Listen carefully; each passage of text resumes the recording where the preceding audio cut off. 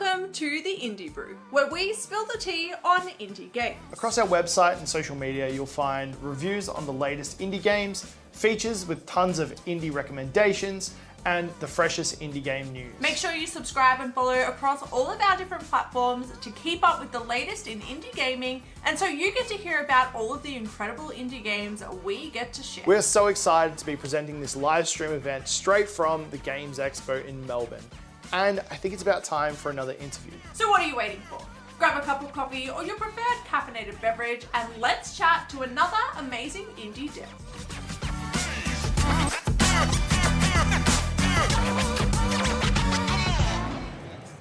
Hello and welcome to day 2. We are live from the Game Expo Melbourne and we have another amazing day jam-packed full of indie developer interviews. So be prepared for those wish lists to grow today because we are going to hear from some incredible developers about their incredible games. This morning, first cab off the rank, I have Arini here. So tell us, what is the name of your game? Well, the name of our game is Foodomina, or Foodomina, as a lot of people mispronounce, but honestly, I think it sounds a bit better. I think I mispronounced it that way the first time. Oh, tons of people do, but yeah. it sounds good. I kind of like it. Either way works. So tell us about Foodomina. What is this game? Right, so Foodomina is a morally layered food vs. mold themed RPG where you play as 2 personified food girls and you fight mold people in space. And so it's an RPG, so it's heavily based in story. So what's the story kind of element of the game? Yeah, well, in general, throughout the gameplay, you explore a whimsical food-themed galaxy, food planets, and you traverse different food civilizations and make food friends. And you also engage in very delightfully absurd, pun-fueled combat with mold enemies. And this all happens in order to save the universe from a impending mold infection. Yeah, it's such a cool theme, I think, with the food. So tell me about the battle system, because I know you've been hard at work on that. So how has that come into it? What can we expect from the battle system? Yeah, so last year we spent a lot of time basically giving our battle system a glow up and adding those new features that we really wanted to make it stand out a bit more and have more diverse gameplay, more challenge, and also just add more enemies because that's really fun. Yeah. But our battle system is inspired by other RPGs with turn-based combat that fuse other gameplay elements. For example, Undertale, where they have the turn-based combat and the bullet hell gameplay. Yeah. We wanted to use that as well, but also introduce unique combat abilities that players can unlock the more they progress through the game, and use strategize with different equipment and tools as well, so they can have some form of self-defense when they're trying to dodge all these mold spores being thrown at them by different mold enemies. I would say in terms of development, the most fun we have when it comes to our battle system is we do a lot of research into mold biology and different the scientific accurate look of mold under the microscope and everything, and we apply that to our attack sequences of different mold. We've got these tendrils, we've got these spikes, all the different colors of mold, and it's just so fun to see that play out within a full battle where you're fighting this personified creature that is fully made by mold. Yeah, that's so cool. And so is it a real linear, I know you're still fleshing out the story, but is it a linear story or is there a lot of different choices, kind of moments in there? So the progression is relatively linear, but we do want to have a branching narrative. We are going to have multiple endings, the whole 9 yards that comes with games under the Steam tag, choices matter, and all that. But the direction is pretty straightforward. We obviously have a 5-arc story. Each arc kind of takes place on a new food planet, so players get to explore and witness a unique society and cultural structure and maybe political choices that each planet has, and it's just such a unique experience for each one. And we're excited for players to, I guess, experience that through the lens of the main characters. I forgot their names, Takoyaki and Tempura. We love them. I love my girls. But just kind of experiencing those different cultures, sci-fi or fantasy cultures with each planet, and then eventually getting to know a bit more about mold culture. Yeah, awesome. And so where did this idea come from? It's quite a unique concept. So where did it come from? Well, you've heard the story a little bit, but oh gosh, it's such a good story. I love it. So back in 2020, I was originally going to pursue the animation industry. I kind of wanted to do webcomics or something along the lines of like storyboard, whatever. And I was about to start my major creative project in my last year of high school. And I had planned with my teacher months in advance to do a comic. I just wanted to make sure that was all good by the school and everything. Come time to actually start that project, she pulls me aside and says, Irini, there's a lot of other students that also want to do comics now, and I think you can do something a little different. I think you can do something that like no other student has done before in the school. Why don't you do something with those characters that you've got? Why don't you make a game? I don't think she knew what she meant by that, and neither did I. But ultimately, I ended up making a narrative concept pitch for an RPG. And it's definitely nothing like what an industry standard pitch should be, but I was doing my best as a 17-year-old. And coming up with that idea I was like, let me just make a game combining all of my favorite things. I spoke to my co-founder and programmer, and we just combined our favorite themes, food and space, and took inspiration from our favorite childhood games and just combined their design and progression. So that was Super Mario Galaxy, Destiny, Undertale, and I was also very visually inspired by Steven Universe. The space graphics and visuals are just really whimsical and magical, and I wanted our game to take a more magical approach to space, less scientifically accurate and more just like glittery and fun and colourful. Woohoo! Yeah. And that's, I guess, where the roots of Foodomino kind of started from. We didn't even have an antagonist yet, but I mean, mold being the enemy of food, it was kind of a given. So that was a very natural progression in us like forming this idea. Yeah, definitely. And so what made you decide after doing that project at school to kind of go, hang on, this is something I want to make into an actual game? Yeah, so that project, I made that like narrative concept pitch, and I also had to make like a teaser trailer-esque thing, so I got to do some 2D animation and stuff, and I just became like really drawn to the characters, and my programmer as well. We just really loved the idea so much, and it pretty much just sparked our desire to pursue the games industry. In hindsight, like, that kind of journey makes sense for me because a lot of my artistic journey and my passion for like creating art and being part of art communities online and being part of fandoms, I was part of fandoms for other games. So that kind of like made sense to me. I really just wanted to make something that cultivated a community. I always just wanted to make something that felt close to people and people really enjoyed it and connected with it. And a game fandom is something I had exact experience with. So we had decided to pursue the games industry. We didn't know how to make a game, so we had to do a bit of studying first before we got to make anything, actually like pursue Foodomino properly. And so I know you've been working on it since 2020 was when you first started. So you've been studying.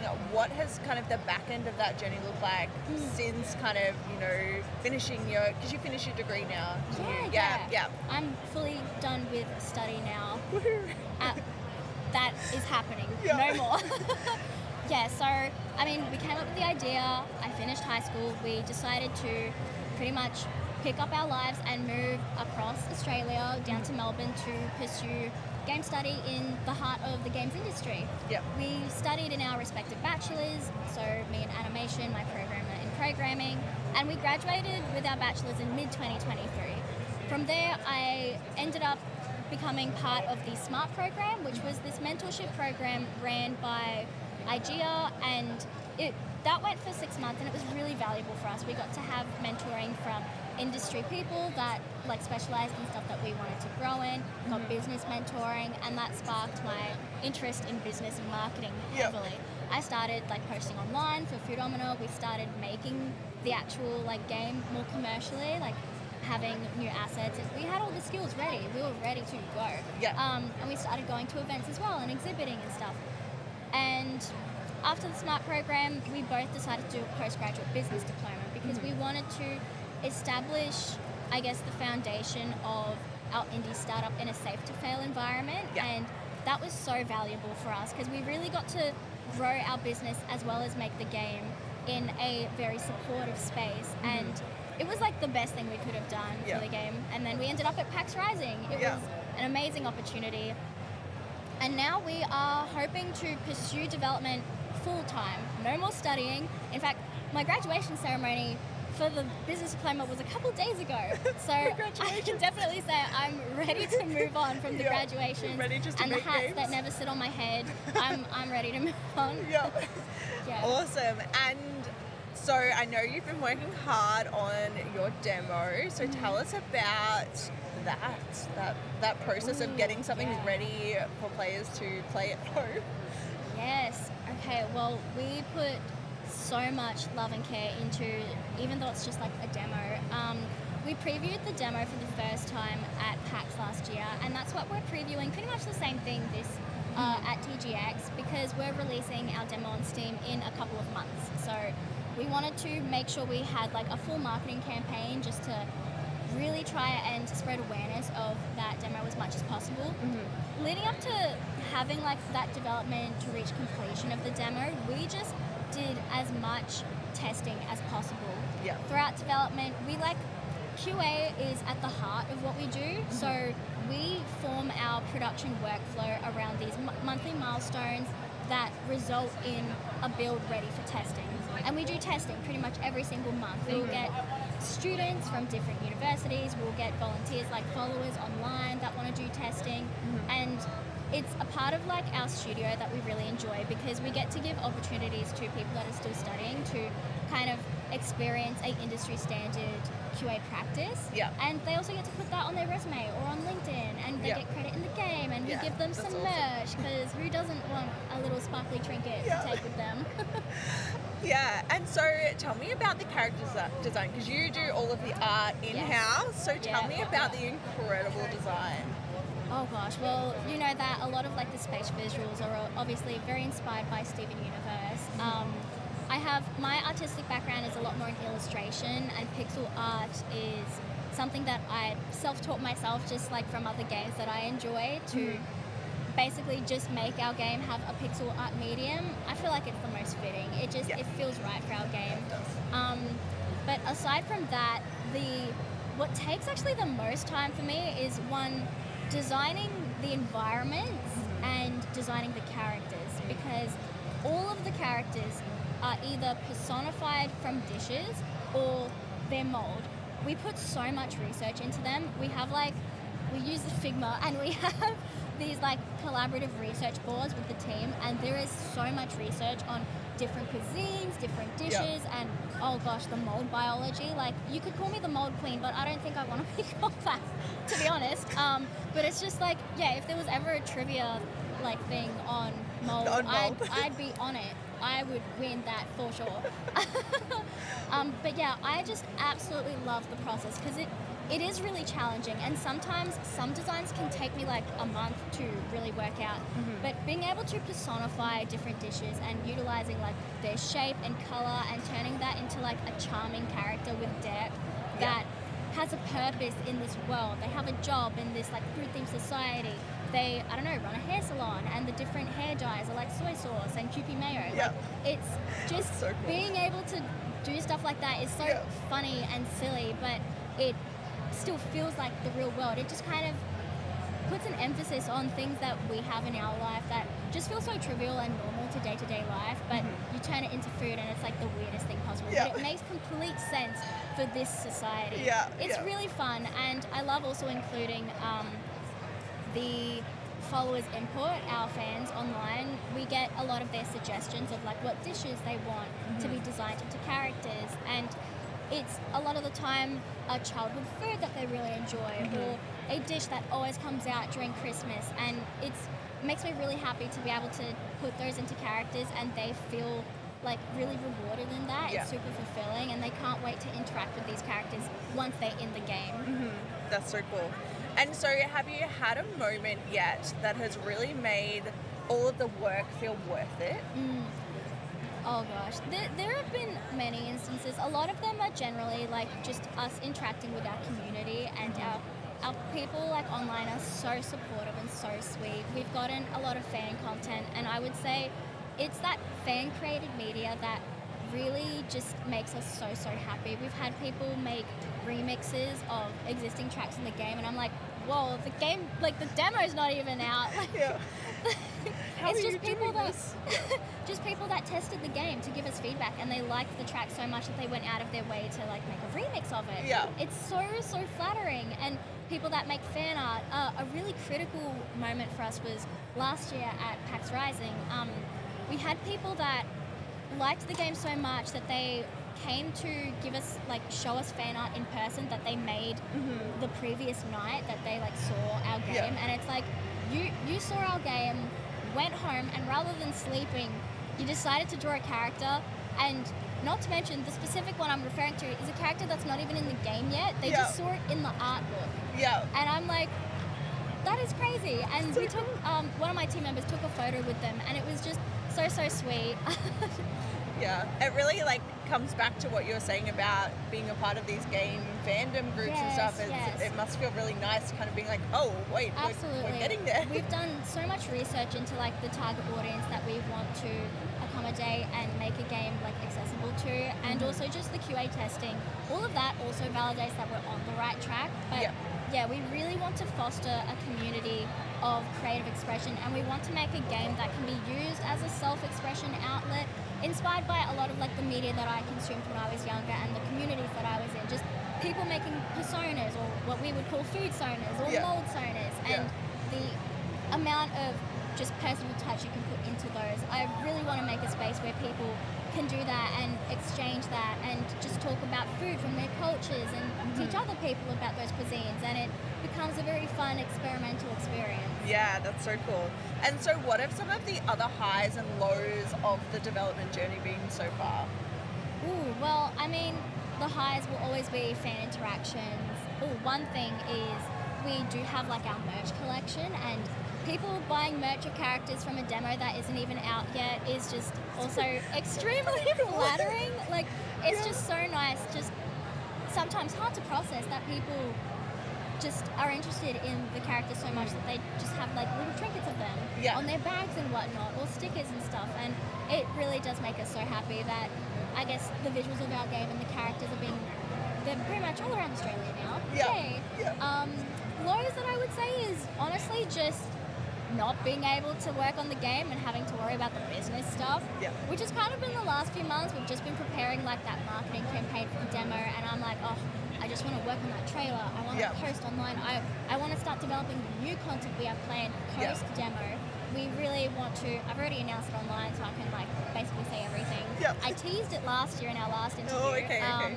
We want to create a vertical slice that we can hopefully showcase at PAX this year, and that's where a lot of the characters that food that followers suggested are going to become NPCs in this new dessert-themed village. I'm just so excited to draw gingerbread houses and have like Mountain Dew Springs or something, you know, all those environments. I'm really excited to draw. Yeah, to get really back into that creative back stuff. into the food. I'm so excited. It's such an interesting balance because marketing is so important, and I think, you know, indie games in particular, marketing is something that often gets left to the kind of the sidelines. I hear that all the time, and we put a lot of care into our marketing, and it's just also the development fuels content for the marketing. So I want to get back to the development because it also gives us so much material to work with for the marketing. So I'm just really itching to get back into it. Like you should give yourself like an hour a week or something to just do the creative stuff. Yes, I should. And I know we've already talked a bit about this, but what do you think really makes your game so unique? Oh gosh. I could just honestly give you the unique selling dot points of like, oh, it's educational by design, using a food and mold gimmick, it's got lots of puns, we're fusing a lot of different genres, like story-driven game with bullet hell and turn-based combat. But really, like, what our creative vision key pillars would be is definitely the novel approach we're taking to representing a multicultural society just through the personification of food, which is part of literally every culture around the world. It's at the heart of a lot of important, significant events. It's at the heart of family gatherings. It's like a love language. There's a whole art to cuisine as well, and we're just translating that into a different and unique medium that we hope can expose people to dishes they've never heard of, and maybe make them want to try some new food potentially. And aside from that, other things that we kind of want to do is definitely, can't say too much, but really one pillar we really want to drive home with our narrative is, so we are wanting to do a branching narrative with multiple endings, but we want to drive home that there is no perfect ending. Yeah. If you think really hard about it, in terms of the food and mold conflicting ideologies that we have in our game, there's no way to have the absolute perfect fairy tale ending with both coexisting or one existing or the other existing. And we want that to even be relevant in the most ideal ending of our game. Yep. Generally, the endings that are the brightest shine a light on the flaws still, even more so than the worser endings, because if everything's so nice, it makes them more negative things a lot more apparent, and that's not something we want to ignore with our happy ending. We still want to reward the players for like getting the best outcome they could and giving them, you know, that a bit of fan service and, you know, making it feel good, but also making a point of this isn't the end of the main character's journey and everyone else's journeys, and there's still a lot more work to be done, and that's up to player interpretation.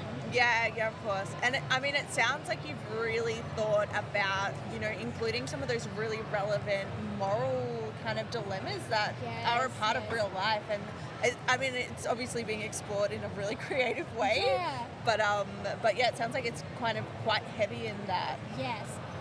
I would say, if I would like to say what target audience would be interested in our game, if you like whimsy RPGs with really charming gameplay, but have complex stories and like a really intense underbelly, Foodomina might satisfy your cravings. But it's generally like the other games were inspired by, like Undertale, Deltarune, and Mori, In Stars in Time, Earthbound. We're just really wanting to kind of take the idea of branching narratives and multiple endings and challenging ourselves to make it even more complex and making it so much so that the player might get to a point where they actually have to really reflect on their actions, or it makes them think hard about what they're actually doing once they get exposed to all these different perspectives of different characters through the lens of the main characters. Yeah. Like, not everyone's going to be happy with the choices you make, even if you are objectively making the better choice, for example. Yeah. Awesome. And so is there one thing that you're most excited about players getting to experience? Well, the most recent thing is definitely we're working on that vertical slice, that new environment. We've kind of been on the same planet, Food Planet, for a really long time with this demo, and I'm just itching to get somewhere new. Yeah. I've been conceptualizing like all these like different dessert themed biomes, like the meringue meadows or marshmallow meadows, or oh my god, it's so funny. It's so fun. Yeah, it is so fun, and I really want to get those characters that I like designed through collaboration with the followers as NPCs into this village, and just have like these side quests and all these interactions and villagers referring to other NPCs, and really make it feel like it's properly structured, like there's the world building and all that. I'm just so excited to expand on that and really show more of the food aspect of our game, because we have been focusing on mold for a bit of time. Yeah, that's awesome. All right, so how can people support you? How can people support the development? Where can they go? What can they do? Okay, so, the demo is releasing on Steam in a couple of months, sometime in May, so wishlisting the game will basically notify anyone that once the demo is released. But aside from that, you can see everything that we do through our devlog series on Instagram, TikTok, YouTube. Basically, the name of the game is the name of all of our socials. Yep. And yeah, we post a lot about the development we're doing, new characters we're adding, we ask for feedback a lot of the time, and we also do like those cuisine designing events where we get suggestions from our followers on what food they want to be added to the game, and I'll design the character and share it with you guys. And that is something I really enjoy. I hope I can expand to do more stuff with our followers as well, collaboratively. Yeah. We are thinking of having a Discord server in the works sometime soon. Yeah. So those are things we have, but ultimately just engaging with our socials is the most rewarding thing for us. Yeah, so if you want a food character in this game, you've got to follow on their socials. You got to interact. Yep. All right, we're up to the lucky last question, arguably the hardest question of the interview. If your game was a coffee or tea blend, what would it be? Well, context for the viewers, I don't drink coffee or anything for that matter. I only drink water, which is a bit ironic because I'm making like a food-themed game. But I really care about this question, so I asked one of my team members who drinks coffee what she thinks our game would be, and very helpful. She didn't give a specific type of coffee. She kind of just said, which I think is fitting for our game, that coffee is a beverage that is made in so many different ways all around the world, which pretty much represents what our game is about. It's about all the different cultural ways that food is approached and the different dishes and cuisine. So if our game were to be a coffee, it would be like all of them at once in like this really weird existential way. Yeah. And also coffee is just something that is very comforting for a lot of people, and it is also very energizing. So, you know, that's kind of like what our gameplay is in some aspects. So I would say all and none and yes. That's a good answer. Yeah. All right. Well, thank you so much for taking time out of your very busy day to chat with us. I have loved getting to know even more about the game. And if you are interested, make sure you head over to Steam and wishlist Foodometer. You will not be sorry. Go and check out the really adorable artwork because it's incredible. The art style is incredible for this game. And we will be back very soon with another interview, so stick around for the next one. In this game, you will run your very own shop in a magical fantasy land. Merchants of Rosewall dropped last week and we got to get a look into it. So in this video, we're going to be talking all about the game, everything you need to know, and whether or not we recommend playing. The game kicks off with you starting out your new life in Rosewall, the city of Rosewall, where you come on as a merchant through like a merchant government program, I guess is the best explanation for it. So you are brought there specifically to run your own shop and you're given help from the local government to get it up and running. You're given your shop so you can pretty much just go nuts and do what you want with it, but there isn't a whole lot of customization options to the actual shop itself. You pretty much play as like a manager in this game. So you hire on different crafting people to craft items for you to sell in the shop. So you don't physically craft the items yourself, but you get your employees to craft them for you. You start off with just one kind of specialty, which is cooking.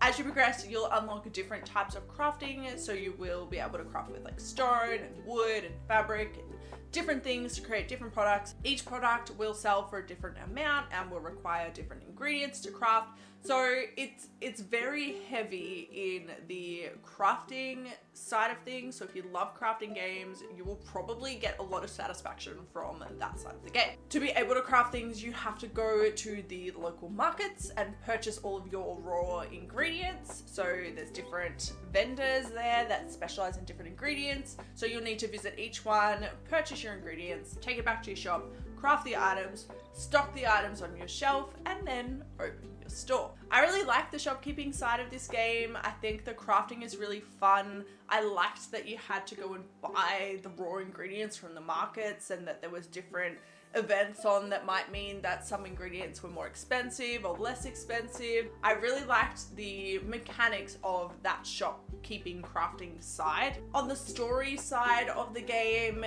it essentially is this kind of mystery, and there are these little memory motes, I think they're called, in the game, which are basically these like little magical orbs that float around, and you accidentally swallow one and get pulled into a memory, and that shows you this history of this mystery town, and you kind of follow along on that journey to uncover what these memory motes are, what they mean, where that town was, how those memories are getting to Rosewall, and all of the like history and the mystery and everything around that whole situation.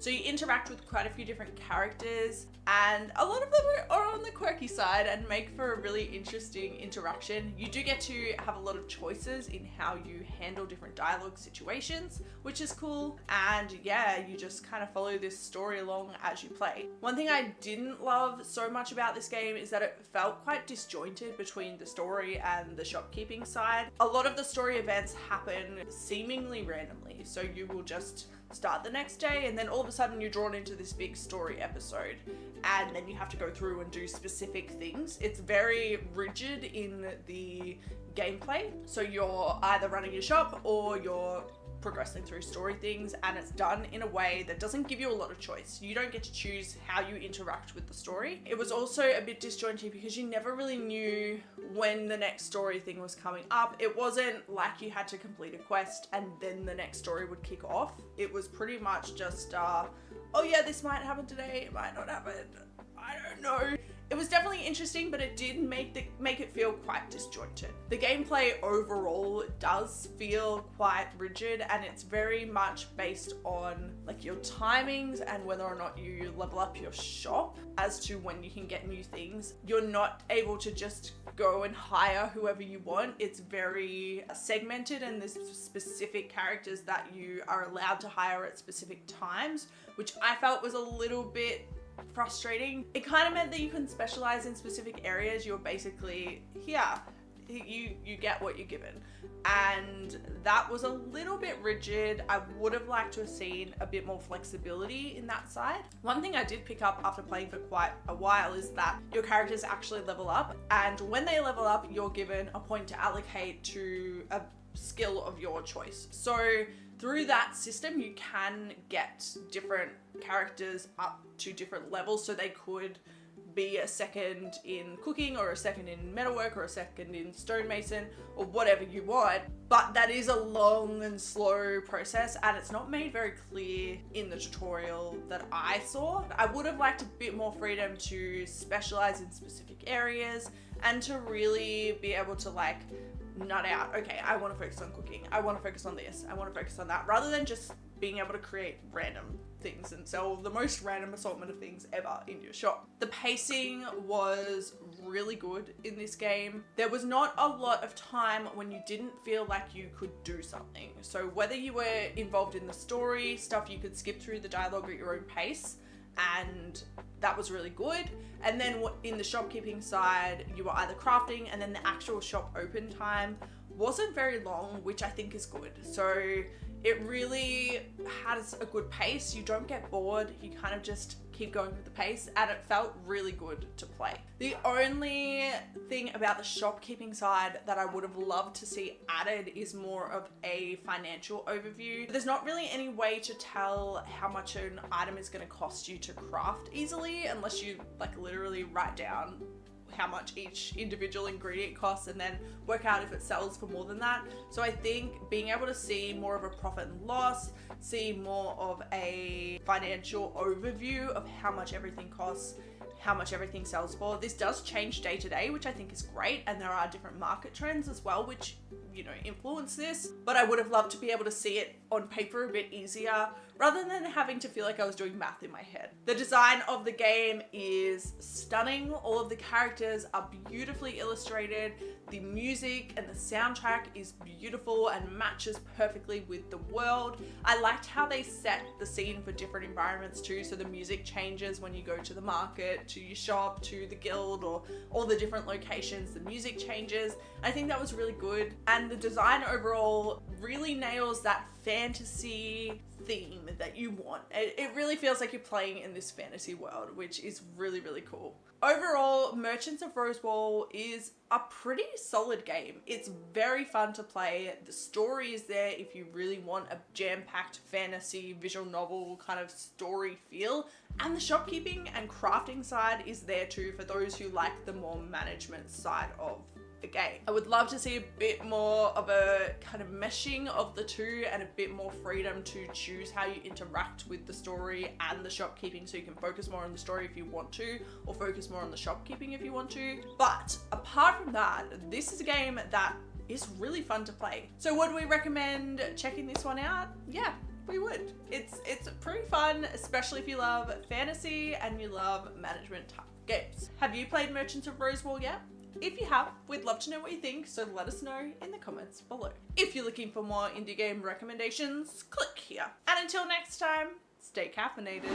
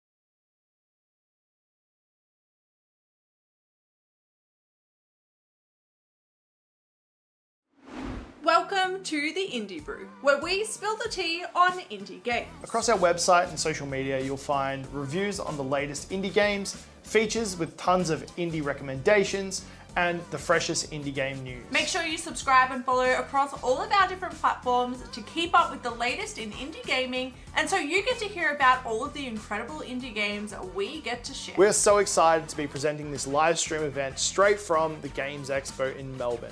And I think it's about time for another interview. So what are you waiting for? Grab a cup of coffee or your preferred caffeinated beverage and let's chat to another amazing indie dev.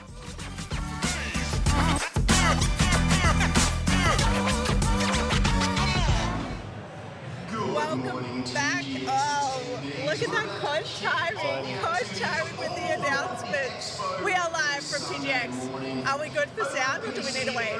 We're fine, okay. We are live from TGX, the Game Expo Day 2 here in Melbourne, and we are back with another amazing indie interview for you. It's very loud in here this morning, isn't it? We have Ken here today. He's going to chat all about his amazing game. And we're gonna give us a minute until this finishes. Yeah. the full experience we're getting this morning. Okay. It's a long announcement. Live streaming is different. It's very different. Okay, we have Ken here. He's going to talk to us all about his amazing game. So tell us, what's the name of your game? Okay, so my game is called Future Ghosts. Yeah, and tell us about it. All right, so I'll tell you about the story a little bit first, just a little. So when you first start playing the game, you are, the player character, his name is Wei Song. Mm-hmm. He's a middle-aged man who has evacuated to Mars with the rest of humanity in the distant future. Yeah. So it's the kind of thing that good old Elon would have been very proud of. Yeah.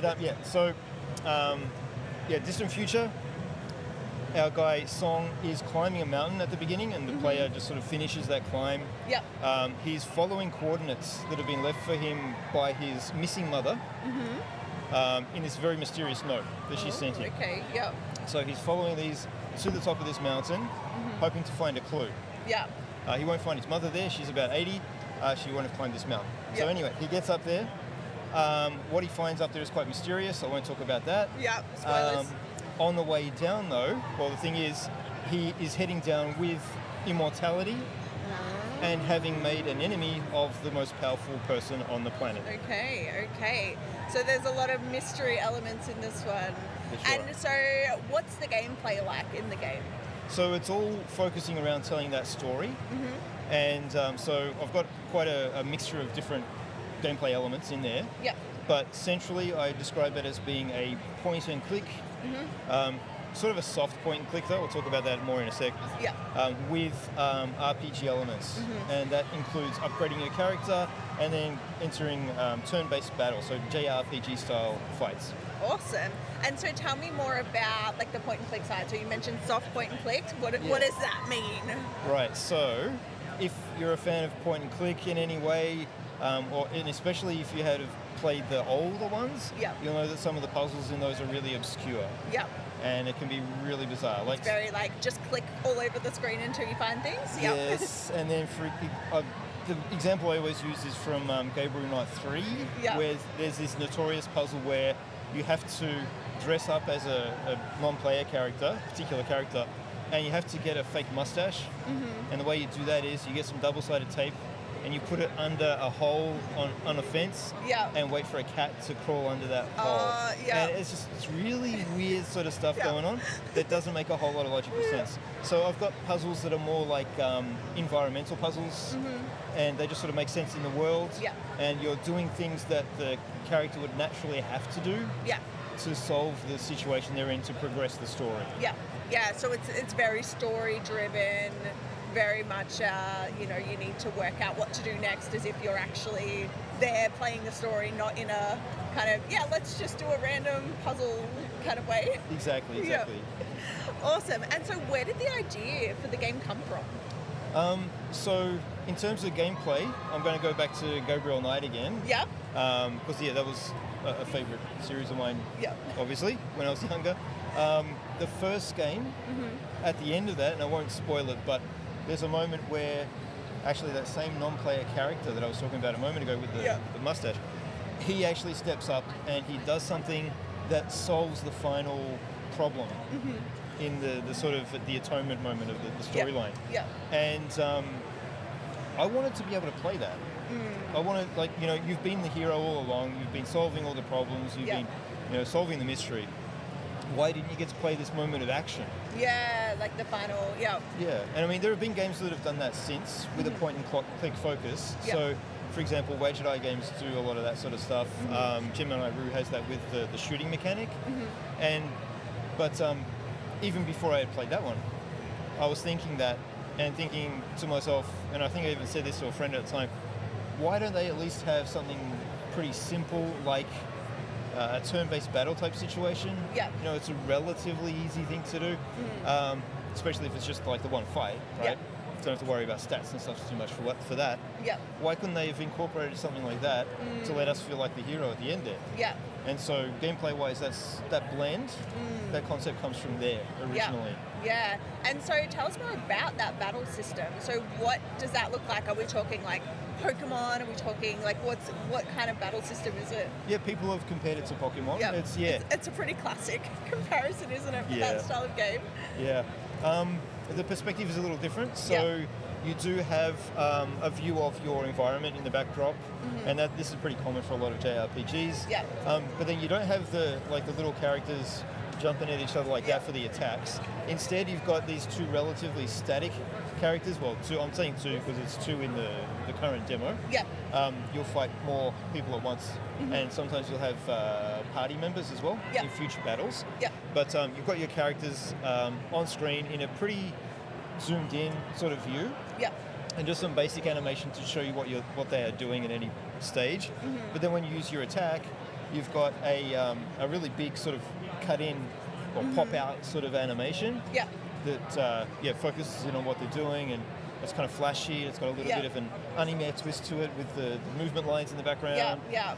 Awesome. And so tell me about the art style, because it's got a very like distinctive art style. So is that your background in art? I'm a teacher. It's something totally different. Yeah, I'm an English teacher, and so all of this stuff is just hobby for me. Yeah. So the drawing, that is also something that I've done since I was a kid. Yeah. I do have a little bit of a background in creating animated music videos. I was doing that a lot in the 2000s, and I actually met my music guy by starting to make a music video for him in the COVID days. Yeah. The band unfortunately broke up, so they didn't. COVID did a lot of things. Well, but and then the drawing though, always a hobby. In the 90s, I had a webcomic. Yeah. Self-hosted webcomic, and I called the website The Pine Box because they were horror comics. Yep. And that's also where the studio name comes from. Yeah. I mean, I could say studio name, but it's just my business name. It's a studio name. Yeah. Awesome. And so you just really loved that art style, and that just you were like, of course, I love this art style. Yeah. Awesome. And so how long has it been working on the game? That's kind of a 2 or 3 prong question in a way for me to answer. I initially started working on it about 7 or 8 years ago, and I had one abortive first attempt at it. That demo is actually still available on Itch.io if anyone's really quick and wants to check that out. It's not as good.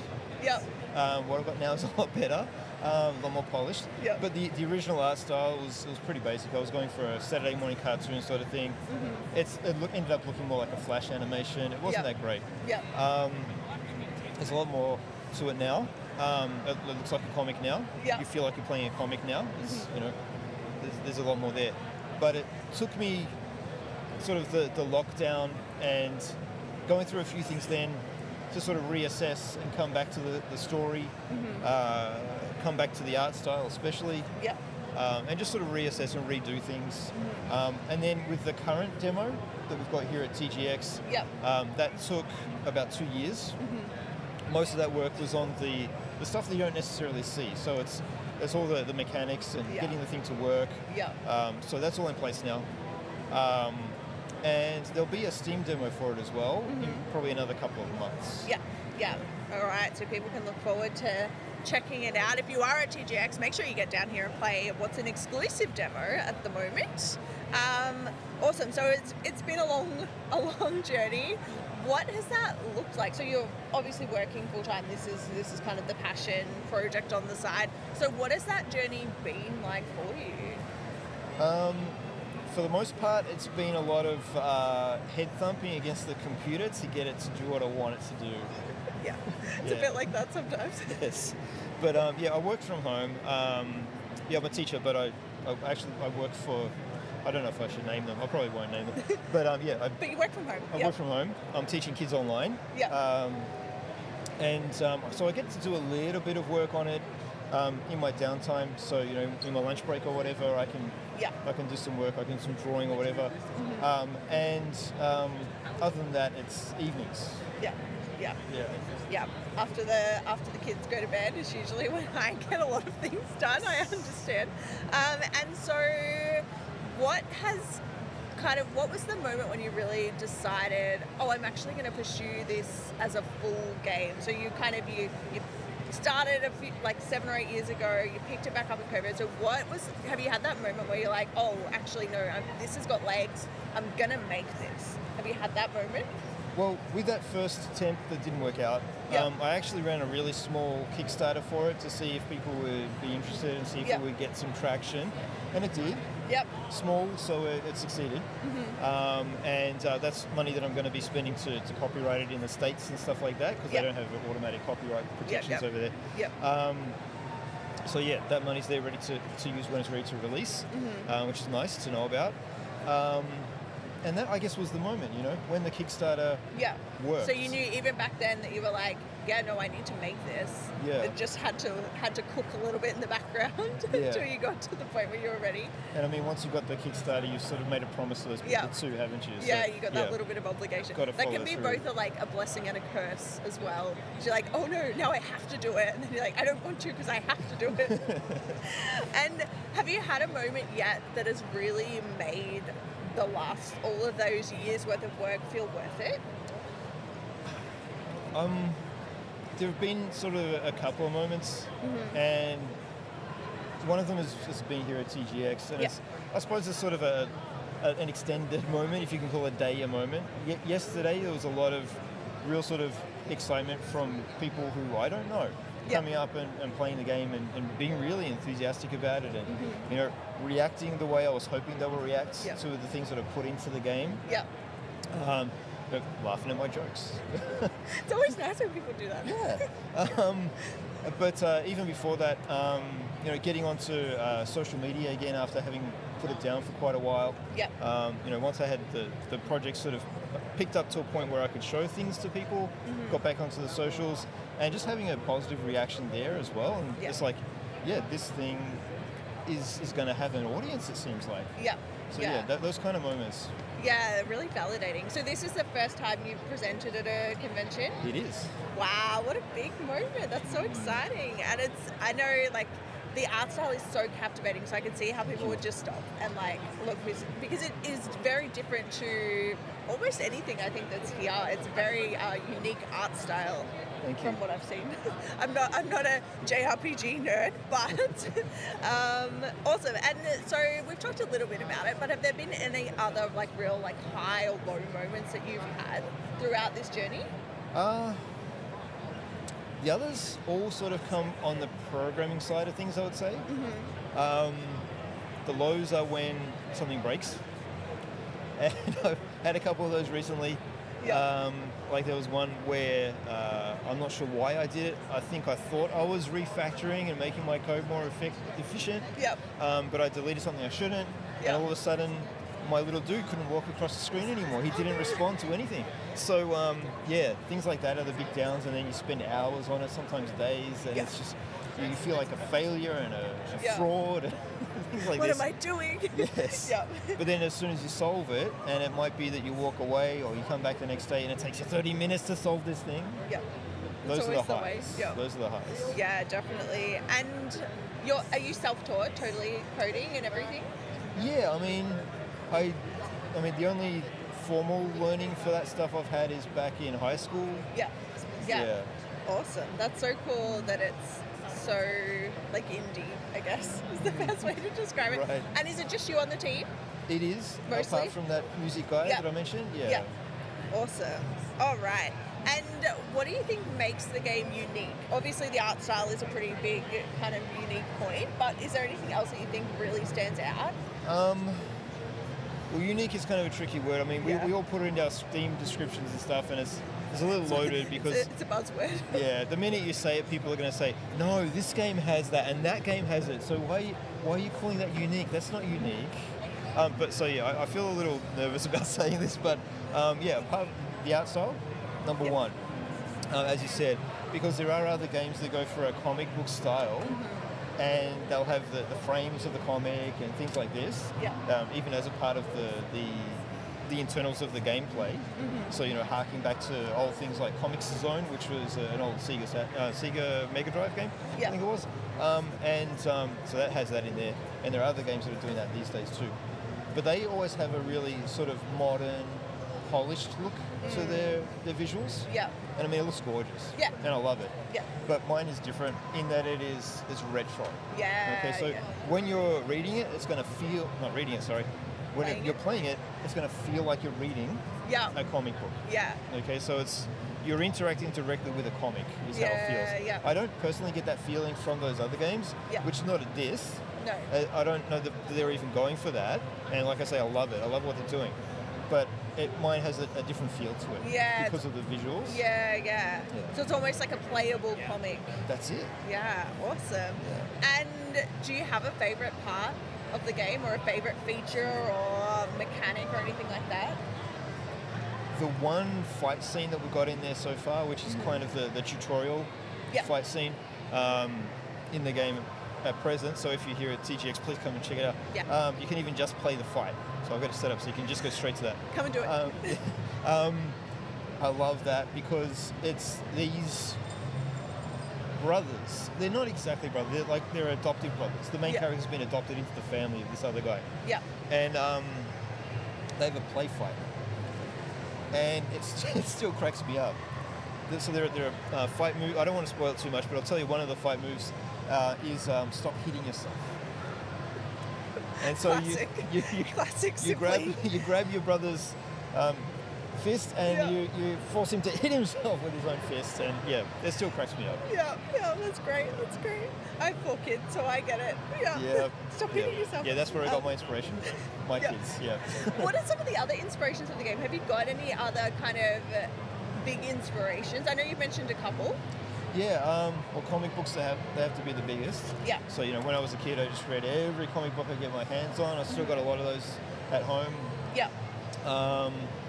In terms of art style, my favorite artist when I was reading the comics as they were coming out in the 90s was Joe Quesada.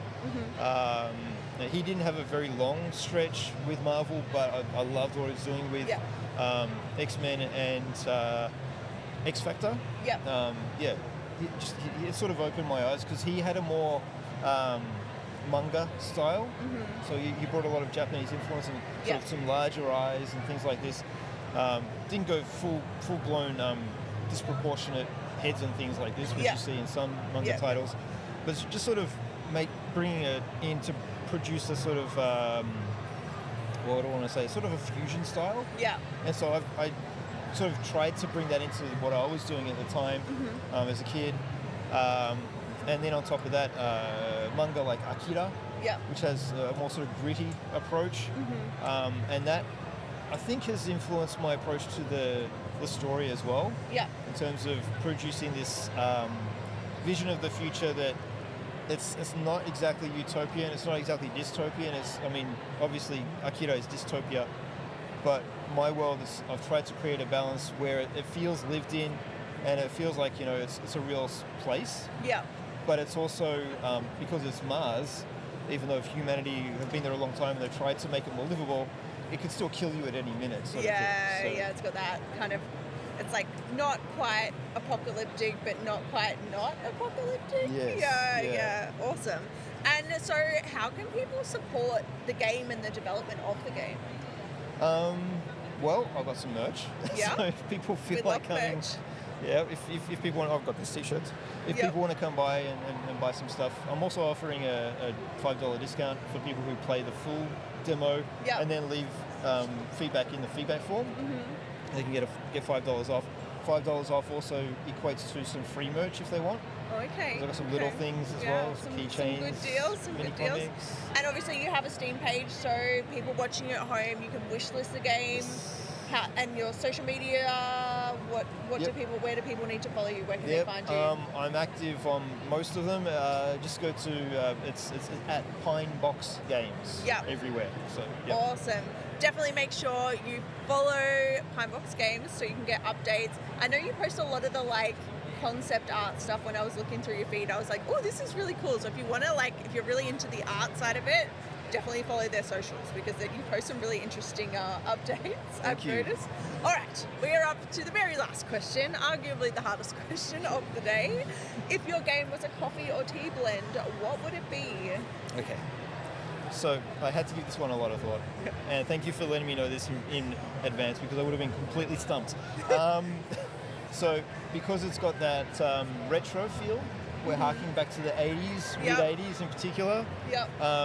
I reckon it's got to be, and I won't say the brand name, but you know the instant coffee that everyone had back then, Yep. the Blend 43. Yep. Yeah, I mean that was what we had, right, in the mid 80s. We didn't have coffee machines back then. No. You didn't put a pot in. Yeah. It was nothing fancy. We thought that the granulated coffee was fancy. Yep. All right. So Future Ghosts is that. Yep. Instant coffee. Yep. Instant coffee, that one from the 80s, okay?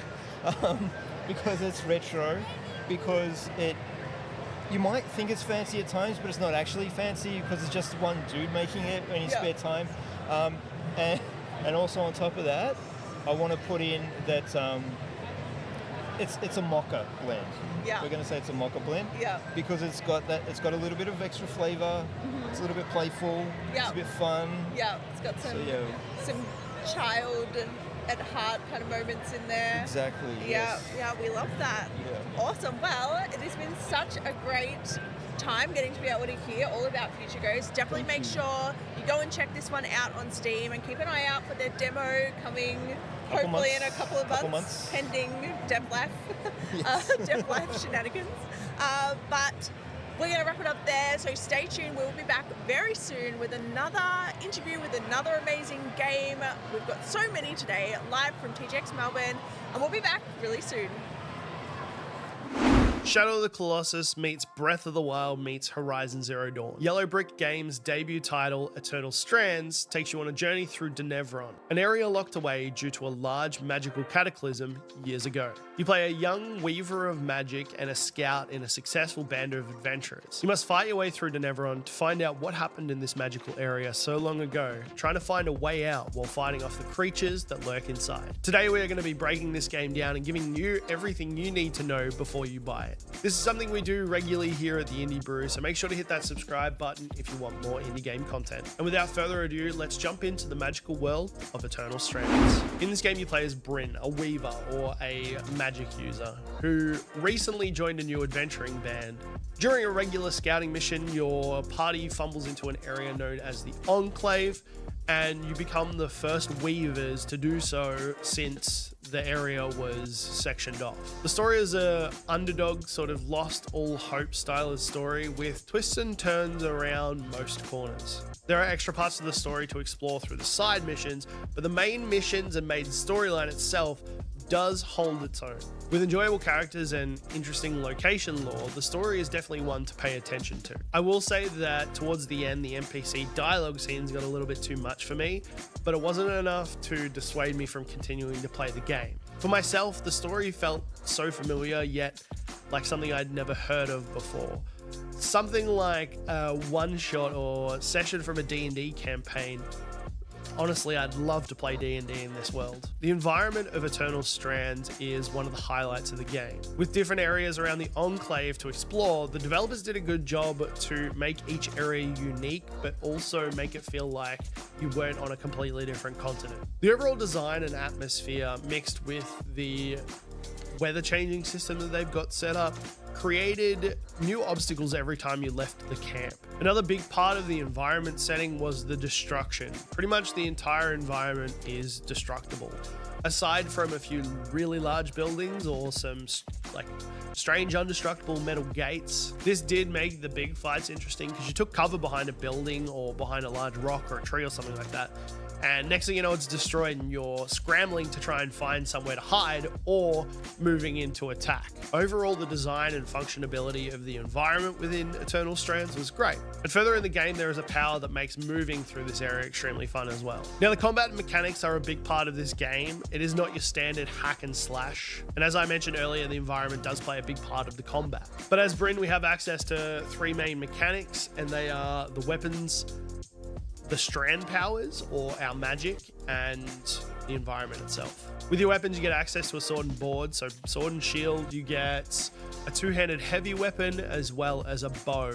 Now each of these can be crafted using different things to create different powers as well as being fully upgradable. So there is a lot of variety within the standard melee combat area. Next up, we've got the powers themselves, or the strands, and you have fire strands, ice strands, and telekinetic strands. Now the fire strand sets pretty much everything around it on fire, including the enemies and including yourself. I didn't actually use this too much in the early game, as well as the ice, but I wish I had of, because it does become extremely important later on in the game. And it's nice to know those things. The ice strand freezes enemies into place, but you can also use it to create bridges across gaps or walls around enemies to kind of section them off. You can either get away across a bridge or, you know, deal with multiple enemies while providing some form of cover. There are other things these two are used for, but I'm gonna leave spoilers for another video. I really want you guys to try this out and see it all for yourself. The telekinesis strand was the one that I used the most, and it got me out of so many tough moments. The ability to pick up almost anything around you and just yeet it at your opponent was absolutely magical. Or even just picking up the enemy themselves and throwing them off a cliff. So many good shots there. This is where the environment comes in, utilizing every object or material that's around you to try and deal damage to your enemy.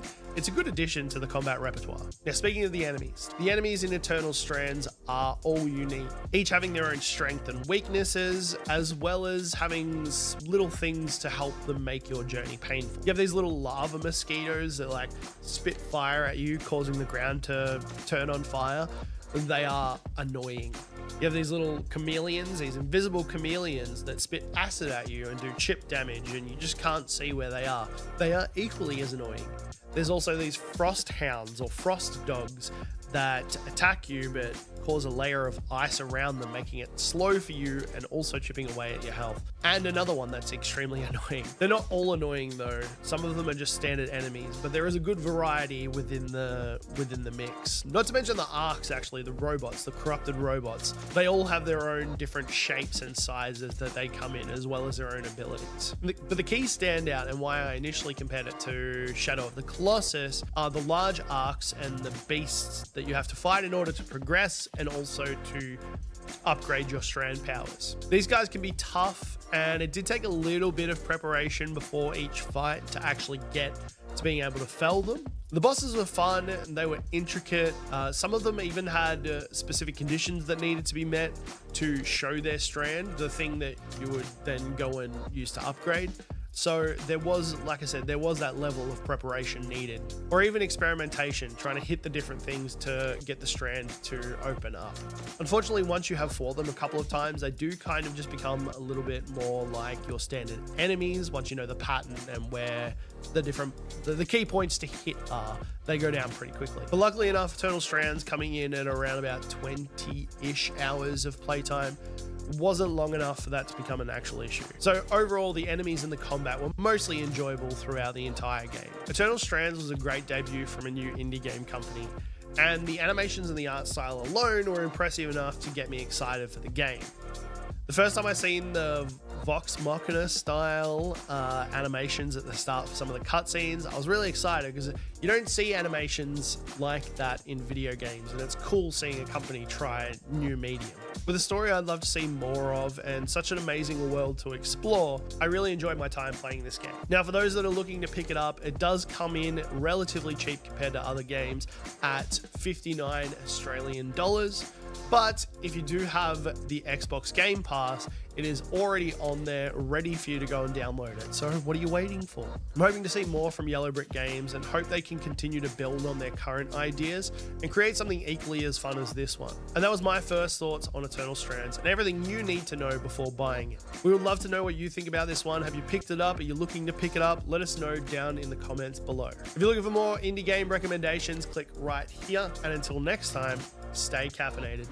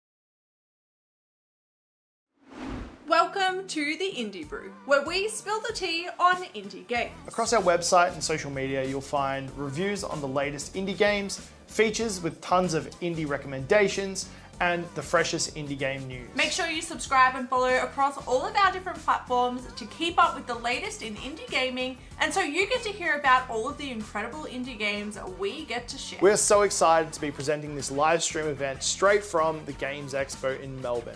And I think it's about time for another interview. So what are you waiting for? Grab a cup of coffee or your preferred caffeinated beverage and let's chat to another amazing indie dev.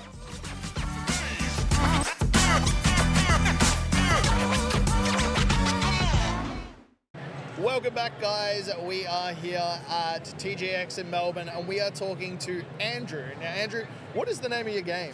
The name of the game is called Dolphin. Dolphin. Yes. Now, first off, I love your outfit. Thank you. Yes, I got it from Temu. So, it's amazing some of the stuff you get. Yep. Well, that's true. Can you tell us a little bit about your game? Absolutely. So, Dolphin is a tactical RPG. So think, games like maybe XCOM or Baldur's Gate sort of style. Yep. So you're moving characters around a grid and you're fighting against enemies. Now, the other thing about it is it also has a card deck builder in it. Right? So you're playing cards as you're moving them around, the characters around a grid. And to top it off, it's not kind of like your typical card game where maybe it just buffs a character or debuffs them. You're actually playing a game of cards, right? Yeah. So, for example, if you think games like poker or gin rummy, those sort of games, you can form hands. You can do that also in here. So you can get like pairs, straights, three of a kind, flushes, and they all give you rewards. So you get extra mana, for example, to play more cards, or you might draw a new card or something like that. And you're also playing against a boss. So that boss can also play cards and form hands. So they might go and get, three of a kind or whatever. So you've got to be careful where you play cards because quite easily it can change the game, and you end up sort of either tipping one way and losing or, maybe get overpowered in some other way. That's kind of how it all works. So the card play of it is like a double-edged sword. It's like it is. You don't want to play too much just in case, but at the same time it's like Exactly. And you would have seen in that clip we just saw there's only one row of pillars at the bottom, and that's where everyone plays the boss and you play the game, right? Okay. So you might put down a 2, then the boss puts down a 2. And you get 3 of a kind with your 2, but he might have another 2, which means he gets 4 of a kind. And so you've got to be really strategic. You've got to be strategic. You can quite easily get burned, Yeah. So what's the level progression look like? So we're fighting against the boss, and what's sort of the progression through those fights? Okay. So it's quite a deep tactical game, all right. So we try and put people in. Nice and easy at the start, right? So the demo, which is out now, it'll take you through kind of a couple of rooms, which are more tutorial rooms that teach you how to play it. And then you'll start getting into the battles. Now, the first dungeon, we've made that relatively, easy so most people can get through it. At least the general public. Not too easy, because it gets too easy, it gets a bit boring. Yes, yeah. So we've definitely made that sort of a transition. Now, when you get into to the second dungeons and the more biomes going forward, you have to be quite strategic in what you play. So, for example, there is what we call the Nemesis Triad, which is in Dolphin, where strength beats dexterity and dexterity beats intellect. And they're the suits of the cards, but they're also the archetypes of the characters themselves. Okay, right? yep. And so if you play an intellect card on a strength character, it won't do much sort of effect. But if you do play it on an intellect character, it will. Okay, so you've got to think about where you play your cards, but you can also change your deck. So, for example, a dungeon, the entire dungeon, might have mostly intellect-based characters in it, so mages and clerics, right? Which means you want a lot of dexterity cards so you can buff your rogues to take out the mages, right? So there's that kind of a progression you've got to think about as you go through it. The actual, in terms of the gameplay, it's mainly sort of like a dungeon crawler. Yep. So it's got a storyline. You'll go into rooms that are, different sizes, different size grids, and you're fighting against the boss. You're basically going through all these biomes to try and defeat the evil necromancer overlord. I don't want to give too much away about the story, but it's definitely one that has a very interesting twist, at sort of moral twist at the end. But I'll leave that there. I don't want to give away too much. You'll have to play it. You'll have to play it to see it. That's right. So there's a lot involved in it. Obviously, it's very strategic.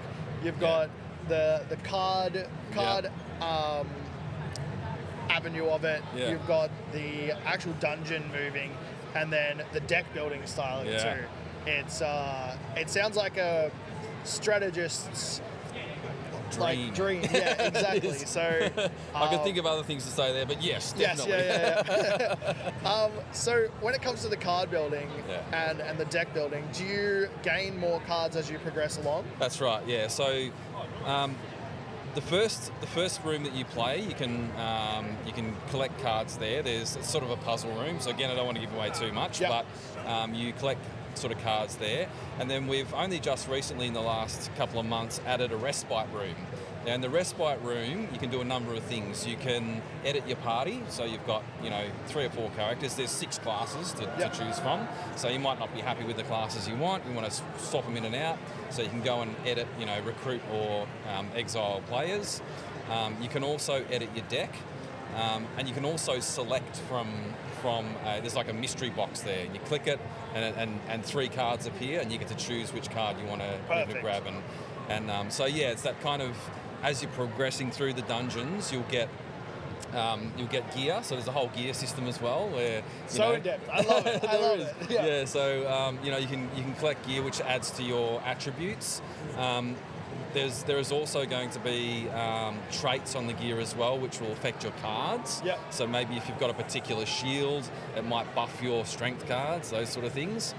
And then as you go through, there's also a skill system. So each character has their set of skills. You can upgrade those skills. There'll be new skills that come in. So that's kind of how it goes. Yeah. So it's really a build style game. It is. As you're progressing, you're trying to think about your build, what's going to benefit the next room. Correct. Yeah. And we sort of, one of the first things I did before I started making this game was I went out and asked people, what do you like about turn-based games? You know, there was a couple of kind of responses to that, right? So the first one was that people like the idea of just being able to play a turn, go and make a cup of coffee, come back, and then not have to be sort of flat out, glued to the screen with the action games, right? Which I completely understand. Mind you, I do love sometimes being glued to the screen and, and having a crack at things. But the other thing which I thought was interesting was that people love to kind of find out different builds and ways of getting overpowered in those builds, right? Yes. And so we're trying in the game to sort of have those avenues available where you might want to have a really kind of tight agility, dexterity, rogue archer kind of a party and deck. And so how do you go about making that deck, and making it so it's still, fun to play where you're not just destroying everything, but still gives you that feeling of power and being able to dominate. A lot of the people kind of said, I like going to rooms where I'm getting smashed and then pick up some new cards, whack on some new gear, and then tweak it so that I can defeat the dungeon. Yeah. So, and I agree. When it comes to those sorts of games, I love getting finicky about learning which pieces of gear have the synergies or getting that extra 1%. You know.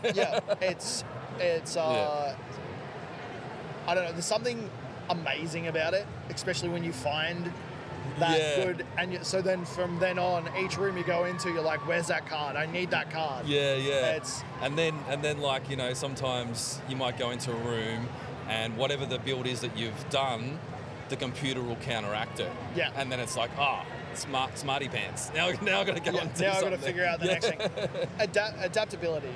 It definitely makes games more interesting when you, because like you said, if you can build a build at the start of the game that just overpowers everything, bit boring. It's a bit boring. Gets a bit boring. But if you have to adapt at each crossroads or each room, then it makes it a little bit more fun because then you got to think forward. It's like, well, if I add this to my deck, what's that going to affect me in the later run? And it's interesting. I was just talking to one of the other devs today about how maybe with the customization of the decks in the game, you could get into a position where because we were talking just before about how you can make card like hands in the game, right? So you can get straights and flushes. Yeah. Now I thought, well, why don't I just make a bunch of dexterity cards and I'll get flushes all the time and I'll get heaps of stuff.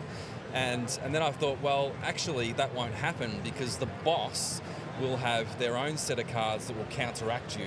And so you'll be trying to make flushes, but he'll just dump down, different coloured cards and counteract you. You know what I mean? So it's really interesting how it's kind of all come together and sort of really kind of just emerged to be something that's a new type of game. And so really, really happy with and proud of what we've got. And the team's done a wonderful job. So speaking of card games, this weekend is this the first time it's been at anything? Yes. So this weekend you brought along an actual physical card game at Melbourne as well. That's right. So that's called Rune's Gambit. This is the first time we've showcased it at any convention. So if you are interested in coming down and being the first person to play it, come down to TGX. It's open till 5 or 6 o'clock or something? 6 o'clock, I think. 6 o'clock.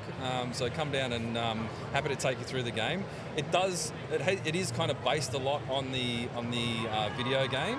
Obviously, there's a few differences, but it's really kind of been fascinating to see how people have jumped in there and started playing it, and we're learning as well, like how to talk about it and how to express how it all works.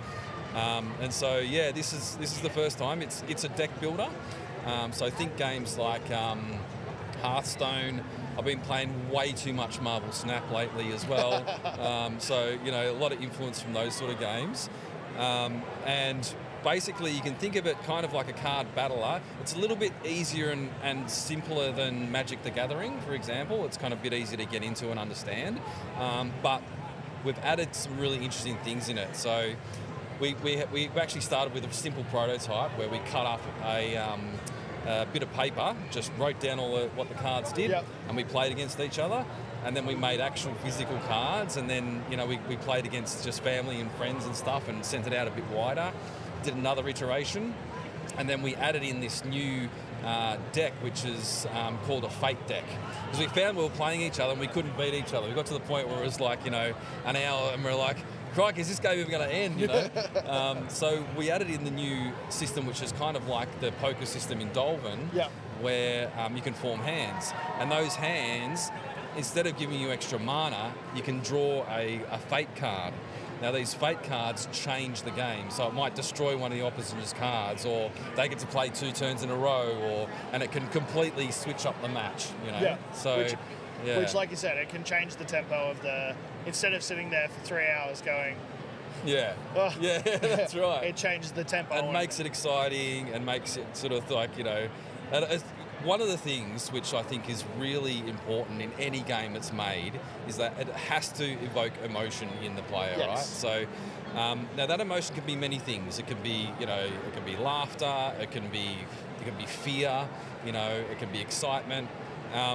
This one I noticed that, it's kind of like poker where you get really angry if you lose. Like you get angry, but when you win, it's like woohoo! You know what I mean? You get really excited. So. There's definitely that sort of aspect that's come out of it. That's fantastic. It's looking really good. As I was saying to you before, I've seen a lot of people that have been across there, and when you walk past, they're really into it. Like, they're focused on it. They're really trying to learn, which is always good to see for a new card game. And they look good. The whole area looks good. Well, we're really lucky, and big thanks to TGX, the Game Expo crew as well, because they've obviously noticed that we've got the card game and the PC game, and they've put us straight together. The whole indie section here is like right in the middle of the place. It's fantastic. And yeah, so I was just absolutely stoked that they've really thought about it. And then last night they put on drinks for us upstairs. We probably had too many of those, but you know, it was really nice of them to do that. So it was good, and it was good to chat to everyone as well and have a bit of a hangout. So moving on a little bit, where did the idea for the game come from?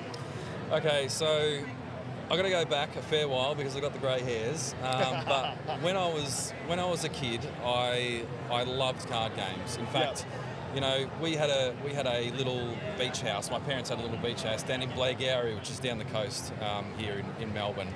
And no televisions, no radios, you know, just nothing down there. In fact, you know, we used to get the candles out. There was, you know, sometimes no electricity down there. And we played card games, right? So we played Gin Rummy 500 for the game 500 for the older people out there.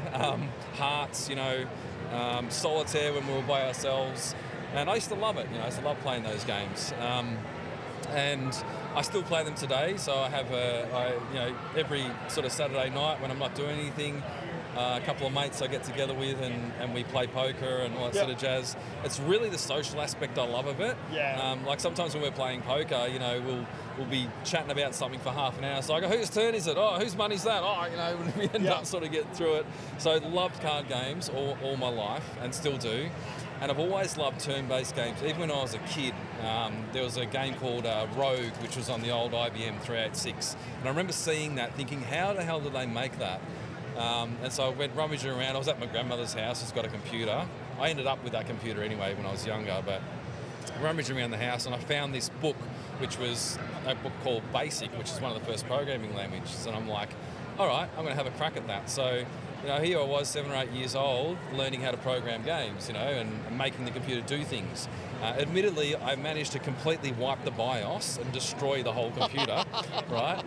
But I got it back and running again. Reinstalled the BIOS, flashed the BIOS, and I installed the operating system. And I tell you, that was the best feeling, getting it all back together. And I sort of look at it as almost like a bike when you're a kid, you know. You learn about riding the bike, but you also learn to pump up the tyres, you know, oil the chain, tighten up the handlebars, all those sort of things. And this is kind of like a bike for me, you know. I love riding. I love riding bikes. I love looking after bikes. It's the same thing with computer games. I love making them. I love the kind of experience that the players get out of it as well. It makes me feel great to know that they're having a good time as well and giving us the feedback. So, yeah, I guess it's those two things, is the turn-based games, the creation of those games, and the love of card games. That's what's kind of brought them together. Yeah. That's fantastic. Yeah. And that's so cool that it's kind of progressed from such a young age to coming up to now. I bet the feeling of seeing it like this is phenomenal. It's incredible. Like, I didn't even think I would be able to come to a conference and do this kind of thing, you know. I thought, you know, it was years off. But, you know, when I was first making Dolphin, I was just making it by myself in my own little room, thinking, you know, like, you know, it's just going to go out there, it's going to go ballistic, everyone's going to love it. That's not how it works in computer games. You've got to be able to capture people's attention, which is hard these days, you know, with social media and all that sort of stuff. You've got to get out there and talk to people. You've got to meet people and kind of, you know, network. You're putting yourself out there just as much as you're putting your game out there. Exactly. That's exactly right. And I remember about a month before PAX, I'm sitting there plugging away, and my wife comes up to me and she goes, "Oh, what are you working on there?" And I'm like, "Oh, it's just a computer game." "Oh, that looks good." She immediately went back to her computer and booked us into PAX, right? And it was like, what are you doing? Like, we're not ready yet. We're not ready. And like, yeah, you'll be fine. I'm like, no. But she booked it in. She spent the money. I couldn't get out of it. And so, you know, ended up that, we a lot of late nights, but we got the first room done, and I met a whole bunch of people there who work with me today on it as well. So we got Mike from New South Wales, TKFY, we got Trent from Swinburne University, my wife. We work obviously with other contractors that help us out. So if it wasn't for places like this, I would never have got to the place where I am. So these things are fantastic. Like the cons and the indie scene. It's so good to see you notice that all the different developers are chatting to each other. Yeah. There seems to be It's a friendly little community, banter. man, Yeah, for it's sure. so good. It's so Yeah, good. absolutely. How long have you been working on the game? Well, in its current form, because like when I first started it, like every developer, I started making an MMO because I was I was a corporate web engineer, still am. That's what pays the bills. If you want to do something lucrative, do something boring. And so I've worked in a whole bunch of different corporate environments, and I thought, I'm a web engineer. I've had 30 years experience. I'll make a game like that, MMO, piece of piss, easy. Jump in there, nah, it's completely different. Not as easy as it's not as easy. It's actually one of the hardest things you can do, right, at game development, because it's got everything in there. You've got sort of physics, you've got maths, you've got art, you've got effects, music, all this sort of stuff. Sound engineering, landscape like this, heaps of stuff in there, right? And you can't do it all, right? I could probably do the networking bit, but that's the only bit I could do, right? And so I kind of got to the point where it's like, all right, you got to make a choice here. You got to scope it down. So I moved it into not an MMO. So it used to be a third person. I've still got the prototype, so I might resurrect it one day. But yeah, it's converted into this grid-based system, and as I've explained, the love of the turn-based system and the cards. That's when it came to me, and I'm like, all right, let's turn this into something that I want to play.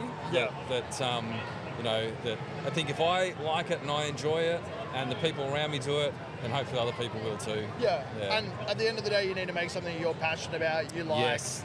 If you're making something for the sake of making something, it's not the same. It's not the same. Exactly. And Dolphin, we're going to do the release this year, but it'll be something that'll be just one of the steps going forward, right? So we've got a lot of plans for it. The one that we're releasing now is actually the second part of a 3-part story. So we've still got another 2 parts to tell. And we've still got more to do with version 2. So it's going to be a long road, but it's all about the journey, man. That's it. If you could do it in a flash, and it's all over in a second, it wouldn't be as fun. It wouldn't be as fun, It wouldn't be worth it. It's the same. I mean, I admit I'm a bit of a nerd. I still play WoW sometimes, right? And it's the chasing the gear that's the fun bit. When you get the gear, it's like, where's the next bit? You know what I mean? I've heard that, and that's why I don't play WoW. Yes, that's right. I need my time. I do. But no, you're correct. I haven't played it for a while, especially leading up to these events. It's like, no, Stay away, delete. Yeah. I'm the same with grindy games. Yeah. My one was Destiny. Oh, yes. Yes, I played a bit of that. It was the loot chase. It is. How do I get to the next level? How do I get the next gear? Exactly. No, I fully understand that. Yeah. So what has the development journey looked like for you? Yeah, so I have to say I probably had a bit of advantage coming from startups and corporate development, right? So often I talk to other developers about how they do things that haven't been in those environments, and I don't want to sound like I'm trying to be critical or anything like that, but I do notice that they miss a lot of things that I do in the development process. So, for example, I ask a lot of other devs, do you do test-driven development? Which is basically, it's kind of a methodology where you write tests first for your game. So let's say, for example, you want to see if a card plays correctly. You'd write a test first that would fail because the card hasn't been made yet. Yeah. So you'd write that test first, and then you'd write the software that would then make the test pass. A lot of people don't even write tests, and so the issue with that is that you might change something in the game that would then break something else, and you haven't got a test to check if that works, right? So then that's where a lot of bugs come out of. A lot of bugs. So I spent a lot of. It's kind of a bit different, I guess, to a lot of other people, and I shouldn't say a lot. I should say the people that I've spoken to. I'm sure there's other people out there that do it, but people just don't seem to kind of start with that side of it. And I decided consciously to make those tests, but also to make tools that would help me scale. Yep. So, for example, the dungeons are all procedurally generated, which means I don't have to sit there by hand and make all the dungeons. All the dungeons, yeah. They just get built for me.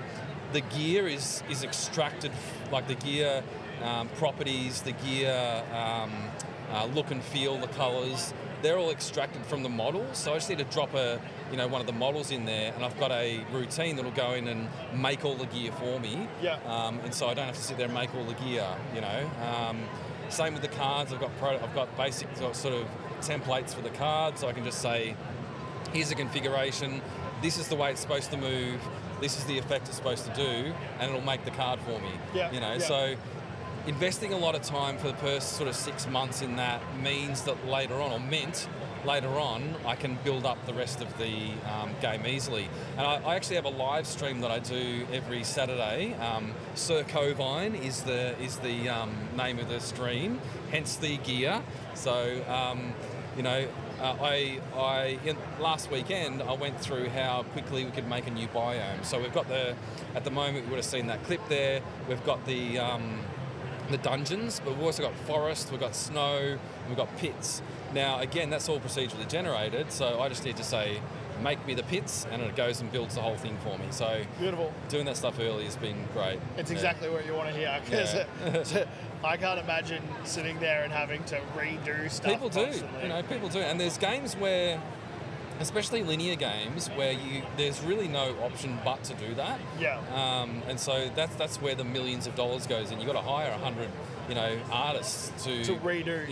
To build all the characters and that sort of stuff. So yeah. Have you had a moment that has made all the work feel worth it? Yeah. So the one that pops into mind is an email I got after the first PAX where I was stressed as all, and I just thought, the game got played a lot. And I got a email from a lady who played it, and she said to me that she really loved the game, she loved the experience, and she will definitely buy a copy when it's out, and she wanted to support us any way that she could. And I was just absolutely blown away with that. I thought anything from now on is just icing on the cake. Yeah. Because yeah. I've reached my goal where, at least for that person, and I want to do that for everyone, that plays the game. I've reached the goal, which is really the company goal, is to kind of have the games inspired by the fans who play the game, and that that give us the feedback to be able to make it better, And so that was like a moment of like, okay, this makes it all worth it. I'm having fun. People around me are having fun. It's a journey and it's an adventure. Yeah, that's it. It's what it's all about. Yeah, absolutely. There's no point having a game and then no one ever plays it, or you just sort of sit at home playing it by yourself, going. No, that's right. Yeah, I mean, if you want to do that, that's fine. But I think we're social creatures. We connect. Yes. We're talking today, and I think that's what really gives you that kind of, high, I guess. Maybe it's just the chemicals in your brain. I don't know what it is, but that's what gives you the motivation and the passion to do it. That's it. What I mean? So. We've spoken a little bit about it already, but what makes the game unique? Yeah, so I would say definitely the hook is the card play. So having the deep tactical kind of card play in it. Yeah. So the poker element is something that most people are kind of say, it's a tactical RPG. It's got a card deck builder in it, and you can form hands in it like poker. And they're like, okay, that sounds interesting. So it's something a bit different. I will admit the mix of the different elements of it is something that I've never heard of before. Yeah. It's something that I can see working really well. I've just never seen it in this fashion before. So. No, me neither. So usually, like a lot of those card games, like Slay the Spire, there are a couple that are sort of similar. I think the closest one to us is probably Gloomhaven, which is not a huge one, but it's relatively successful. They do a similar thing. They've got a grid-based combat. They've got a card system, but again, they don't play the hand. So it's kind of an extension of something that already works. And hopefully that kind of will appeal to people that already play that sort of genre. Yeah. So, what are you most excited about players experiencing in the game? Yeah, so I think it's, as I kind of alluded to earlier, I've sort of found this as we introduce more kind of abilities and gear and cards into the game. It's the feeling of being powerful, going through those dungeons, arcing up a real big spell, destroying your enemy, The other thing that's really interesting is we've started to add in some cards. We were talking about the physical card game just before, where one card can basically change the game. Yeah. So that has also been something that's been exciting for people. One card we've got in there called Torvus, right? Which, by the way, all the card names have got meanings. And If you so there's more behind it. Yeah. If you read up on the names of the cards, chuck them in Google, you'll see what they kind of mean. So I won't give it away, but if you want to do that, go for it, including the name Dolvin. Anyway, so if you play these cards, so Torvus, for example, will destroy a random tile underneath the character. So that actually destroys one of your characters, but it's a random one. It could be your one, or it could be one of the enemies, right? Yeah. So it's good in a position where you've got 3 enemy characters and one of your characters. That's a higher chance of the enemy character being destroyed, but it could be your one. So, you've got to be careful. So those things have sort of brought out a lot of emotion again in people as well. So, which once again is good to see. Yeah. How can people support the development of the game? Okay, so I think the key for us right now is, we really, and it's probably a bit of a cliche, but wish lists mean a lot to us, right? Yeah. So if you can jump on Steam, type in Dolvin, click the wish list button. I would say that, only do it if strategy games are kind of something you're interested into at the moment, or interested in general. I think just wish listing it because you want to support devs is probably not the greatest thing, because we want to eventually convert those to sales, to be 100% honest. That's what we want to do. And so if you're not interested, that's cool, not your game. We do have other games that are going to be coming out soon that maybe might be up your alley. We're doing a survival horror coming up in the future. So Okay, you've caught my attention. So that's in fact, there's a whole story about that I can tell you about at some point. But if you are into any kind of tactical games or card games, give it a go. There's a demo up there right now that you can play for free.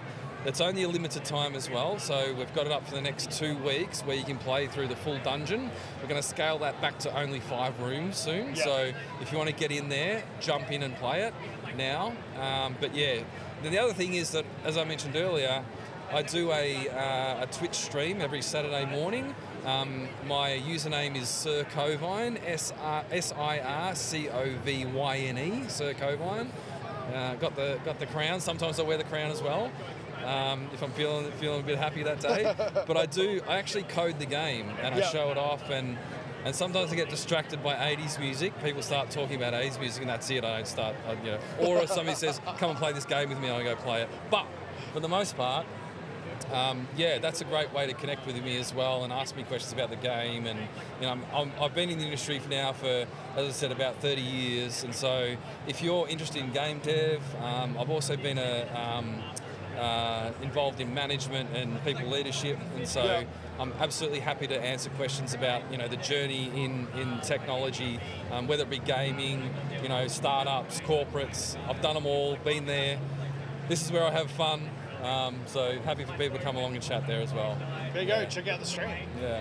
The last question of the day. Yes. And one of the more important ones. No, it's not I've the heard more about this important one ones. and I was trying to think about it. All right, we'll give it If to you. your game was a coffee or tea blend, what 3 flavours would it be? Okay, so I had a big think about this one.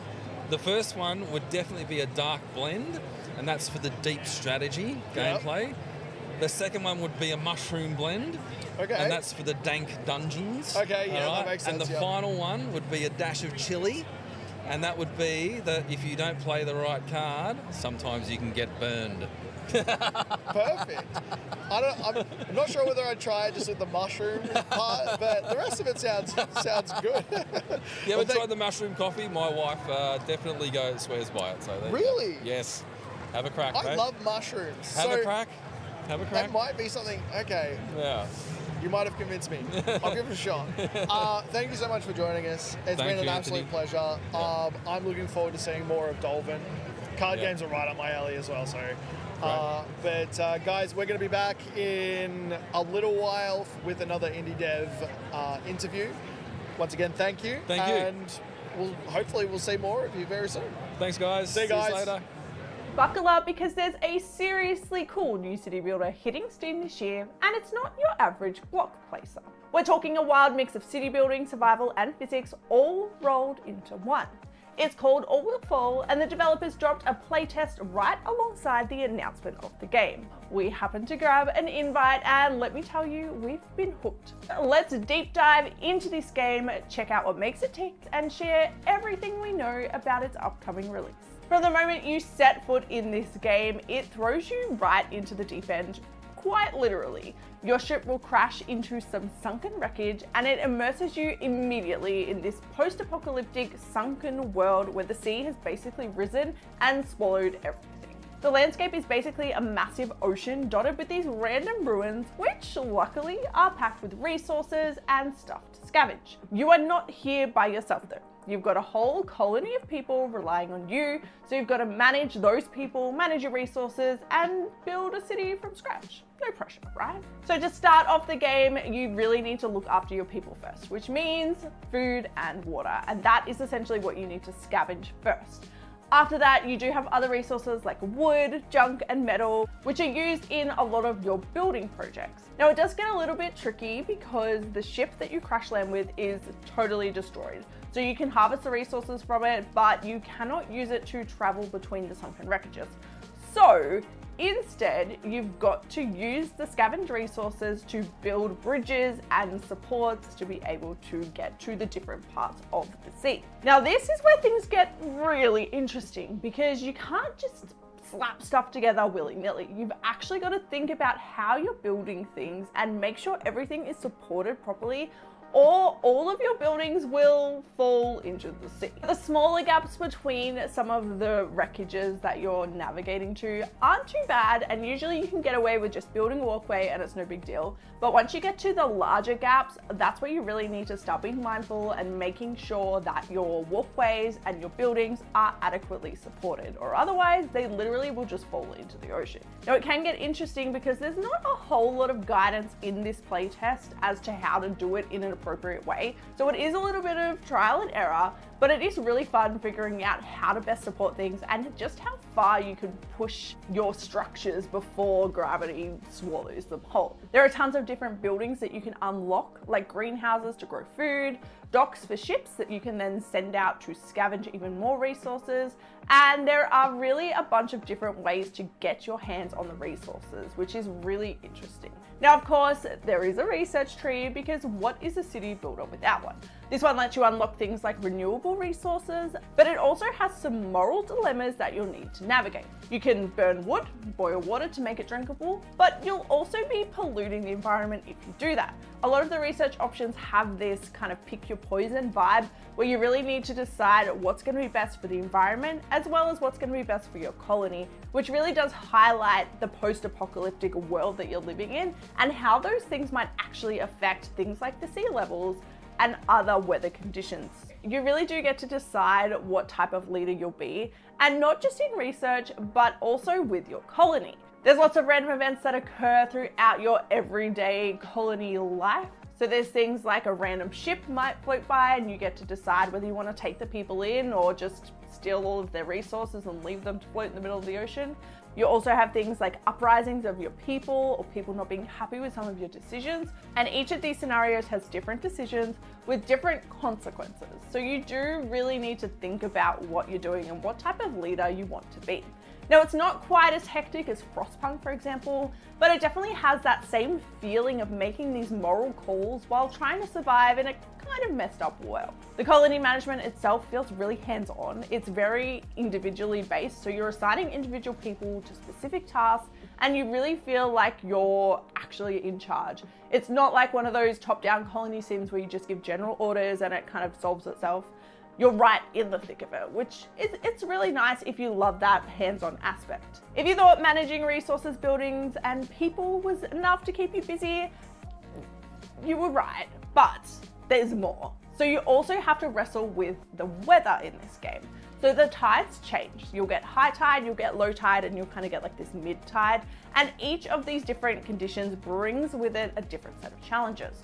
So high tide will mean that your boats are stuck, so they can't collect any resources while it's high tide, and some of the lower levels will actually be flooded. So you need to make sure your people can get out before the high tide hits.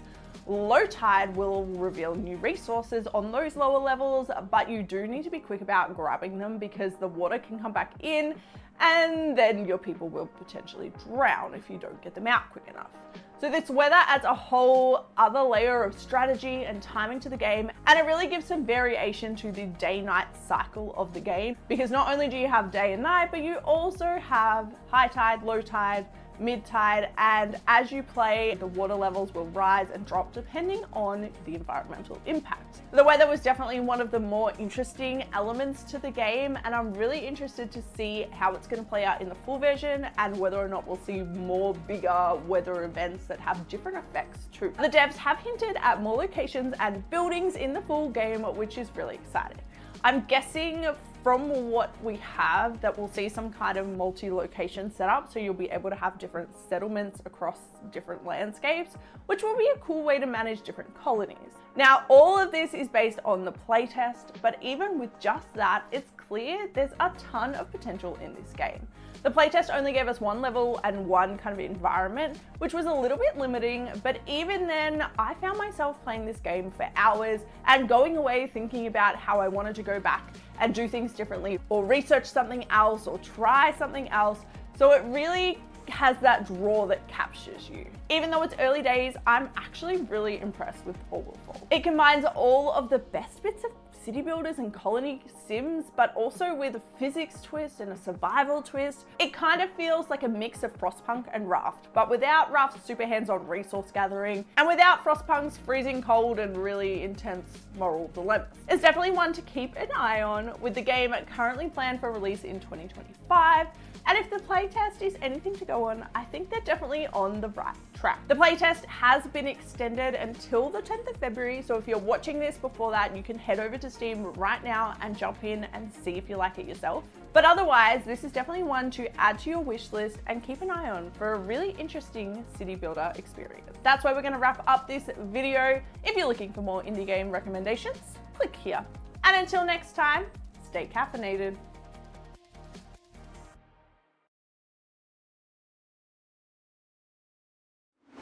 Welcome to the Indie Brew, where we spill the tea on indie games. Across our website and social media, you'll find reviews on the latest indie games, features with tons of indie recommendations, and the freshest indie game news. Make sure you subscribe and follow across all of our different platforms to keep up with the latest in indie gaming, and so you get to hear about all of the incredible indie games we get to share. We're so excited to be presenting this live stream event straight from the Games Expo in Melbourne. And I think it's about time for another interview. So what are you waiting for? Grab a cup of coffee or your preferred caffeinated beverage and let's chat to another amazing indie dev.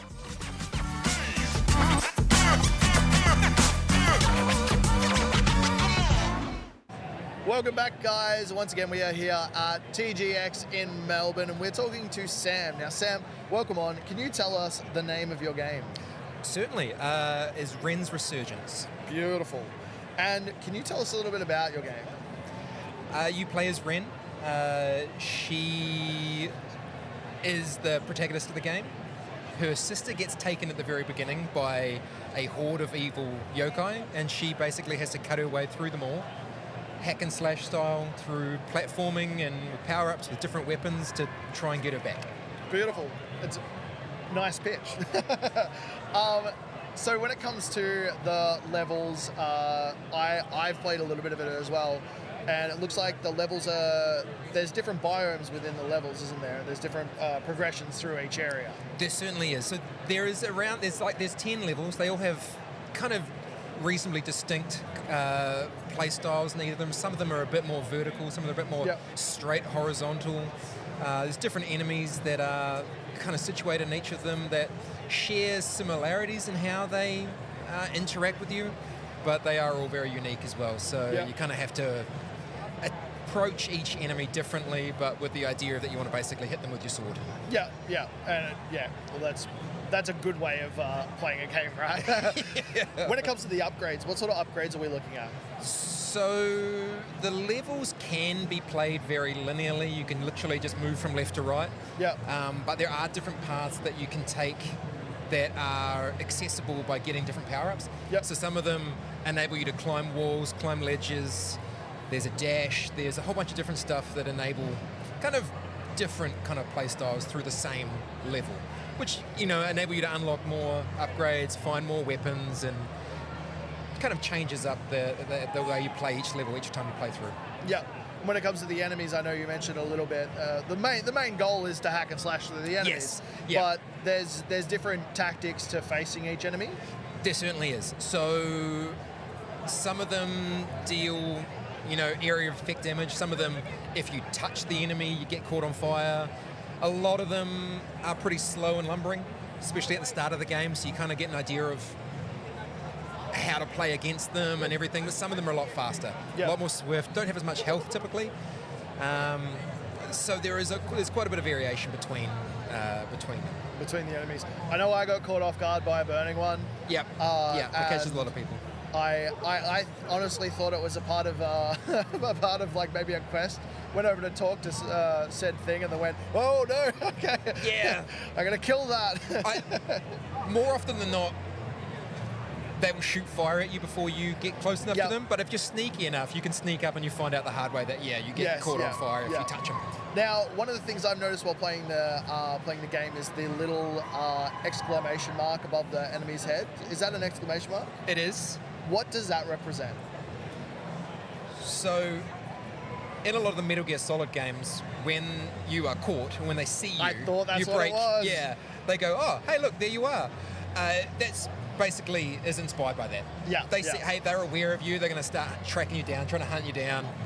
It's just an indication to say, hey, look, they've seen you. They're going to come try and bite you. I thought that's what it was, and I wasn't 100% sure. That's one thing I've been dying to ask you. Yeah. And I was going to keep it for now. When it comes to, because I've got a perfect view. I've got the game right over here as well that I can watch. It is. She is currently on fire because she's standing too close to one of those people. Yeah. When it comes to the small gems, is that a currency or is that a like an upgrade system? So there's a couple of different upgrade systems you can get. There are those power-ups you get. You can power a couple of those up. There is a few different weapons that you can get. A lot of them are swords, but they have, some of them have elemental-based things, like you can get a sword that does inflict that same flame damage that you've incurred onto the enemies. But there's also different weapons. There's a couple of different projectile-based weapons. There's a couple of different bow and arrows, and they have power-ups as well. So those coins or that currency you get, there's a few different vendors that you can use them in. Yep. And it just kind of changes up the play style. If you're sick of just hitting a stick against an angry guy that's trying to bite you, you can step back a little bit and fire a couple of arrows. Yeah, perfect. Can you tell us a little bit, without giving too much away, what are we looking at story-wise? So, very early on in the piece, you play as Ren. Your sister Swan gives you basically an amulet that stops you from immediately dying when a giant monster hits you. Yeah. She is subsequently taken. You are trying to get her back. Yeah. They believe that she is the key to unlocking the yokai realm so they can bring more of their forces in. So they take her, and it's Ren's mission, as you would imagine, to try and stop that from happening and to try and get her sister back. Yeah. Now, I know we've spoken previously, and I know a little bit about this already, but can you tell me a little bit more about what inspired the yokai approach? I love them. There's so much depth of character and information and history that there was a lot to draw from when I was trying to come up with the bad guys for the game. And it was fun utilizing that data and creating something tangible and a reason for them to be. And for a reason for you to not like them as well. So there's about 35 or 36 different enemies in the game from the hundreds of different yokai that do exist in Japanese mythology. But it is a really cool pool of information and enemies to draw from. So that's the reason I went with yokai. Yeah. For anyone that doesn't know, can you explain what a yokai is for us? Monsters, ghosts, demons. It's just kind of it's a term for ghosts and demons and monsters from Japanese mythology. Yeah, and they're amazing. Very cool. I love reading about it as well. There's some really in-depth stories, and some of it's terrifying. Oh, that's all pretty terrifying. Yeah. I mean, there's some really good lessons, to learn from them. A lot of them are kind of folk tales or fairy tales to stop people from doing bad things. Yes. Have you included some of that in the game as well, or? There is a journal system where you defeat an enemy for the first time. Your journal is updated and you can go through and read a little bit more about them. And I have had a couple of people hit me up and say, "You've really got me interested in them and the story behind a lot of these enemies," and they've done their own kind of research and found out more and looked into stuff. So it's pretty cool here, and I'm inspiring other people to expand their knowledge on certain aspects. It's a very fascinating topic, and I feel like a lot of people do miss out on that side of mythology. It's there's a lot of focus on. We were talking about this yesterday actually as well with the ecliptic, with the horoscopes. Yeah. There seems to be like one or two mythologies that are really focused on. Yeah. And then there's a broad world out there of ones that are just not touched on. And the Japanese ones are fantastic, absolutely fantastic. They go wild with a lot of the scary aspects of stuff. Yes, yeah. It's a real, quite loud, isn't it? Yeah. There's a lot of really cool things if you look deep into a lot of different stuff. Yes. And a lot of it's just kind of skimmed across the top through generalized. Yeah, that's really loud. Sorry if you guys can hear that. When it comes to we touched on it a little bit, but where did the idea for the game come from? I love the Japanese mythology of the yokai and how and why they became so prevalent in early Japan. Yeah. I loved the concept of it. I wanted to utilize I wanted to have a reason for having a diverse cast of enemies to fight. Yeah. So, and that was a really great pool to draw from. I've always loved them. I love Japan, and I love a lot of their ideas from when I was younger. Like I first got into anime. It drew me in, and I wanted to utilize my knowledge and my love for Japanese culture in that way to emphasize certain aspects of my game. So that was the reason. And when it came to the overall gameplay, how did you come to what was the inspiration or the driving behind making that type of a game? Well, when I first started making, I wanted to make a Metroidvania based on the success of Hollow Knight. Yeah. Because I know it's a great genre of game. People love them. So I thought that'd be a good place to start. They're really hard to make. Yeah.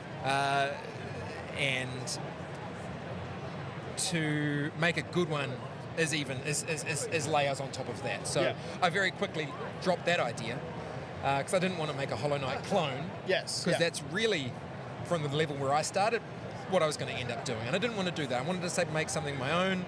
So I used elements of Metroidvanias with, alternating paths and different routes you can take, just to kind of emphasize the necessity to get upgrades and take different paths and different things in the game. Mostly just to get different weapons and different upgrades and things like that. There's no need to actually do a lot of the exploration in the game if you just want to beeline it towards the big enemies. Yeah.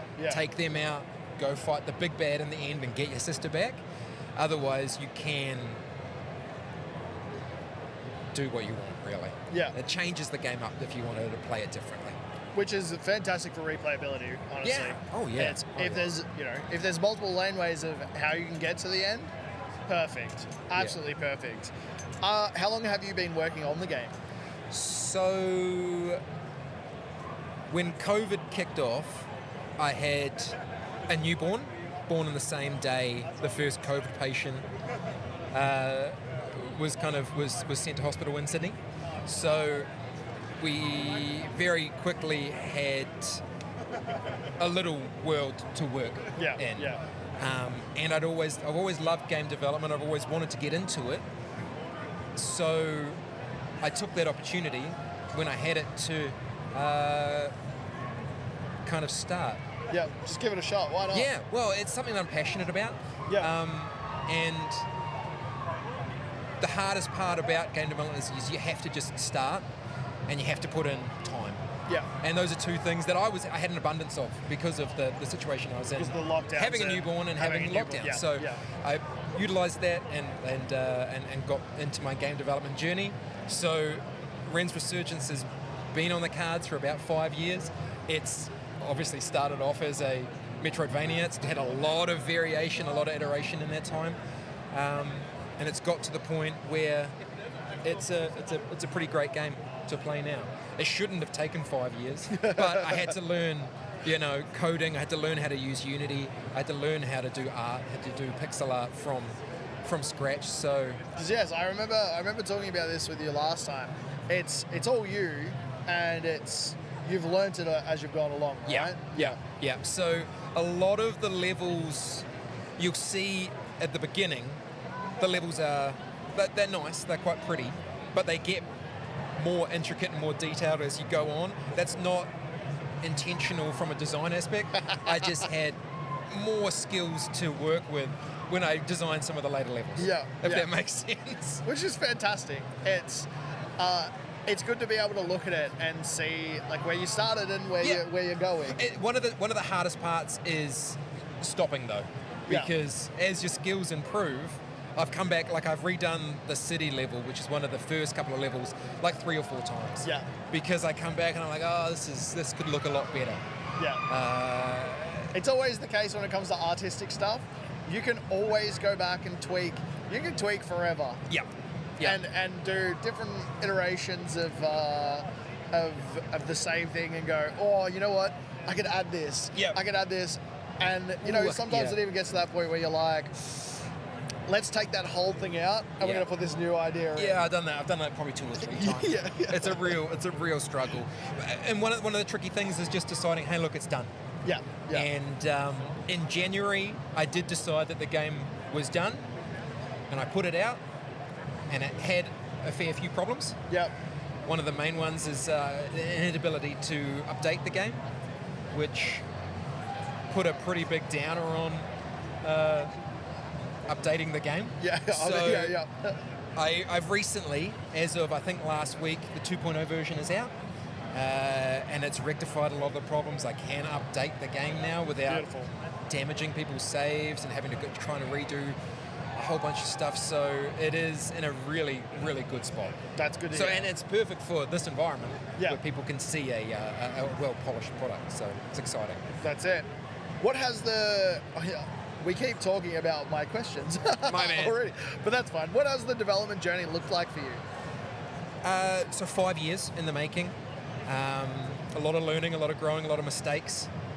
And one of the biggest things that I learned was that mistakes are the most important thing. Yeah. And, learning and growing through those. And Ren's Resurgence is 99% mistakes. So it's the best way to learn. Well, learning and then, doing it differently next time is the key. Yeah, so that's it. The development has obviously taught me a lot. Both for game side of things, but also just kind of in life. You just kind of got to start. You just kind of got to do it. You got to just take the first step and just kind of get into it. And it's tricky. It's hard. And there's obviously so much more to it than just the programming or the art and stuff. There's things like this. If you've never come to like a PAX or a TGX or something, that's a completely different ballpark. It's a whole new world. Yeah. And the things like live streams, interviews. Yep. There's so much that's involved in not just game making, but even, you see the booths around and there's a lot more than just what you think is on the surface of these types of things. Well, at the end of it, you're making something for consumption. You're making something for somebody else to look at and be like, oh, I want that. I want that to be part of my life. So and I didn't think about it early on, that the biggest consideration is how people are going to perceive what you're doing, and it has to be something people want to play. Yeah. And it has to be fun. Yeah. To a certain extent, like Elden Ring fun is not the same as, Animal Crossing fun. Yeah. So picking your lane, finding and refining fun, I think is key. Yes, yeah. No, I agree. Sometimes what you think is going to be fun might not actually be fun to others. Yeah. And I have had that in the past, but not with game development.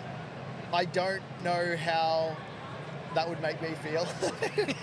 If I was like, this is so much fun, and then talk to other people and they're like, I don't know about that. It's a really great experience coming to places like this, because you do get a lot of feedback. Everyone's pretty nice in person. Yeah. Which is not the same online. But the critical feedback is one of the best kind of feedbacks you can get. So it's wonderful. When it's I can imagine feedback online would be brutal sometimes. Yeah. Yes, it is. Speaking of this sort of stuff, though, have you had a moment that has made all of the work worth it? I don't think there's a singular moment. Just a whole bunch?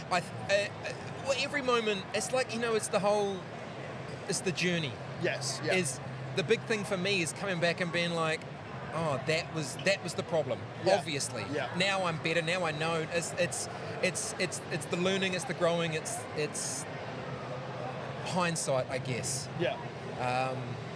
Just seeing somebody play it and it's having a good time. That's the whole reason that I wanted to do it. Yes, I still am waiting for someone really to go, oh, I love it. Yeah. No one's actually told me, oh, I love it. Yeah. That's what I'm waiting on. And I'm waiting for that moment. I think that'll be the moment I'll be like, that'll be okay, cool. the big moment. Yeah. Yeah. That's it. Yeah. And I think it's very similar for everyone. Yeah. Everyone's getting to that point where they're like, I just want other people to like it. That's the big moment. It's what you're doing. It's why you're putting yourself out there. Yeah. And it's fantastic to see things like this and have people who are interested in the games. You look around and there's generally a lot of people playing games the whole time. Yeah. And it's fantastic to see. Absolutely fantastic to see. What have been some of the highs and lows? So the game didn't work well at launch. Yeah. It's a pretty big downer on 5 years of development. I let the game down by not enabling it to be what it should have been at the moment where other people could play it properly. Yeah. And that's kind of put a downer on most of it. Yeah. But I think the comeback is those are the wins. Figuring out what happened, why.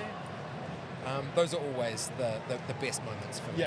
Yeah. So anybody that does coding will know that if you change something here, it breaks Something else there. 7 or 8 things further down the track, and it's finding those issues and fixing them. Those are the ones that I enjoy. Yeah. And the 2.0 that has just kind of come out. Still a couple of little hitches here and there, but you kind of expect that, right? And like you said, it is your first project. Yeah. It's a learning experience. Moving forward, you keep playing along. Having the 2.0 come out, and like you said, now it's updatable. Yeah. That's a win. Huge win. Yeah. Huge. I agree. What makes the game unique? Anybody that makes art has their own twist and take on what is completion. What is that they're trying to make. The pixel art for me has been hard, like the whole process. It's all been hard, but it does have its own style. It is pretty at some points. Like even I stop and I look and I go, wow, that looks fantastic. and then it's just ugly at other points. And that is a pretty defining thing for me. It's the uniqueness of the art style. I will agree. It comes down to, because you've picked a unique theme, and then the characters that are out from that theme, the yokai, Yeah. they're unique in the art style as well. Because once again, have you always been someone who's drawn, or was that something new as well? My father's an artist. He's a straight up canvas paint, oil paint. Yeah. It's amazing. Lawrence Leach. He's one of the best I've ever seen. Yeah. For some reason, it didn't stick for me.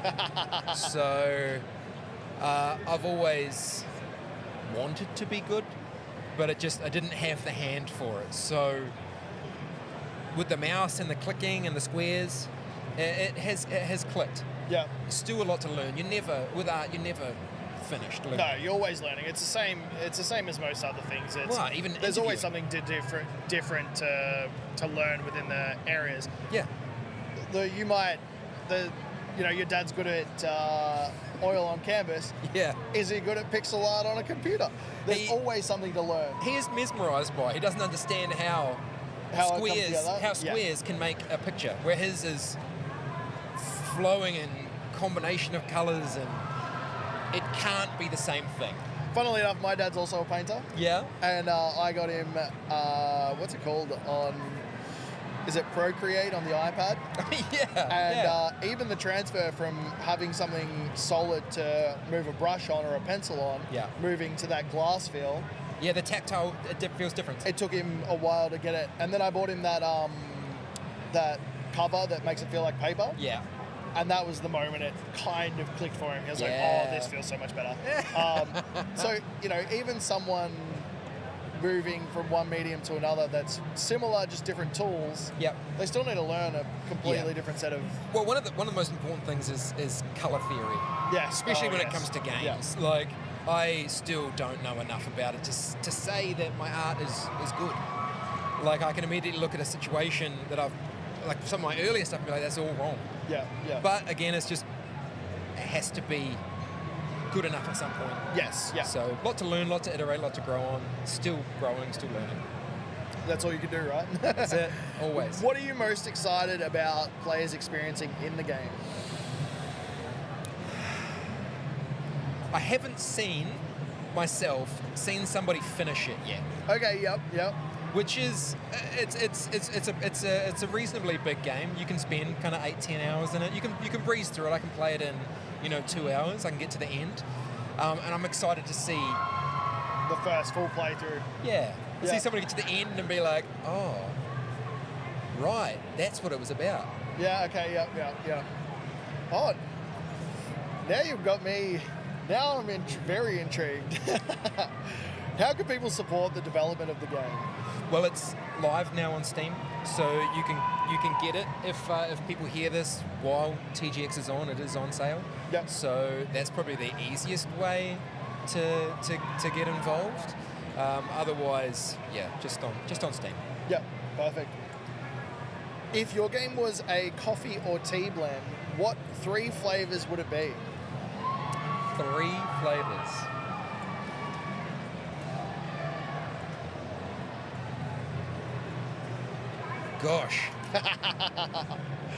Gosh, these are the hard hitting questions. This is the hard one. 3 flavor blends. This is what it's all about. Well, there'd need to be like a hard kind of woodiness. So we'll go with pine. Yep. Okay, yep. So infused pine, bamboo, and maybe dirt from the ground. So quite a rough, kind of rich, woody, earthy. Yeah. And it would be a black coffee. Just a straight black. With harsh. but there's some niceness in there. Yeah. If you like the flavour of wood, I guess. You know what? Some people do though. Yeah. Some people like earthy, woody flavours. Yeah. I mean, Ren's very nice. She's a lovely lady. She does hit monsters with sticks. So I don't know how that translates to flavour, but I think it's... Add a little bit of floral floral flavor Ooh, into it. some Just kind a of touch of some cherry blossom yeah. hints. Okay, yeah, all right, there we go. There's definitely a theme going there. Yeah. There's definitely a theme. Yeah. Well, thank you so much for joining us. It's been an absolute pleasure. I appreciate it. Thank you for As having you me. heard, it's out now on Steam, so please do go and check it out. And if you like what you see, pick it up, give it a shot. Hopefully the rest of the con goes well for you. I'm sure it will. I And appreciate it. we'll be back very, very shortly with another indie dev interview. So stick around, and once again, thank you for coming on. Thank you very much. Thanks for having me. No worries. See you later, guys. There's nothing worse than being really hyped for a game to come out, and then when it does, it's not what you're expecting. And unfortunately, that's what's happened with Call of Boba. Call of Boba has been pretty decently hyped for the past probably 6 months. I know I've had it on my wish list for a really long time, and I was really looking forward to playing it. It is a boba tea shop simulation game, at least that's how it's been marketed. And the concept is basically that you help run a boba tea shop, you make boba teas for customers, you serve them, etc, etc. Going into playing this game, I was expecting a shop management game. I was expecting some time management, some making of the boba teas and serving them to customers, being able to upgrade your shop, that kind of thing. And what we got was not really that at all. So you kick off the game playing as the main character who goes home after getting fired from his job in the big city and meets up with your old friend who has taken over running the boba tea shop for her grandpa, who has unfortunately passed away. So the game kicks off there. She gives you a place to live because you're too ashamed to go back to your parents, and you help run the tea shop basically. There is some really cool things in the tutorial where you actually get to make the tea properly with all the ingredients and you pour it in, and that part I really, really enjoyed. But from there, the actual like shop management side is very, very basic and not really challenging in any way. To make the teas, you grab a glass, you put the ingredients in, and then you hand it to the customer, and that's kind of it. There's no real challenges there, and the tutorial kind of leaves you wanting because it doesn't really clearly explain how to do anything. There is a lot of trial and error in playing through this game, and a lot of things don't really make a lot of sense. Now, aside from the tea shop side of it, you also will venture around the world, talk to different characters, and uncover kind of the story as you go. So you will uncover more about the grandpa and his secret room where he made the boba tea recipes. You'll uncover a bit more about your backstory, about your friend's backstory, about the town, and that's kind of it. There's not really a whole lot to the game. My favorite part of the game was actually the dream sequences, and it's probably the part that just does not fit with the game at all and feels really out of place. When you go to sleep, you wake up in this office, which I think is supposed to be like your old job, and you essentially, it's a dungeon crawler. So you go around, you have like a boba tea gun that you shoot, and you take down all these really weird, wacky enemies, and then you collect ingredients off of them. It's kind of really weird, but that part was actually really enjoyable, except it didn't get any progressively harder. It was kind of one lot of levels, and that was kind of as much as you got. I played through about 7 days of the game, and that was the only way I found to actually get more ingredients. The farming side of it is kind of mentioned, but then you don't actually get any seeds to plant, and there's no direction as to how to really do that either. So I can see there's a lot of potential for the farming side of it, but it's just not there at the moment. There's definitely some positive things about the game. The style is incredible. The artwork is incredible. It is definitely cute and cozy. If the mechanics were there to support the design, this game would shine. It would absolutely shine. All of the artwork and the character designs are great. I really loved seeing like the cute axolotl and the cute capybara and all of those things wandering around the town. I think that was done really great. And the music was really good too. It fit well. You felt like you were really in this world with all of these animal creatures. The vibe of the game is there. I think the mechanics just don't quite support it yet. I found a lot of the dialogue sections in particular were cutscenes, so you couldn't really interact in your own way. There was not a whole lot of choice there. You do have the option to skip them, but then by skipping them, you miss out on any of the information that is in there, and there's no kind of recap or not really enough information in the quest side of things to really, you know, give you what you need to know to be able to complete things. The controls and the user interface is very janky at the moment. It's not really clear how to navigate through a lot of the menus. There's a lot of things where you have to hold a button down or just click a button or click on the screen. So it's a little bit janky with the integration of the different controls as well as the user interface. I will say this game has launched in early access, so it's absolutely not indicative of the final version. So this very well could change, and hopefully it does. But at its current state, I would not call this game a shop management game. I would kind of call it more of like an exploration sim, if anything. I think this is one of those games that really has a lot of potential, and I am definitely rooting for the developers and rooting for the game itself, because I think the concept is fantastic. The art style is fantastic. The music is fantastic. What they haven't quite gotten right yet is the balance of the mechanics and the balance between the dialogue and the story and the shop management and the making of the tea. I think one of the most important things to include in these shop management games, if you want it to be a shop management game, is the ability to interact with the story at your own pace, and that's definitely missing from this game. I think story is really important, and it can definitely add a lot more atmosphere and a lot more depth to the gameplay, but there's always going to be players who really just want to play the shop management side, and so that has to stand on its own, and the story has to be interactable at your own pace, in my opinion. That's what kind of makes a shop management game successful. As it stands, Call of Boba just isn't quite there yet. It's got a ton of potential, but it's just not quite there. I would definitely recommend picking this one up if you want to get in on a lower early access price. But this is the type of early access game that I would buy and not play until it comes out in 1.0, because it does need a lot of work and a lot of extra development to get it to the point where it's really enjoyable to play. I will definitely be eagerly awaiting the updates for this one, because I really want to love this game. But at the moment, it's not one that I would recommend playing. Have you played Call of Boba yet? Let us know what you think in the comments below, and let us know if you felt the same. If you're looking for more indie game recommendations, click here. And until next time, stay caffeinated.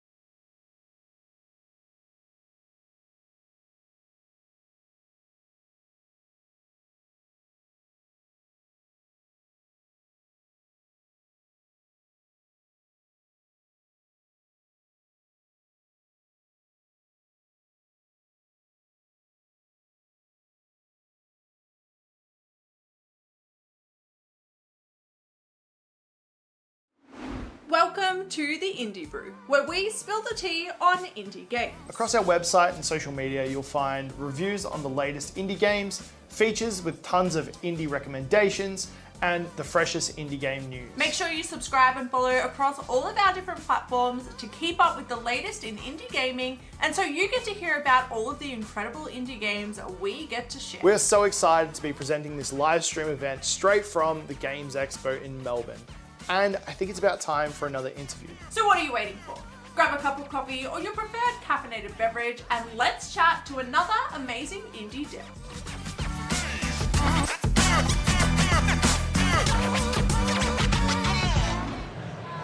Welcome back to the Game Expo. We are live for day 2 of the Game Expo here in Melbourne, and we have another amazing indie dev here to tell you all about their game.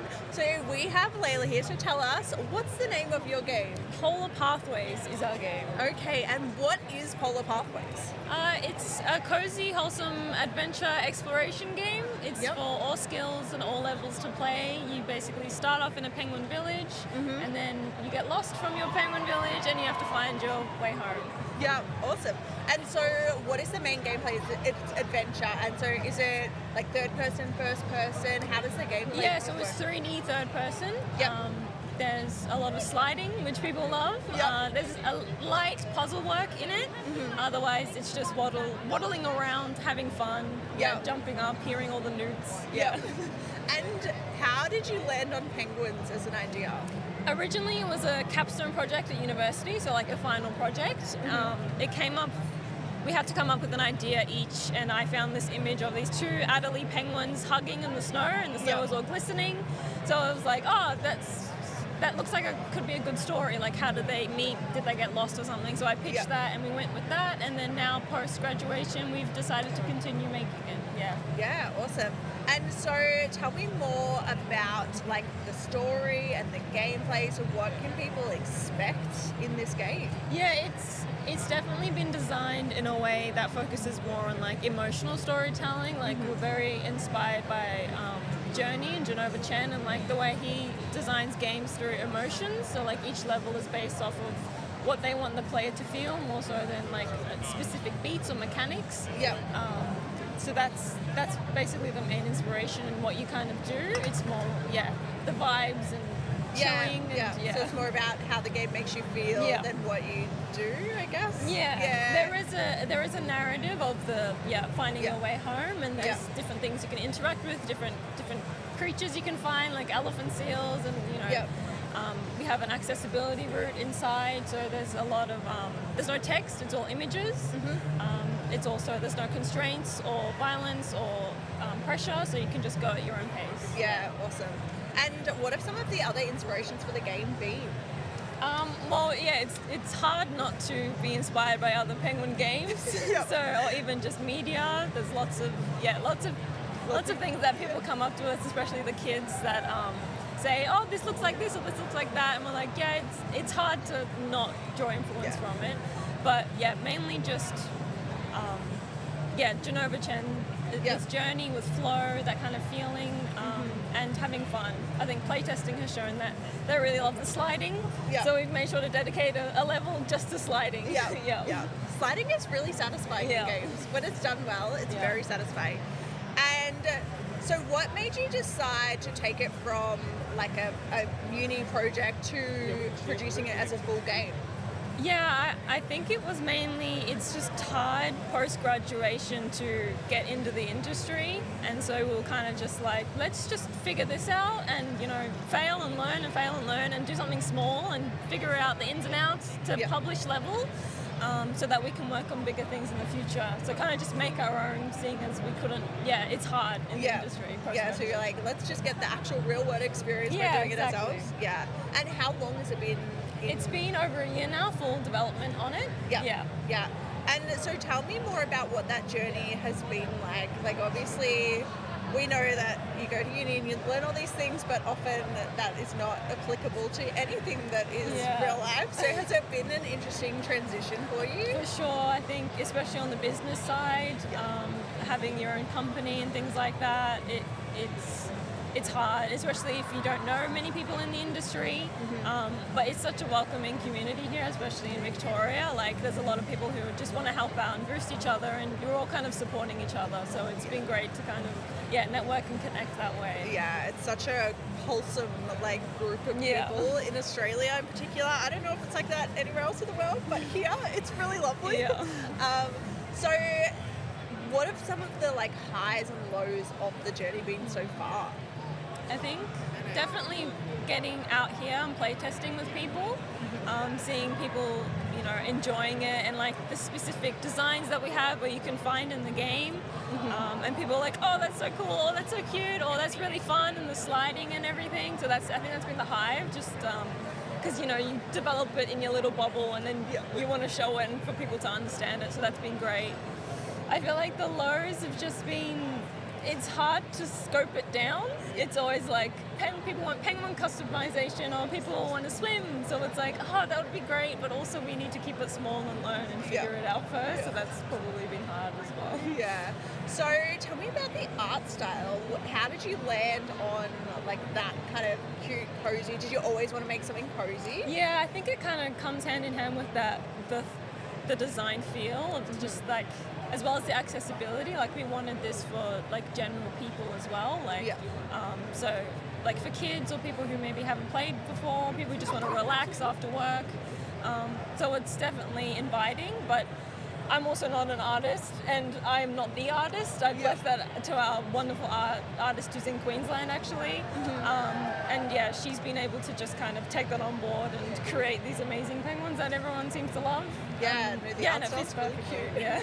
I was like, this is really good. Like, the art style is really nice. So that's awesome. And is this your first time presenting the game? Like, we were here last year for TGX. Yeah, it was a lot smaller, but still getting good feedback and reception. Yeah, that's so good. And so, have you had any, like, real moments where you're like, oh, okay, this is all worth it. Like, this work is actually worth it. All those, like, late nights, all the digging through all the code and all of those fun things. Have you had a moment that's been like, yeah, no, that was worth it? Yeah, I think, like I said, just coming here and seeing people playing it, especially the kids, they just come and sit and they don't want to leave, and the parents are just kind of talking to us and like want to go, but they just love it. So that's great to see that all of our work is being enjoyed and the way that we're intending it to be. Yeah, that's awesome. And so tell me a bit more about some of the different kind of mechanics and the different fun things that you can do in the game. Yeah, so like I was saying, you can meet other creatures like elephant seals, so there's a lot of interactivity with the world as well. So we want to promote exploration through like finding different things in the levels. Obviously sliding, a lot of people love the sliding, so there's a little bit of puzzles in level 2 and things through the ice blocks and finding different areas within caves. Other than that, it's really just explore and enjoy. Yeah, it's really big on the exploration. Yeah, just walk around and waddle. Do you have lots of like hidden secrets and things that you can only find if you like explore every nook and cranny? Yeah, there's a couple of secret snowballs and secret little fish. That you can find. That's so cool. It looks incredible. And what do you think makes your game unique? I guess like we know there is a lot of, well, there's not too many, but there is a few other penguin kind of themed things. So what do you think sets yours apart from any other game? I think it's the intention of accessibility, I think, is the main thing. So we've got this mechanic of pebble nests where you can find them throughout each level, and they show a different camera angle of the world slowly, and binaural beats will play. So it's really promoting that kind of relaxation point around the levels. We also, like I said, no text dialogue, it's all images, so anyone from any kind of accessibility point of view can understand what's going on, whether they're kids or struggle with reading or just don't want to read anything. So we're really just trying to make a fun and simple game just to relax with, and it's short and sweet as well. It's not a long game. Awesome. And what are you most excited about people getting to experience in the game?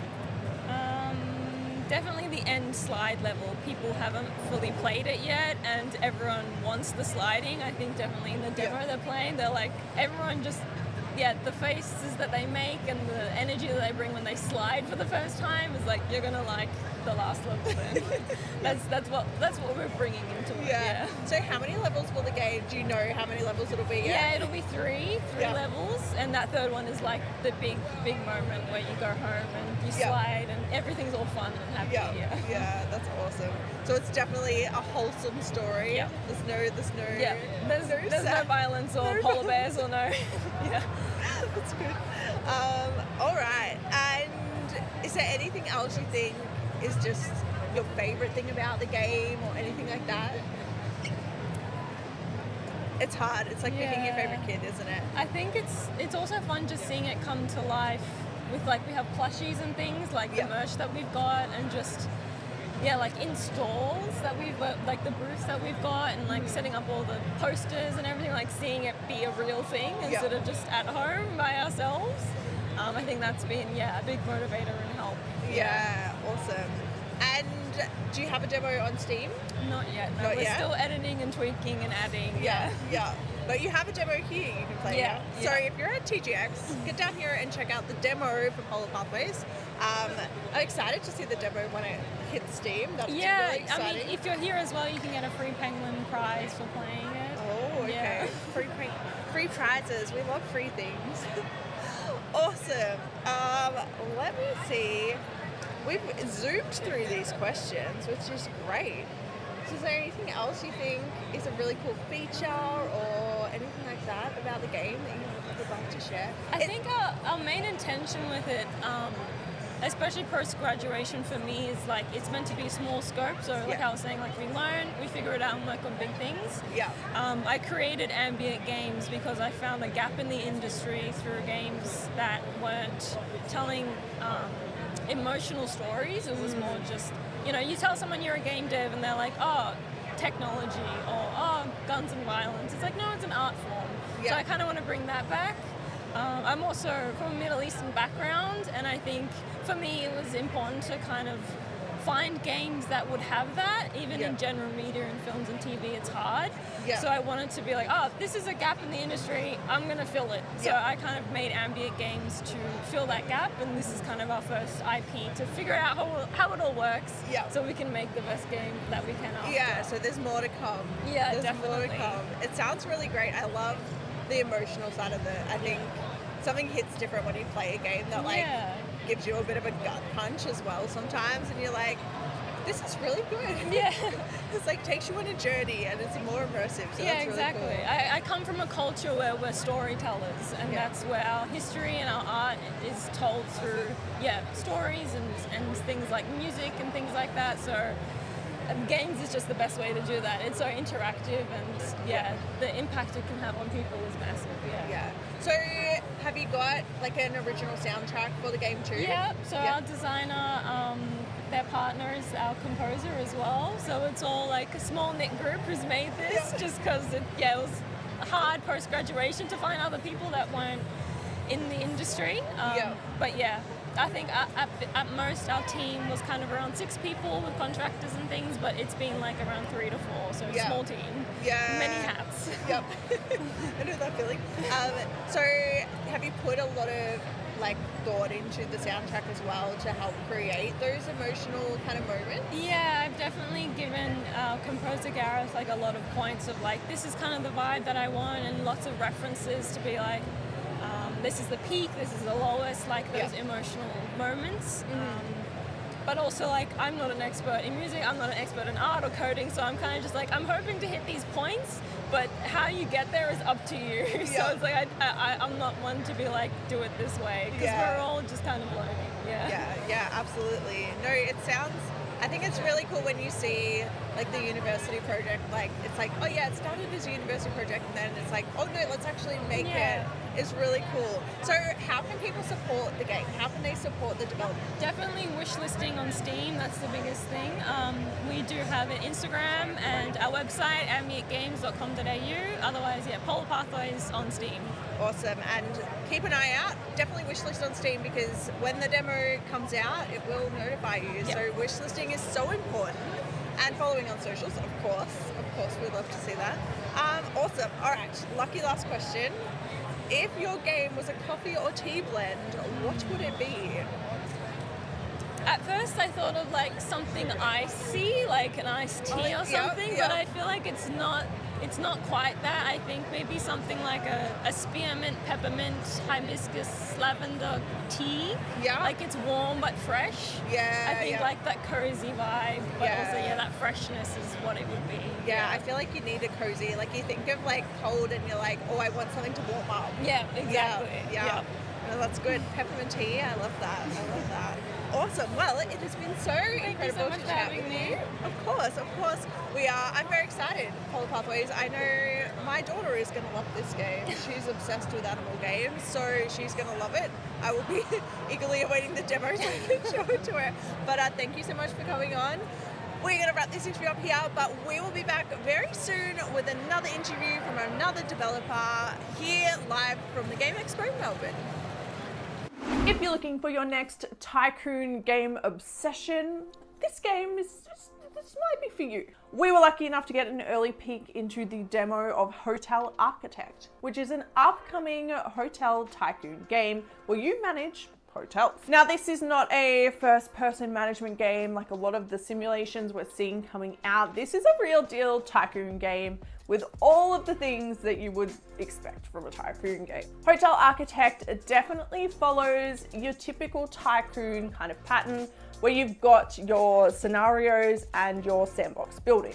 So your scenarios will see you move from location to location, completing different specific goals with specific unlocks, and the sandbox will let you build your own hotel from scratch. We did both to see what both were like, so let's kick things off with the scenario side and how that works. So in the demo, there are 2 different scenarios that you can complete at 2 different locations, and you pretty much go in and there's already a starting build for you. So the core aspects are there. You just need to build onto it or change things to be able to complete the goals. So you have a few different goals. I think there's 4 in the first one and 6 in the second one that you need to complete to be able to win the scenario.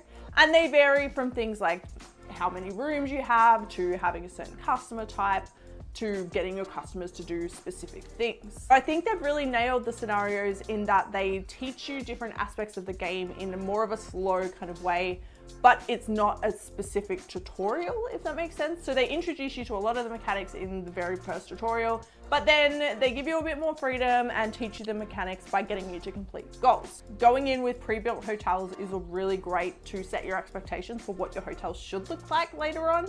And I think they've really nailed this quirky, fun atmosphere. The scenarios don't feel really difficult. They feel pretty balanced, pretty winnable. And of course, you also have the option to continue playing with a stack of other goals that you can complete to unlock different placeable items. Each location does have its different quirks, and the second scenario in the game will see you faced with heat and needing to have aircon and that kind of thing, which I think is really cool. And the only thing I really didn't like about the scenarios is that there were only 2 and I wanted to do more. Now we also have the sandbox side, which is where things got a bit interesting. So the sandbox mode doesn't give you unlimited money or anything like that. It pretty much just means you can build your own hotel. And it was really great to get a good feel for a lot of the building mechanics. So your hotel needs to have a reception area, it needs to have a maintenance area, it needs to have a laundry to be able to clean your sheets and towels and things for your guests. You also need to have rooms for people to stay in. Your room value is probably the most key aspect to your rooms because they determine what customer base will actually stay in them. You do also need to make sure that you have certain things at your hotel before certain customer bases will stay. So they might need a room with an ensuite, or they might need a room with an exterior window, or you might need to have a gym at your hotel before you can get that type of guest to stay. So the rooms are really interesting, and it's not just a matter of copy and pasting different rooms. You do need to think about it a little bit more. You also have your facilities, which are things like your restaurant, your gym, your bar. And again, those things are needed for specific customer types. And they also increase the value of your hotel and increase your star value as well. I will say that playing Sandbox, it's very slow burn in the game. It does take quite a while for you to build your funds up, and while you can access loans and things like that, if you go a bit too big at the start like I did, it can be really difficult to bring that balance back into the green. The whole construction system is really interesting because when you construct a building, you have to build the foundation and then your inner walls, as well as your floors, your wallpaper, and then your furniture. But you can't just build whatever you want. You actually have to hire a building crew to come in and complete all the works for you. I don't know how I feel about this system. I think it does add a bit of reality to it because it actually takes time for them to come and build things. And there are a few different sizes of crew that you can hire. So the more crew you hire, the more expensive, but also the quicker things get done. But it does take a bit of time to get all of your stuff built. The issue that I found with it is that you also have to get a construction crew to come in to deliver your furniture. So anytime you want to place an item or a bed or a coffee machine or anything, you have to call in a construction crew and get them to place it. It felt a little bit tedious to be able to have that. It also meant it wasn't instantaneous. So when you're upgrading, say your fridge or something like that with the better model, you have to wait for them to put the new fridge in before you can take the old fridge out, otherwise your restaurant won't work. So it was a bit tedious with the furniture side. I did like it in the building side, but the furniture side, I'm not sure about. So the main kind of, I guess, progression through the game is based around your customers and your customer types. As the better your rooms, the better quality your hotel is, the more customers you'll unlock, and those customers will pay more for their rooms. So you'll go from having a basic, $1,000 a night room to having rooms that are worth like $5,000 a night for your more expensive customers. I did really like that each customer base had their own particular things that they needed before they would come and stay at your hotel. So not only did you need the different facility rooms, you also needed your hotel ranking to be enough for a lot of them.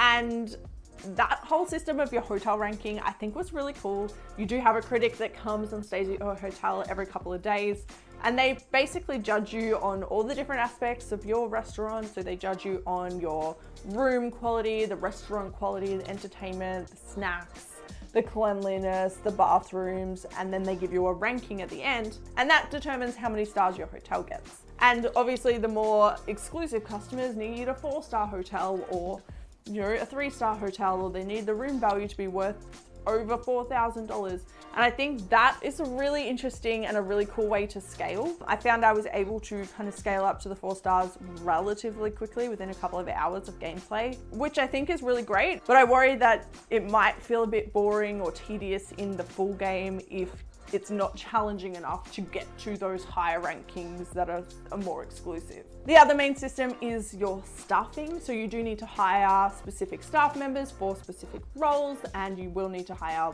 more cleaners the bigger your hotel grows to be able to facilitate all of the cleaning that needs to go on, etc., etc.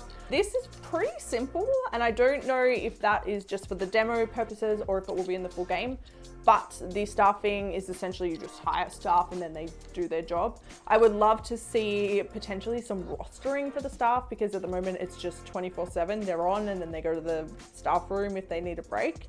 But rostering, I think, would be cool. The other thing I would love to be able to do is assign specific tasks. So with your cleaners, they obviously clean the floor, they clean the bathrooms. They also change sheets and towels and things, and I would really love to be able to set a cleaner to just do the sheets and one to just do the floors and one to just do the bathrooms, rather than them kind of doing everything. I think it would be cool to be able to have that task differentiation, especially if you're having trouble with one of those things. Then being able to set one cleaner to do just sheets might make the difference. So I hope that will get integrated in the full game, but we'll see.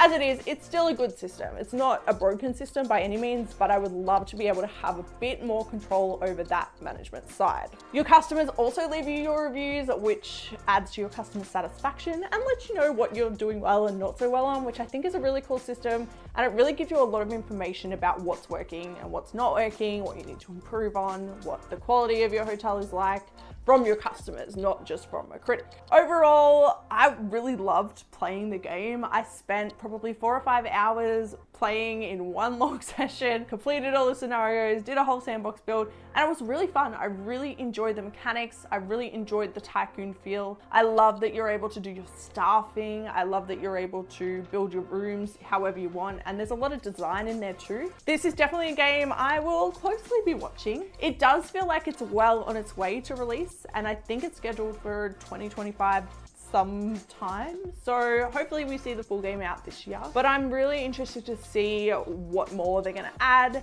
what new items we're gonna get, what new customers we're gonna get. And of course, I wanna play some more scenarios because they were really fun. The Hotel Architect demo is out as part of Steam Next Fest, so it is sticking around until the 3rd of March. So if you're watching this before then, make sure to go and check it out for yourself. And if not, make sure to go and add it to your wish list. We'd love to know what you think. Have you played the demo? Let us know your thoughts in the comments below. If you're looking for more indie game recommendations, click here. And until next time, stay caffeinated.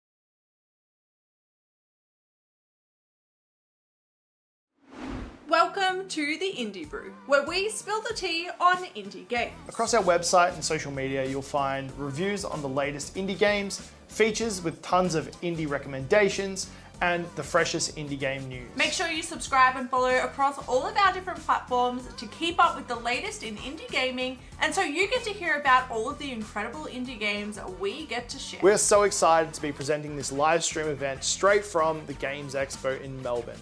And I think it's about time for another interview. So what are you waiting for? Grab a cup of coffee or your preferred caffeinated beverage and let's chat to another amazing indie dev.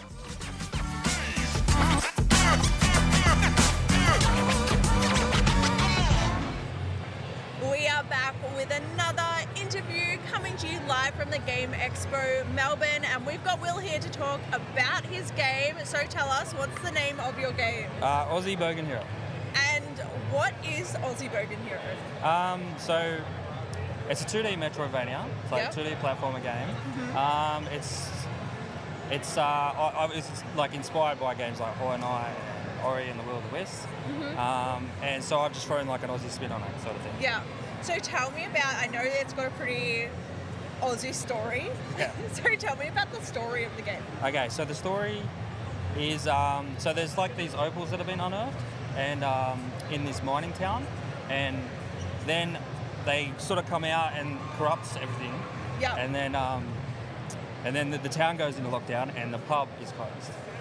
And then Davo's goes out on an adventure because he wants beer at his pub. Yeah, can't have a pub closed. Yeah. It's a crime in Australia. And then, so the pub's closed, so he goes out. Yeah. Basically, he's like, we need to open this pub, so we got to figure out what's going on. Yeah, exactly. Yeah, awesome. And tell me about some of the gameplay. I know you've got a lot of Aussie icon stuff in there. So what is the gameplay like in the game? Yeah, so everything Australian that I could think of, I've put in there, you know, like, yeah. Yep. So I know you've got a giant bin chicken. Am I remembering that right? Yes. Yeah. I mean an ibis. That's what they call it. Yeah. That's a technical name. So you've got a lot of Australian things and a lot of Australian locations in there too. Yes. I've tried to like rainforest, desert, you know, even a Bunnings level. Yep. Obviously, it's not called Bunnings, but. Copyright. Yeah. Awesome. And so, what are some of the like features and things that people can expect in the game?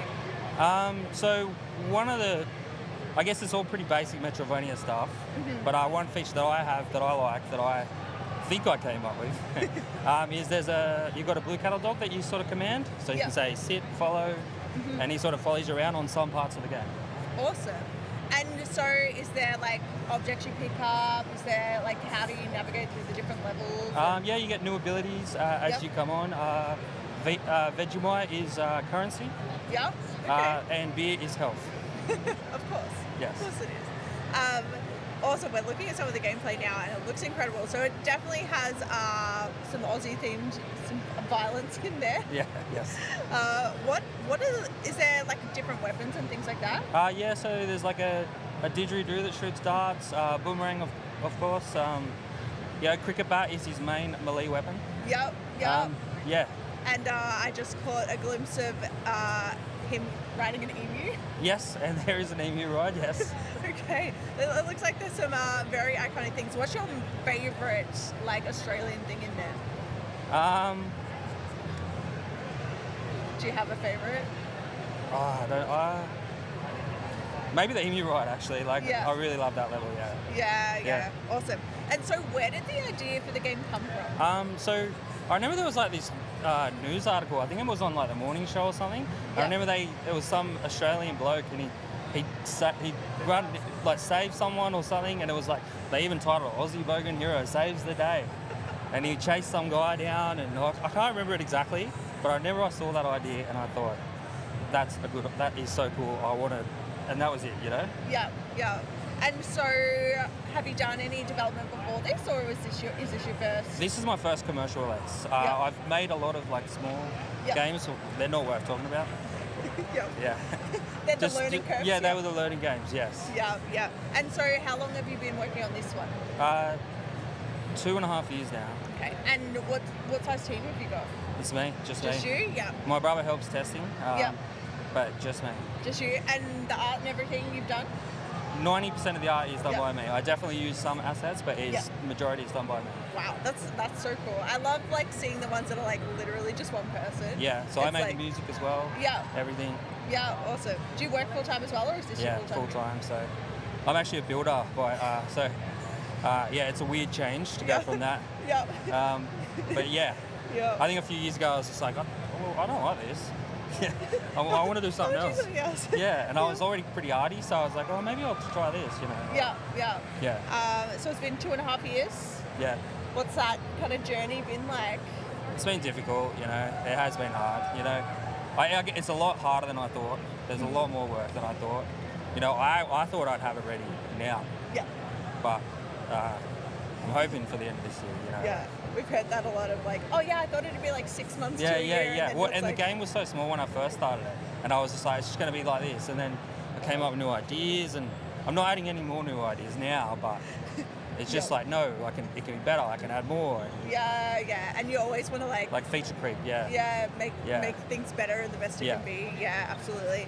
And so what kind of made you decide, you mentioned you've got some learning curve games, so what was different about this one that made you go, yeah, this is the one I want to actually turn into like a fully published game? Well, look, my favourite games are like open world games. Yeah. But that's not really possible for me to do on my own. You know, I'm just going to go make Zelda Breath of the Wild on my own or something like that. But this seemed like something I could do. Yeah. And I like Metroidvanias. And I've seen that other people have done it, like solo. Yeah. So that was the main thing. I was like, this can be done on my own. Yeah, so it's achievable. First project that's achievable. Yeah, I think it's definitely a different process to like doing a game jam to actually shipping a game to. So I know there's a lot of people who struggle to nail in that scope. And everyone always dreams way bigger than is achievable. Yeah, exactly. So 2.5 years. That's a decent slog of time. So what has that kind of journey looked like? Yeah, like it has been hard. It's definitely put like a strain on my relationship with my partner, you know. Yeah. Lots just, of long hours. Yeah, because I work full time, like every afternoon, weekends. You know, it's hard work. And I know you were at PAX last year. Yeah. Did you do TGX last year too? No. So PAX was my first. Anytime anyone had played it, that was the first time ever. Yeah. And so, what was that experience like? Oh, that was cool. Like that was because before that, the only people that had played it were like friends and family, and they're all like, "Oh, it's so good." But you're like, is it actually good? Are you just saying that? Yeah. But then when I got to PAX, I was like, "Oh my god, it's so good! This idea is amazing!" And that was like a really like, oh, that's. You know, a relief. I was like, oh, okay, so I am onto something here. Yeah. You know what I mean? Yeah, absolutely. So that was a good feeling. Yeah. And so obviously that probably is one of these moments, but have you had any other moments that have really made you go, yeah, okay, all this work has been worth it? Well, that was that moment. I think. That real validation. Yeah, like it was just sort of like, okay, yeah, people do like this game. You know, like it is a good game. Yeah. You know. And have you had any other like high moments in the journey so far? Was that's pretty much that's the one. Yeah. You know, the journey. My journey's been quiet. You know, I haven't even been sharing it much. I should have been. Yeah. Like I try to put a Twitter post up here and now and then, but you know. It's a lot. It's a whole job. Yeah. It's a whole job. Another job. I need a marketer. You know. I know some guys. Yeah. All right. So. Obviously, the theme is very unique, but are there any other kind of parts of it that you think make it really unique from other games? I think mostly the Australian theme is... Yeah. Like, I don't think anyone's done anything like that before. Correct me if I'm wrong. No, I don't. I think there is... Like, there is some little silly Aussie games. Things with aspects of Aussie, but not as broad. I thought, that's what I thought. I thought maybe no one's done anything like this. That was what I thought was unique about it. Yeah. You know? Yeah. I think digging into like the beer side of it and really that kind of Australian culture as well is quite cool. Yeah. Are there any other like little like tidbits and things like that you're really like, oh, this is so Australian, like we've got to have, like what were your checklist of Australian things that you have to have in there? Oh, there's so many, you know. Well, obviously drop bears, you know. Yeah. Drop bears. All important. Snakes, spiders. You know, the animals is a big thing, I guess. Yeah. And then it's a bogan, so you know, there probably won't be swearing in it, but a lot of people's like, it's got to have swearing. I'm like, well, I want to keep it at an M rating. I don't know, you know. Yeah, it's a tricky line to balance. Yeah. Maybe you can always do the like cracky and like all Aussie that's in there. Yeah. I mean, and he's got outfits actually, and I've sort of got all these themed outfits. Yeah. So you can get like a crocodile hunter outfit, lifeguard outfit, Australian cape. There's heaps, like jerseys, sports jerseys, cricketer outfit, all that. Yeah. I can see the trailer. He's wearing a wife beater, which is, I mean, are they actually called wife beaters, or is that an Australian That's thing? Australian thing. Yeah, I thought so. Yeah. I don't know what their proper term is. Maybe in the States a tank top. Yeah. Or a singlet. Yeah. So obviously, like the animals is a big theme. Are there any other like Australian things that only Australians will understand in it, or do you think it's... A lot of the slang. Yeah. I actually have these cards in the game, and this is an idea that someone suggested. You collect cards, and that will, when you get the card, it will tell you what slang word and what they mean, and you got to collect them to get new outfits and stuff. Oh, that's cool. Yeah, because they're like, even the title, some people are like, what's a bogan? Like, not Australian people. No, like... Yeah, like Americans and stuff, and I'm like a redneck? Yeah, or British people, chav? I didn't think bogan was Australian. It's Australian, I think. Yeah, well, they don't know it. Okay, you learn something new. Yeah. Oh, it's a real culture shock, but it looks incredible. I think it's definitely got its own flavour, and I don't think there's any like, not adult, but like more, you know, like grown up Australian games. Like a lot of the Australian themes are like cute. Yeah, like what's that game where you Dinkum, is it? Yeah. It's more like Animal Crossing sort of. Yeah, it's like vibe. crazy Australian. But this is very much like a you know. No, this is. Yeah, and so where did the mining thing come from? Have you worked in the mines or anything like that, or was that just? No, it was just I thought that's a very Australian thing, you know. Yeah. And I wanted, like, when I first started making the game, my niece was like, why are we killing the animals? You know? And then I was like, oh yeah, we shouldn't be doing that. So I'm going to make it so that they're all corrupt. Yeah. So from what's happened in the mine. So that was my idea. Yeah. Yeah. And is there like a conspiracy kind of side to it too, with what's happened? There is actually a company that sort of blames the town. Okay. That he lives in. Yeah. There is an actual story. As silly as the game is, there is a story. Yeah, and so obviously the levels progress through that story too. Yes. Yeah. Yes. Awesome. Okay, so what are you most excited about people getting to experience in the game? I enjoy watching people laugh, laughing at something that I've created. There's a lot of humour in the game, and I want people to think it's funny, you know. And I enjoy making people laugh, and I want them to love the game for other reasons as well. But you know. Yeah, I mean, I think humour is such a big part. Yeah, humour is really important to me. Yeah. So that's why my first game is a silly game. You know, like maybe I'll do a serious one later. You know? Yeah, plenty of time for that. All right. So how can people support the game? Wishlist it. Is that what everyone says? Yeah, wishlist on Steam. it. Yeah, follow me on socials. I'm not very good with social media, so you can help me out by following me on there. You know. And do you have a demo out on Steam? No, but I will. Like I'm indecisive of what demo I'm going to put on Steam because I have demos. I'll probably do it in like one of the next Steam Next Fest. Yeah. I think there's June, maybe one in June. Yeah, June. Yeah, June, October are the next two. Awesome. So make sure you wish list because you'll get notified when that demo goes live. So if you want to get your hands on it, you can check it out. Obviously, if you're here at the Game Expo, come down and have a chat about all the Aussie goodness and check out the game yourself. But otherwise, lucky last question. We've made it through. If your game was a coffee or tea blend, what would it be? So I thought about this one. So it's got to be something that a bogan drinks, right? Mm-hmm. So it's going to be a Dare iced coffee. A Dare iced coffee, yeah. That's very bogan. Peak trading bogan. Yeah. Yeah, I get it. Awesome. All right, well, thank you so much for taking some time to chat to us all about Aussie Bogan Hero. I'm very excited to get stuck into this game. I think it's going to be great. Yeah. A lot of fun. There's nothing Bogan themed, that's for sure, that I've ever seen. So it'll be really cool to see the game when it eventually is ready to come out.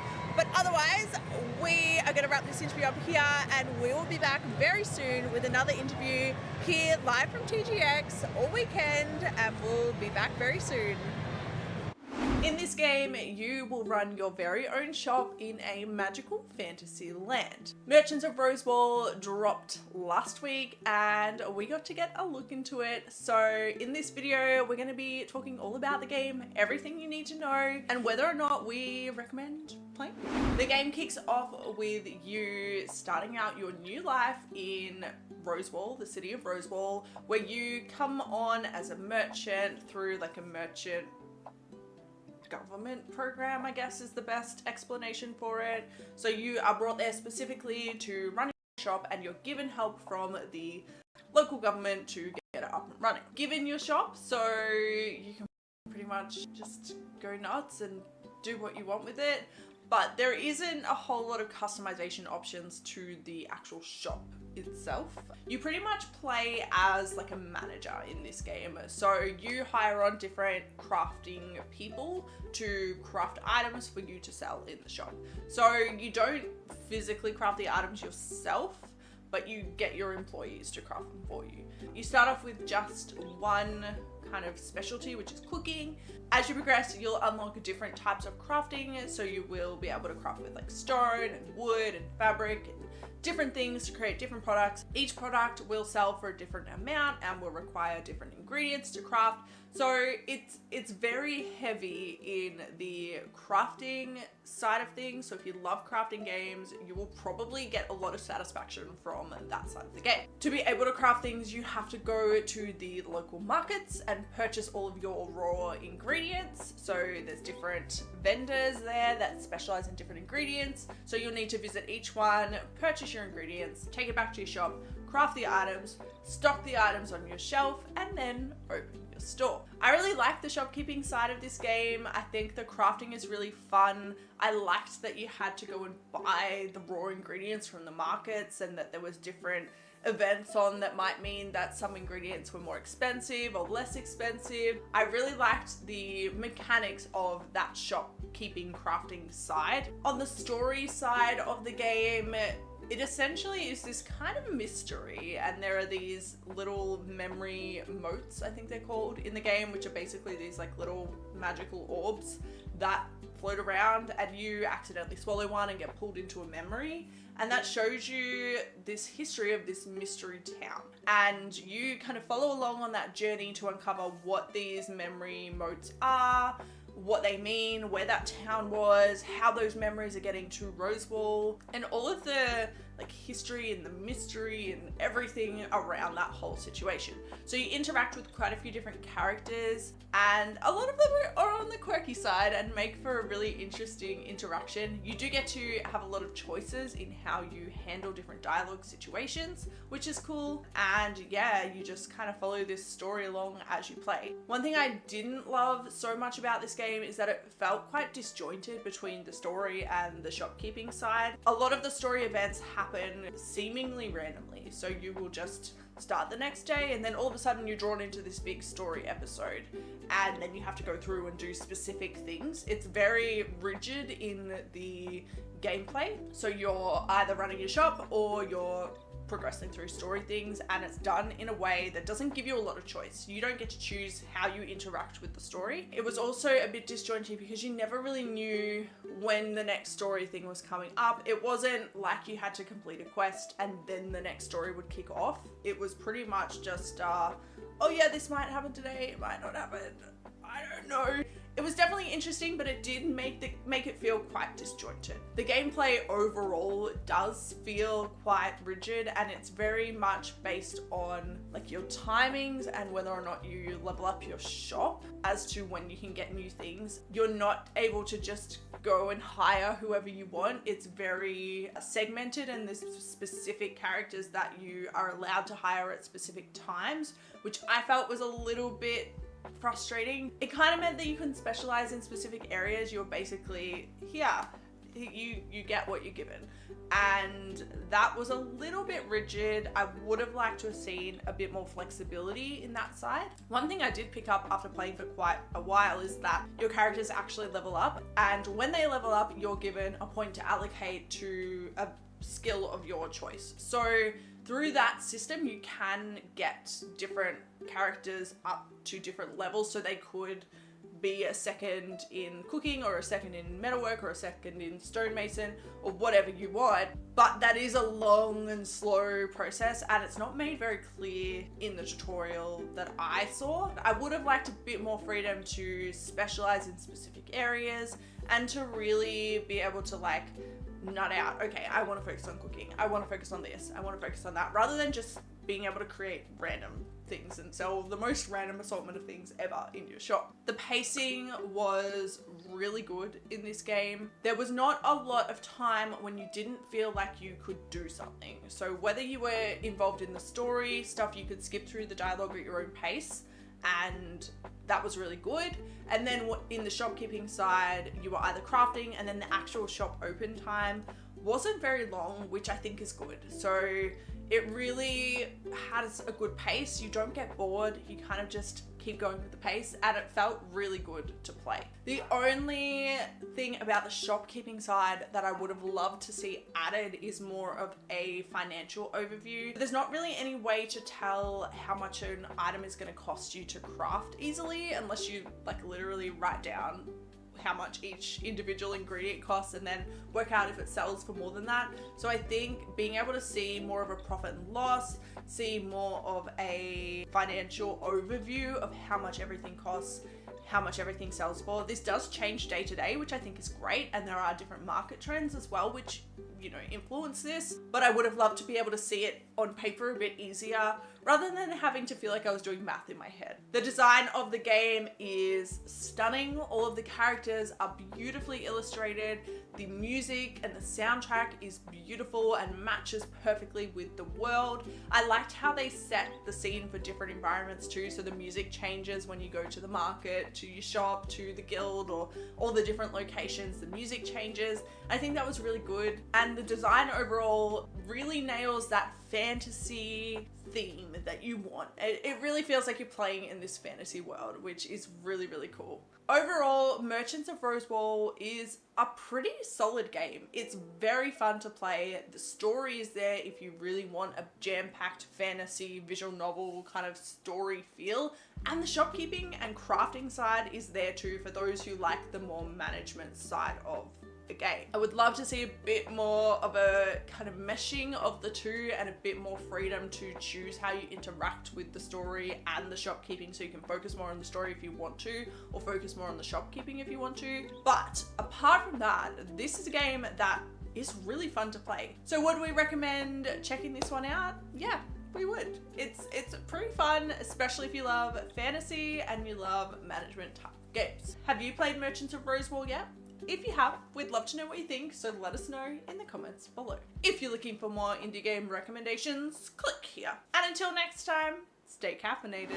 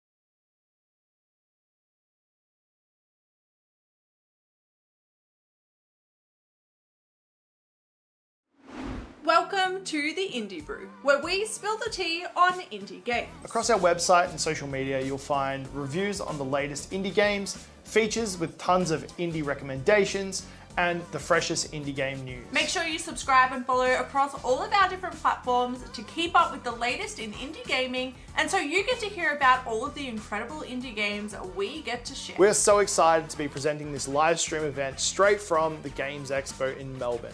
And I think it's about time for another interview. So what are you waiting for? Grab a cup of coffee or your preferred caffeinated beverage and let's chat to another amazing indie dev.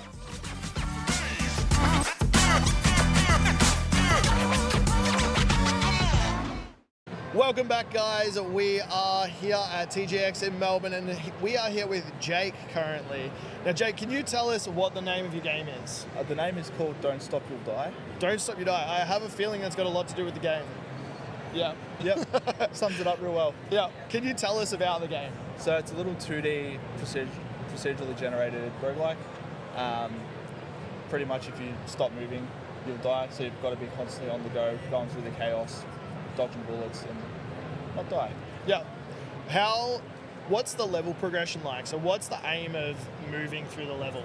So it's pretty much you go through the rooms, killing enemies, and you've just got to progress with what items you have, what guns you have, just to make yourself have a better chance at making your way through the rest of the game. Is there an end game to it? There is. Going to keep it under wraps. Yeah, that's fair. For the time being, because it is a bit juicy, but there is an ending. Yeah, nice. When it comes to the weapons and stuff, is that all randomized, or are there set things that you can 100% get throughout the runs? So the weapons in the shop are randomly selected. They've all got their standard stats, and then you can buy items and upgrades to make them better. Although I am working on a procedural attachment system. Yeah. So every time you get the gun, it's going to be different. Yeah. No matter. Oh, what. sick. Yeah. Yeah. So every run could be completely different, regardless of what you try and get through. Yeah. Yeah. Exactly. That's sick. That's sick. When it comes to so we've got shops. There's currency as well. How do you get the currency? Just by killing enemies. I've sort of got it in a way where realistically you could buy either a weapon or a item from every single shop along the game, so you're not going all that way for nothing because you can't afford anything. So it's really well balanced in that. Yeah. Can you tell us a little bit about the characters and the enemies? So it's set in the 7 Circles of Hell.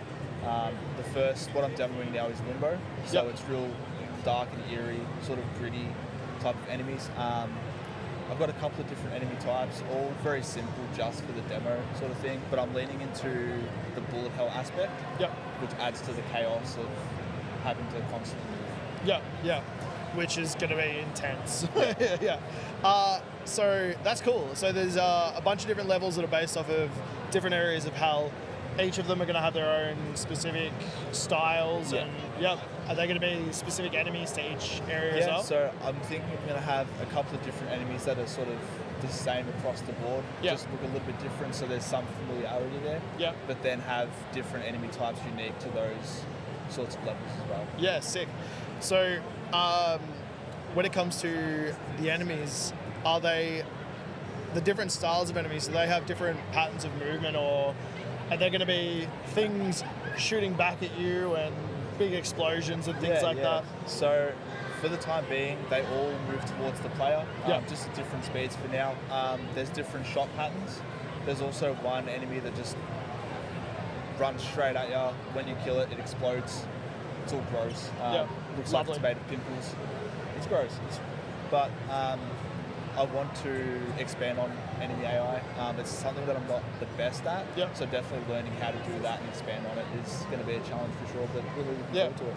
And I was over at your booth before and I was having a bit of a chat, and I heard that you do little tutorials and devlogs as well on YouTube, which is awesome. What made you go into that? Was it just a way of documenting the process? Or? For the devlogs, definitely. For the tutorials, it was when I was learning how to make games, there was tutorials that were 15, 20 minutes long, just bloated with useless information, or they weren't getting straight to the point. So when I made the tutorials, they're all under 2 minutes long on small little individual things. And that has gained a fair bit of traction as well. It's just stuff that I wish I had when I was learning. So any way that I can help, up and coming developers or people that want to get into it, that's just what I. Which is, I think I've said this in almost every single one of the interviews. It's something we're seeing a lot is the indie dev team, probably everywhere, but especially here, they've mentioned a lot of like the want to help. The want to show people like, I had troubles with this is how you get past it. Exactly. Which is super awesome. It's really nice to hear that the community is so good with that sort of definitely. Stuff. Is there a bit of a story to the game? I'm going to say yes, but I have no idea yet. It's getting there. I'm more focused on making it fun and actually playable. And then sort of, I've got a little bit of like a couple of ideas, but I'm not 100% on it yet. So that'll be a later Yeah, that's fair enough. I mean, it looks fantastic, and I can already see that there's elements of story coming into it. The howls, the don't stopping part, like, it's fantastic. Where did the idea for the game come from? So it was years ago playing like online like multiplayer shooters and just dying constantly from people camping. Just sitting in a corner with their shotgun. Drives me nuts. So I was like, cool, I'll make a little, like a couch co-op shooter with that mechanic. Then realised I need 4 people to test it, and there's one of me. So that was a short-lived experience. I enjoy roguelikes and that sort of game, and I hadn't made one at that point. So I thought I'd bring that over. Give it a shot, Yeah, give it a shot. Nice. I love roguelikes. I don't know what it is. I think it's the need to understand how the game works to progress through the rest of it. It's just so interesting. Is that a roguelike's hard to make? Yep. I learnt real quick that it is. I mean, games in general are hard to make, but with the whole random aspect or the procedurally generated aspect, being able to test that and test specific things can be really tricky. So with the way I'm working on Don't Stop is, especially with like the way that the rooms are laid out, those rooms are all hand crafted and then they're funneled into a generator. I can individually test rooms for difficulty and then know that when I'm putting them into the generator that they're going to be somewhat balanced, and then I can polish up from there. Which is a smart way of doing it. That's another thing we've heard a lot of, is that the testing is usually pretty hard. You fix one thing and 7 other things break. And putting systems into place like that help out a ton. Oh, definitely. Yeah. How long have you been working on the game for? So this current version, 8 months. So it's just 8 months part-time while I work my full-time job. The first concept of the game I made for a game jam back during one of the COVID lockdowns. Wow. Left it for a while, and then a few years later I wanted to learn how to put a game out on Steam. So I used that idea, and from prototype to Steam release was 6 weeks. Wow. It was intense. It was working like 10 till 7 at my job, coming home, working on the game from 8 till like 3 in the morning. Just day in, day out. And it was a vicious cycle. Definitely don't recommend doing that at all. I did put the game out on Steam. I wasn't happy with it, but I achieved what I wanted to. You achieved what you wanted to achieve, And then I left it, and I feel like I've got unfinished business with it. So I decided to reboot and actually do it properly this time. Have you done many game jams before? Yeah. So you're not new to the idea of smashing out something in 24 hours or so. Not new to it, but don't like doing it. That's fair. Would you still do game jams now doing this sort of stuff? Oh, 100%. I decided I'm going to take a couple of weeks off after the expo because it was a little bit of a grind getting it playable and ready. I also, on top of working, like I said, I moved houses twice before the expo. Holy moly, on top of trying to get the game ready. So I'm taking a couple of weeks off, so I may hit up a couple of game jams just to keep the ideas going. it's, that's a cool concept. Like, gonna take some time off from game developing to develop some games. Yeah, it's always how it goes. I mean, at least it's not. I guess in that regard, it's not something that you're hoping to progress much past the game jam, right? Yeah, exactly. So it's like a little bit of blowing off steam, and then all right, now my mind's clear. Let's get back into exactly. yeah. What has the development journey looked like for you? We touched on it a little bit just before. There's been a lot of crunch. It's been a love-hate relationship with this game. Yeah. I'll work on it, I'll get burnt out, I'll leave it, I'll come back, and it's just that rinse and repeat sort of cycle. But once I get into that mode, I go hard and I work on it. I'm getting better now at taking breaks, because that's something I didn't do. Yeah. I just work on it until I was burnt out, then I push myself. And it's not sustainable. No, it's not, and it's a hard one to. It's a hard one to catch yourself on. Like, props to you for recognizing it. I know a lot of people that are really passionate about something. They don't recognize it until they're done. Yeah. And they're like, I don't ever want to see that thing again. Yeah. So yeah, it's really hard to pull yourself away from that. Well, it's like the original game up on Steam. I played for about I've clocked 10 minutes. Yeah. On the game. I was like, I'm done with this. I've looked at it for too long. Yeah. Never want to see it again. Nah, that's it. Leave me alone. That's it. At what point did you think about that unfinished business and go, you know what, actually I want to go back to that and actually do it? It was just playing similar games. Yeah. And knowing, so the way that the game's coming about now, that was more my vision. Yeah. And just wanting to have that finished product with my characters and my story and all that sort of stuff. I needed, for me personally, it was like a redemption sort of thing. Yes, I needed to sort of finish it. Yeah.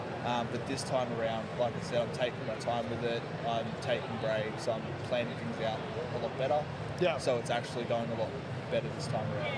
So the goal this time's less of just learning how to do Steam and more of, I want to do a polished game. Yeah. 100%. Yeah. So there's a little bit more of a drive to it this time, right? Definitely. Yeah. Have you always done game development, or is it something you've fallen into further on in life? So I've been making games since I was about 14. Yeah. And it was all just little bits and pieces here and there. I then went and studied game design after I did graphic design, so that's my original background. But the good thing is it's completely different from my day job. Yeah. Still in a creative field, but it's completely different to making games. So I've got that nice separation. Yeah, you can switch off from one or the other during the time you're away. Yeah. Which is awesome. You need that. Oh, definitely. You can't go to work and do one thing and then come home and do that as your hobby as well. No, exactly. I can't think of any worse of a thing. How'd you get into game development so early? So my older brother, when he was in high school, during their IT class, they did like a little game development unit, and he'd bring home his little game maker project, and I thought it was the coolest thing ever. It was so dope, and I'd just sit around playing with numbers and changing things and all that sort of stuff. Yeah. And I'd just mess about with it and change the sprites and stuff like that, and then the next week he'd come back with a completely different thing. Yeah. So I'd do that, and then I eventually started teaching myself, like looking on YouTube and all that sort of stuff.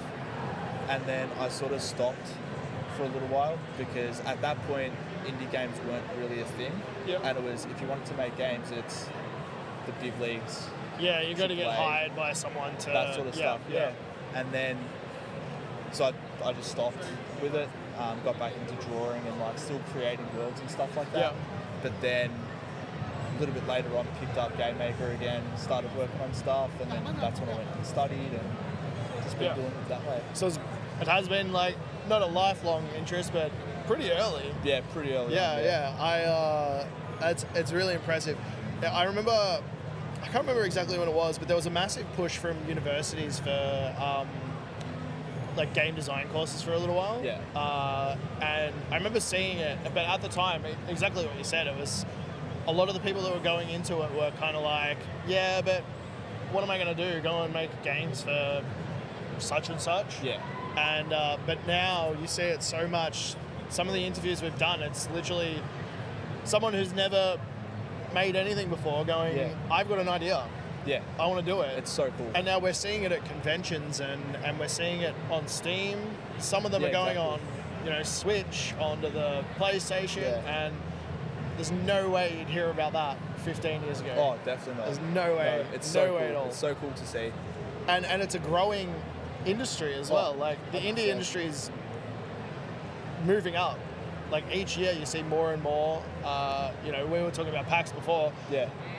The PAX area, the indie area, sorry, at PAX is humongous. Oh, it is. Absolutely humongous. It's so cool to see. Have you had a moment that has made all the work feel worth it? This expo. Yeah. Honestly, yeah. This is my first time showing at an expo. Yeah. And I was very in my head about it because I've been looking at the game just tunnel vision for so long on Yes, yeah. it. I don't know if it's fun anymore. Yeah, You know what I mean? that's I'm fair. just I just play it and tweak it and everything. But yesterday there was maybe 45 minutes throughout the day where the booth was empty. Yeah. And it was flat out the rest of the day. Which is a good showing of fairly certain people like it. Yeah. It was what I was hoping for. Yeah. But I was surprised that I got it. Yes, You know what yeah, I mean? yeah. Because I didn't know if it was fun, but a lot of people enjoy it. It's that you're not just putting a game out there, you're putting yourself out there. Exactly. And it's like, is everyone else going to like it as much as I am? And what if they don't? Yeah. And so, I wouldn't be able to do it. So props to you, man. there's no way I'd be able to. I hate showcasing my own stuff. Yeah. It's so hard.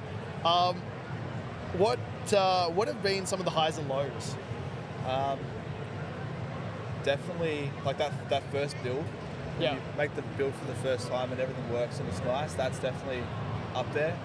I feel like definitely in the last sort of year or so, starting to like get momentum behind the game and like behind the YouTube and stuff like that has really encouraged me to like keep going. Yeah. The lows were most of the earlier stages in development, Yeah. where it felt like a chore to work on the game. Yes, yeah. And when you're in that sort of scenario, it's so hard to pull yourself out. Yeah. But then getting through that again and refocusing and getting back on top Is another high, yeah. Yeah, exactly. Yeah, I feel like most of the lows for a lot of people end up coming out as a high. Yeah. It's like they get that low and they're like, you know what, I need to push myself to do this, and it ends up achieving something a little bit higher up. What makes the game unique? I definitely think that core mechanic of if you stop moving, you die. I pretty much with a lot of roguelikes and bullet hells, you can stay still, you can stop for a second, take a breather and switch up your strategy. Yes, Whereas this one you've got to do it on the go, you can't stop. Yeah. So just that like level of intensity and like getting that adrenaline up. Yes. Just from something so small in the game as like that mechanic. Yes, I think that sets it apart. Yeah. I fully like a lot of the roguelikes give you breathing time at certain points quite regularly. Yeah. And watching that before doesn't look like there's much at all. No, it's there's like not a it's lot very of on the breathing room. fly. Like you got to adapt, right? Yeah. You got to adapt super quick, which I reckon that's unique as well. It's going to be a very interesting play. Have you thought about like people doing like competitions and stuff for it? I haven't. No. One bit of feedback as well was like a speed run timer. Yeah. Well, that's what I was thinking. Yeah. Which could be really cool to sort of do because I've got in the game. It keeps track of how long you took in a run. Yeah. So I could always use that as the timer. metric. Yeah. The other one I was thinking was you know how some bullet hells have the endless mode of like see how long you can go for. Because that would be another cool one to like people would get into that so much. I think. So what are you most excited about players experiencing in the game? All of the what's to come. So I've got a bunch of concept art and ideas and concepts and stuff for the later levels and end game and that sort of stuff. A lot of the players today and like over the expo have enjoyed a little bit that I've shown. Yeah. So just getting them to see what's next. Yes. I'm really excited for the weapon system. It's so silly. For one of the weapons, I've got a flamethrower attachment, like for the barrel, and then a water pistol under barrel. So there is a chance that you get both of those. Yeah. Or one of the barrels, which is a complete like joke of a thing. You fire, the little bang flag comes out of it, and it just knocks them back. It doesn't do any damage. Yeah. So you've got to try and figure out how to Utilize survive that. with essentially a melee. Yeah. I like that. So there's that. The idea of going through something like that, setting something on fire, and then putting it out is fantastic. Is that going to be a common occurrence through the rest of the weapon system? You're going to have a lot of joke ones, or I just want to have it like really dark and intense, but then so goofy as well. Yeah, which I think is good because something like that with a lot of the gore and the fast pacing of the game, having those jokes spread in there, not only will it catch you off guard for the first time, but then you're kind of looking out for it moving on through the game. Yeah, I love that. So how can people support the development of the game? At the moment, just like social media presence, just sharing my stuff around. Twitter and YouTube as well. Jake Makes Games is the Twitter and YouTube. So nice and easy to remember. Is there any playable thing on Steam or? Not on Steam at the moment. There is a playable demo on itch.io. It's a few updates behind what I'm showing. So what I'm showing at the expo is fresh, brand new, only here. But there is a slightly outdated version on itch.io as well. Yeah, awesome. Is there plans eventually to bring a demo to Steam or? So I'm looking at the next sort of couple months dropping the demo on Steam. I'm aiming to release into early access in October. Demo a few months before that and then release then. Which makes sense, and when it comes to the devlogs and the tutorials and stuff, where's that? That's all on YouTube as well. Perfect. Is that on the same names? Yeah, awesome. With the devlogs, have you ever thought of streaming that sort of stuff, or is that just? I had been streaming for a little bit. But it's just like trying to keep that schedule consistent. It does get tricky. Especially if you've got the day job and you're like, some days I just don't want to work on this. And some days I'll like get home, I'll turn my computer on, open Unity up, and then just stare at the screen for 3 hours. Because I'm just tired. Yeah, you can't stream that. It happens. But that's it. It's. I mean, when it comes to the YouTube side of it, you can just sort of tick it on when you get there, and it's done. You don't have to worry about all the extra stuff. So, if your game was a coffee or tea blend, what 3 flavors would they be? So definitely triple espresso. Because of the. A little bit of gunpowder. Okay. And you know when you put a coin in your mouth? Yes. Whatever that is. Okay.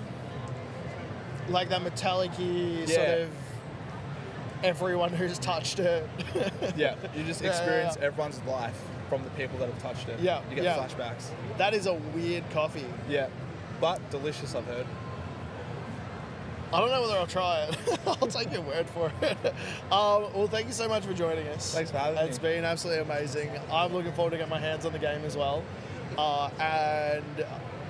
Hopefully early access coming towards the end of the year. That's awesome. Thanks for being on. Guys, we'll be back very shortly with another indie game dev, so stick around and we'll see you soon. Bye-bye. Shadow of the Colossus meets Breath of the Wild meets Horizon Zero Dawn. Yellow Brick Games' debut title, Eternal Strands, takes you on a journey through Denevron, an area locked away due to a large magical cataclysm years ago. You play a young weaver of magic and a scout in a successful band of adventurers. You must fight your way through Denevron to find out what happened in this magical area so long ago, trying to find a way out while fighting off the creatures that lurk inside. Today we are going to be breaking this game down and giving you everything you need to know before you buy it. This is something we do regularly here at the Indie Brew, so make sure to hit that subscribe button if you want more indie game content. And without further ado, let's jump into the magical world of Eternal Strands. In this game you play as Bryn, a weaver or a magic user, who recently joined a new adventuring band. During a regular scouting mission, your party fumbles into an area known as the Enclave, and you become the first weavers to do so since the area was sectioned off. The story is a underdog, sort of lost all hope style of story with twists and turns around most corners. There are extra parts of the story to explore through the side missions, but the main missions and main storyline itself does hold its own. With enjoyable characters and interesting location lore, the story is definitely one to pay attention to. I will say that towards the end, the NPC dialogue scenes got a little bit too much for me, but it wasn't enough to dissuade me from continuing to play the game. For myself, the story felt so familiar, yet like something I'd never heard of before. Something like a one-shot or session from a D&D campaign. Honestly, I'd love to play D&D in this world. The environment of Eternal Strands is one of the highlights of the game. With different areas around the Enclave to explore, the developers did a good job to make each area unique, but also make it feel like you weren't on a completely different continent. The overall design and atmosphere, mixed with the weather changing system that they've got set up, created new obstacles every time you left the camp. Another big part of the environment setting was the destruction. Pretty much the entire environment is destructible. Aside from a few really large buildings or some like strange undestructible metal gates, this did make the big fights interesting because you took cover behind a building or behind a large rock or a tree or something like that. And next thing you know, it's destroyed and you're scrambling to try and find somewhere to hide or moving in to attack. Overall, the design and functionality of the environment within Eternal Strands was great. But further in the game, there is a power that makes moving through this area extremely fun as well. Now, the combat mechanics are a big part of this game. It is not your standard hack and slash. And as I mentioned earlier, the environment does play a big part of the combat. But as Bryn, we have access to three main mechanics, and they are the weapons, the strand powers or our magic, and the environment itself. With your weapons, you get access to a sword and board, so sword and shield. You get a two-handed heavy weapon as well as a bow. Now, each of these can be crafted using different things to create different powers as well as being fully upgradable. So there is a lot of variety within the standard melee combat area. Next up, we've got the powers themselves, or the strands, and you have fire strands, ice strands, and telekinetic strands. Now, the fire strand sets pretty much everything around it on fire, including the enemies and including yourself. I didn't actually use this too much in the early game, as well as the ice, but I wish I had have, because it does become extremely important later on in the game. And it's nice to know those things. The ice strand freezes enemies into place, but you can also use it to create bridges across gaps or walls around enemies to kind of section them off. You can either get away across a bridge or deal with multiple enemies while providing some form of cover. There are other things these two are used for, but I'm going to leave spoilers for another video. I really want you guys to try this out and see it all for yourself. The telekinesis strand was the one that I used the most, and it got me out of so many tough moments. The ability to pick up almost anything around you and just yeet it at your opponent was absolutely magical. Or even just picking up the enemy themselves and throwing them off a cliff. So many good shots there. This is where the environment comes in, utilizing every object or material that's around you to try and deal damage to your enemy. It's a good addition to the combat repertoire. Now, speaking of the enemies in Eternal Strands are all unique, each having their own strength and weaknesses, as well as having little things to help them make your journey painful. You have these little lava mosquitoes that like spit fire at you, causing the ground to turn on fire. They are annoying. You have these little chameleons, these invisible chameleons that spit acid at you and do chip damage, and you just can't see where they are. They are equally as annoying.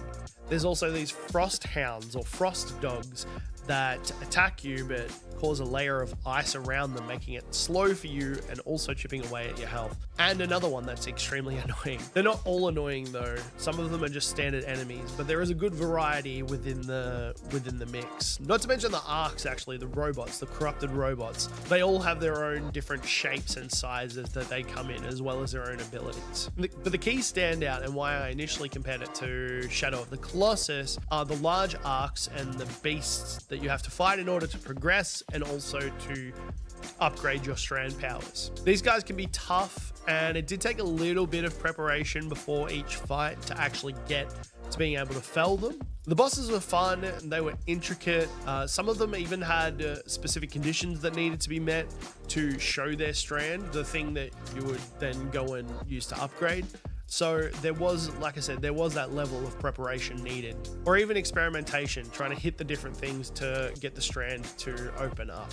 Unfortunately, once you have fought them a couple of times, they do kind of just become a little bit more like your standard enemies. Once you know the pattern and where the key points to hit are, they go down pretty quickly. But luckily enough, Eternal Strands coming in at around about 20-ish hours of playtime wasn't long enough for that to become an actual issue. So overall, the enemies and the combat were mostly enjoyable throughout the entire game. Eternal Strands was a great debut from a new indie game company, and the animations and the art style alone were impressive enough to get me excited for the game. The first time I seen the Vox Machina style animations at the start for some of the cutscenes, I was really excited because you don't see animations like that in video games, and it's cool seeing a company try new medium. With a story I'd love to see more of and such an amazing world to explore, I really enjoyed my time playing this game. Now, for those that are looking to pick it up, it does come in relatively cheap compared to other games at 59 Australian dollars. But if you do have the Xbox Game Pass, it is already on there, ready for you to go and download it. So what are you waiting for? I'm hoping to see more from Yellow Brick Games and hope they can continue to build on their current ideas and create something equally as fun as this one. And that was my first thoughts on Eternal Strands and everything you need to know before buying it. We would love to know what you think about this one. Have you picked it up? Are you looking to pick it up? Let us know down in the comments below. If you're looking for more indie game recommendations, click right here. And until next time, stay caffeinated.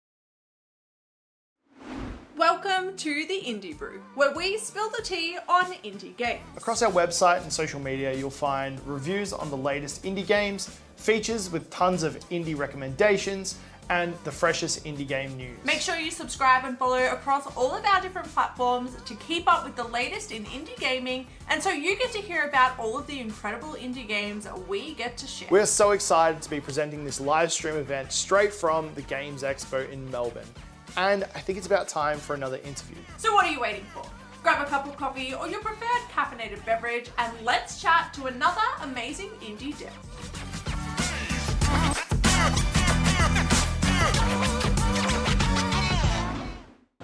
Welcome back, guys. We are here at TGX in Melbourne and we're talking to Amber about a cute little froggy game. Can you tell us what the name of the game is? Our game is called Ribbits. Beautiful. Can you tell us about Ribbits? Okay, so you and your friends, they had to move out home and rent is expensive. So the best way to get money to pay rent is to get a job. So they stole a car from the dump and they downloaded an app called Ribbits, who they don't really care who they hire as long as the orders get delivered, even if you and your friends are all frogs. So our game is a chaotic co-op game where you guys as frogs need to deliver as many orders as possible within a time frame, and yeah, basically. Perfect.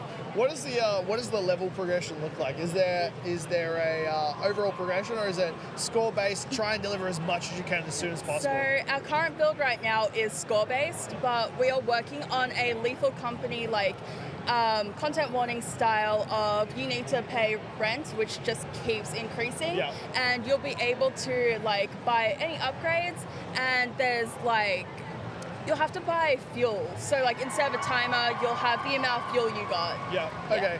That's a really cool concept actually, because then that narrows the scope of how long you can actually go for. Yeah. That's really, really cool. What was the inspiration behind the game? So this is actually a student game. Yeah. So we had to come up with an idea for our team to make a game for our capstone project. And we were like, I really like frogs. And I really want to work with 3D because I just discovered 3D in class and I want to work on it.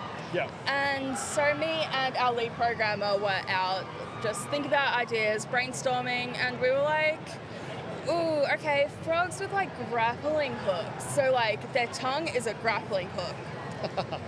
Ooh, what if they were in a car? So then it just kept progressing that way of well, why are they in a car? Yeah. They're running away because they robbed it from a bank. And then it was oh, but why do they need money?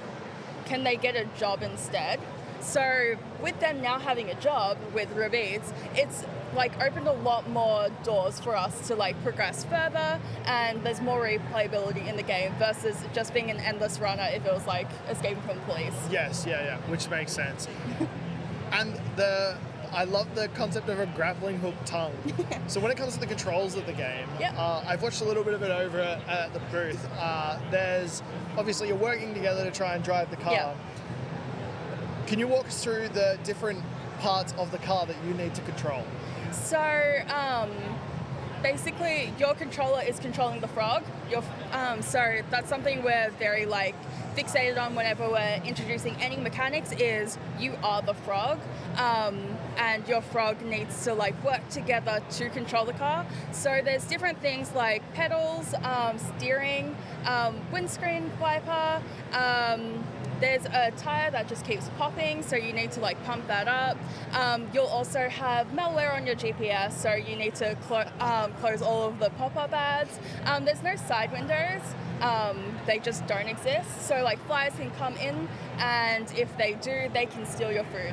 So you have to eat the flies. It's pure chaos. Yeah, exactly. Absolute chaos. So up to 4 players. Yep. How much chaos happens when there's 4 people involved? So it definitely scales based on how many people are playing. So if there's 2 people playing, there's going to be a lot less distractions going on, less flies, less things popping, less pop-up ads. But up to 4 players, it's free for all, as Complete many as carnage. like, yeah. Yeah. I love the ideas of the flies coming in as well. It's really funny to see. And I've literally just gotten what you mean. So you're delivering the food and the flies come in to eat the food. Yeah. They can fully smart. just pick up the food and go. Yeah, that's smart. I like that idea. So can you tell us a little bit where did the idea for the car part of it come from? Was that just just having a bit of a chat, or was there a overlining structure of how that came about? Well, our thing was we needed something that like the frogs can be doing, and like the thing that we could think of best was there's a lot of things to do within vehicles. Yeah. And like so we've like just like we considered like other avenues of like doing stuff.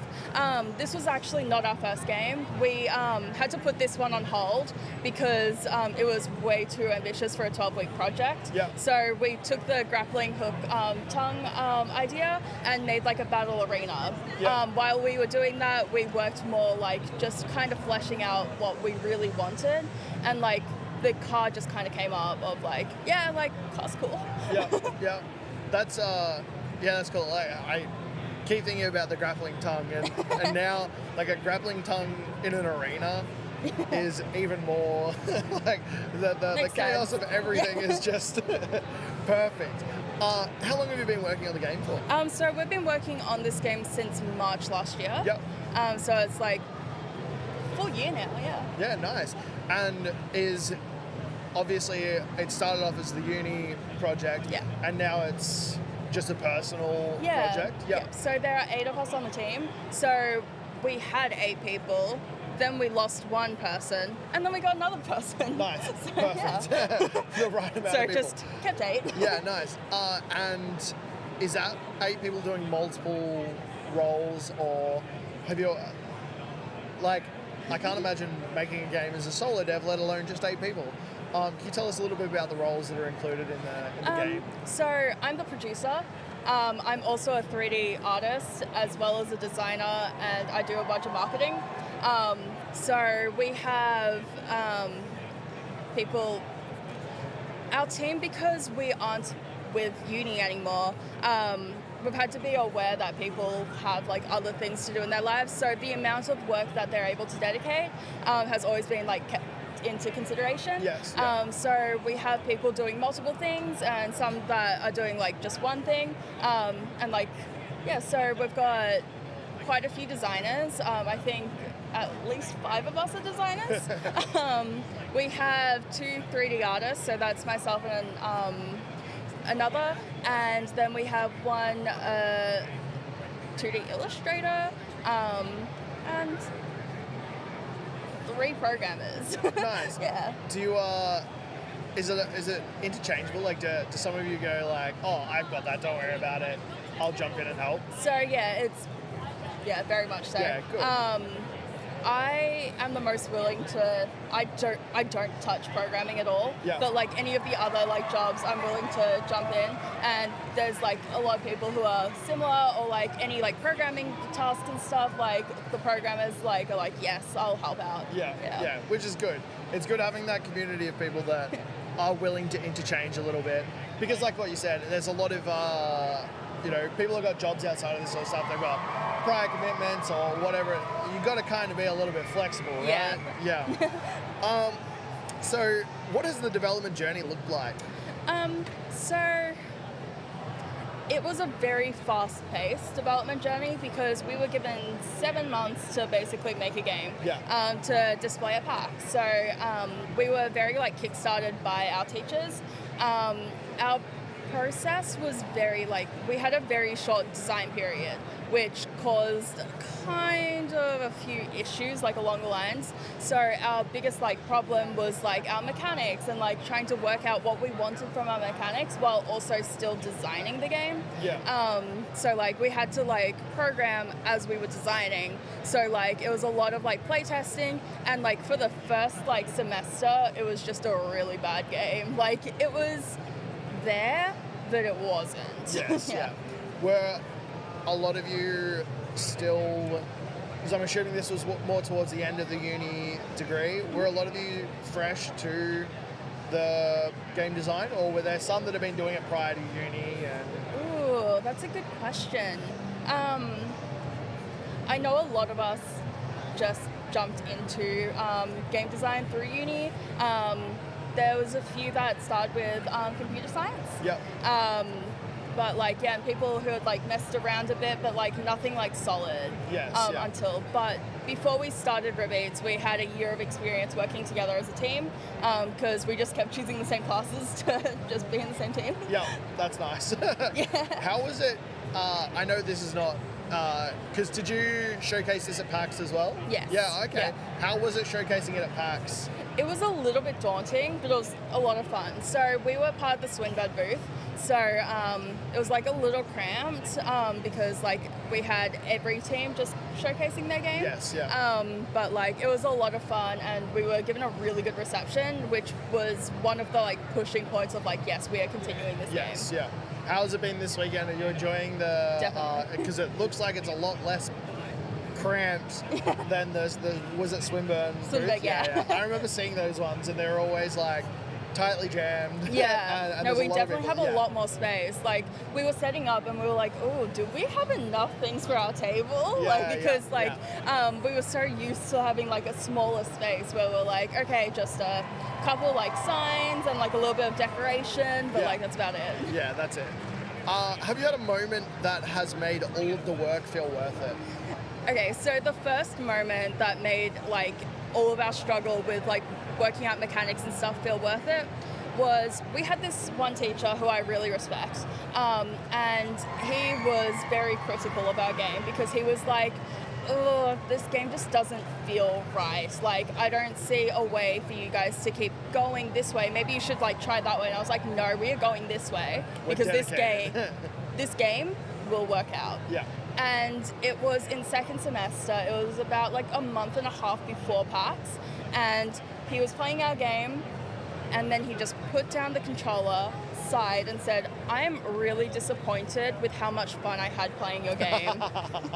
And that was probably the most like elated we felt, because like this teacher that we really respected just like, he really wanted to critique this game, and he was so like disappointed that he was like, I've got nothing. Yeah. You just showed That would have been a us. fantastic feeling. Like someone you respect so much is like, I like it. Yeah. How did this happen? Yeah, exactly. Yeah. And was it like those early days? Were you guys sitting back with the controllers going like, we really like this as well? No. No. It took us a while for us to get into agreement of like, oh, this is not fun. It's like, it will be fun, we just need to like stick it out. Yeah. And like, we have 2-week sprints, and when we showed the teacher in between the sprints, it was always like, oh, this isn't fun. Like, I wish we'd just gone back like a week, like to the start of the sprint. But then we'd get to the end of the sprints, like, it's so much better. Like, thank God we like pushed through. Yeah. It's like looking at it. I was looking at it before, and it reminds me of a crazy version of Crazy Taxi. Yeah. It's like that sort of driving through the area is there, but then the frogs, it's just levels upon levels of chaos. It's so Crazy Taxi was one of our things that we like played a lot to like try and get inspiration from, because like we liked how it felt when we played it. So we were like, we want to embody this while still like holding what we want from our game. Yeah. Were there any other like inspirations behind the styles that you went after? Yeah, so like Party Animals, Overcooked, like the craziness of like the cooperation, Lethal Company and Content Warning for like the style of like the overarching like level-based system. Just like games like that. Nice. What have been some of the highs and lows? Yeah, so definitely the lows was like when we couldn't figure out the steering. So the steering mechanic was the one that it held us back for at least 2 months. Yeah. Of like, we could not decide how we wanted this to be steered. Because like, we were given a lot of ideas from our teachers of like, you should do it this way or you should do that way, and we're like, that doesn't really make sense to us. That's not what we want from our game, and it feels too easy going that way. But we still don't know what like we want to do with it. So our morale was a little bit low while we were trying to work out steering, but as soon as like we figured it out, it was so good. Yeah. It's we've heard it a lot across the whole weekend. It's those lows generally bring into the highs as well. Yeah. It's like you get met with just like a breakthrough, with a barrier, and then you smash through it. And it's like, okay, here we go. Yeah. What makes the game unique? I mean, look at it.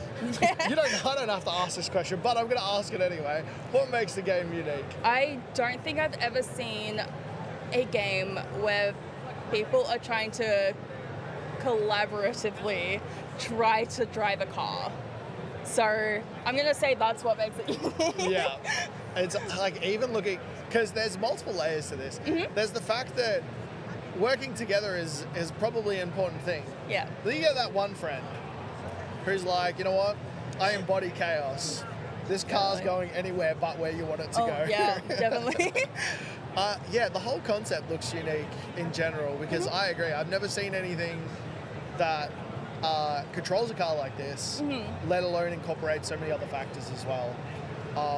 But once again, by the looks of it, they work really well together. Thank you. And especially in the humor and style that it looks like you're going for. Yeah. It's very unique and it's quite cool. It's a really cool idea. Thank you. When it was that sort of when you were talking about it, was there a moment where you're like, is this too silly? No, I think it was always, is this silly enough? Yeah. So one of our pillars was chaos and silliness. Yeah. We want the players to feel like want to be a little bit silly. Yeah. So like we want more in our game that will make the game more silly. Yes. So like there were a lot of features that we've been discussing on how to make it more chaotic and like goofy, but had to be cut due to time. They might come back, maybe. So like, so it was always how can we make this more silly versus like, this is too silly. Yeah. It's good looking at something like this and being like, all right, the level of chaos that we're looking at is all the way up there and we're still sitting around here. We can add so much more. Exactly, yeah. It's, and so that was a underlying pillar, was it? The chaos was the defining factor of everything. Yeah. Nice. So, is that the whole team's like play of choice? Like, do you guys like playing chaotic games as well, or? I think we do. We all have very, very different backgrounds in gaming. So I'm a much more cozy, calm game, and like you can kind of see that in like the aesthetics of like the game. But there's like our lead programmer who is much more into like things like Splatoon, which is just like competitive, like fast fueled and like things like that. And so like everyone on our team has like a wide range, and I feel like we bring it all together to create this game. Yeah. One of the things that like whenever we have a like staff like team bonding session, so originally we went to the Fortress, and we were like, yes, we are gonna play a game, and so we opened this game. I've forgotten its name, which is really bad, but basically you're working together, you can like hold onto each other's hands, and you have to make your way across like levels. Oh, I know the one you're talking about. Is it like, does it start with a P? Maybe. Oh, no, I know what you're talking about. Yeah, it just completely slipped my mind, but it was like the feelings that we got when we finished that level is what we want to embody in this game. Of like, we want people to feel like they've accomplished something as a team and they've had fun doing it, even if it was frustrating or like chaotic as they were doing it. Yeah. Is there the capabilities to play by yourself as well? Right now, no. Our only idea to make that happen is just to give the player a brick. Yeah. Just to put on the accelerator. Our lead dev, Zach, he is able to play the game single player on his own very well, and I am in shock every time. That's impressive. That's a lot of practice time testing stuff, isn't it? Yeah, definitely. How did that work actually? When you were testing things, you needed 2 people playing it? Yes and no. So Zach was definitely the person who was testing it the most. As he was, as the lead dev, he was putting in the most mechanics and testing everything as he went. But we also had class time, so we'd all meet up like twice a week during class to just like play through the game and like go through everything that needs to be done for the rest of the week, so that we can come back and like play test again the next week. Yeah, beautiful. What are you most excited about players experiencing in the game? It's definitely the same feelings I was talking about before of like just cooperating with each other and like the sense of like togetherness of like people working together to drive this car. I'm excited for people to like actually play the game and like feel like happy, like joy at like the silliness of it and just like share a laugh. I can definitely see this being really good with like a couple of drinks and some pizza. Yeah, definitely. Like around a coffee table or something like that. Do you know what you're looking at it coming out on? We're looking for it to come out on Steam. Yep. So that's our first goal. So we're going to be early access release with online multiplayer in September. And then 2 years after that, we're looking at the full release onto Steam. And then we're going to look into porting it to consoles such as Nintendo Switch, Xbox, PlayStation, and that. Beautiful. And we had quite a few people ask for Apple Arcade. So we're going to probably start thinking about that as well. Online play is fantastic, but yeah, the couch co-op would be definitely amazing. So how can people support the development of the game? So right now, people can support us by following our socials, joining our Discord. We need playtesters. Yep, okay, did you hear that? Yeah, Playtesters. join the Discord, download the game for yourself, become a playtester, and then wishlist the game on Steam once it's out. We are hoping for our Steam page to be out in a month, but... See how it goes. Yep. Steam is a little finicky. Is this the first time you're working to put a game on Steam? Yes. Yeah, we've had a couple of those this weekend.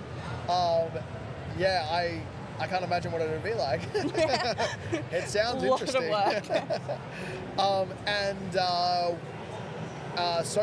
Socials wise, is it just the name of the game or? So our socials is Winning Studios, so with a Y and 7 I. Yes, actually.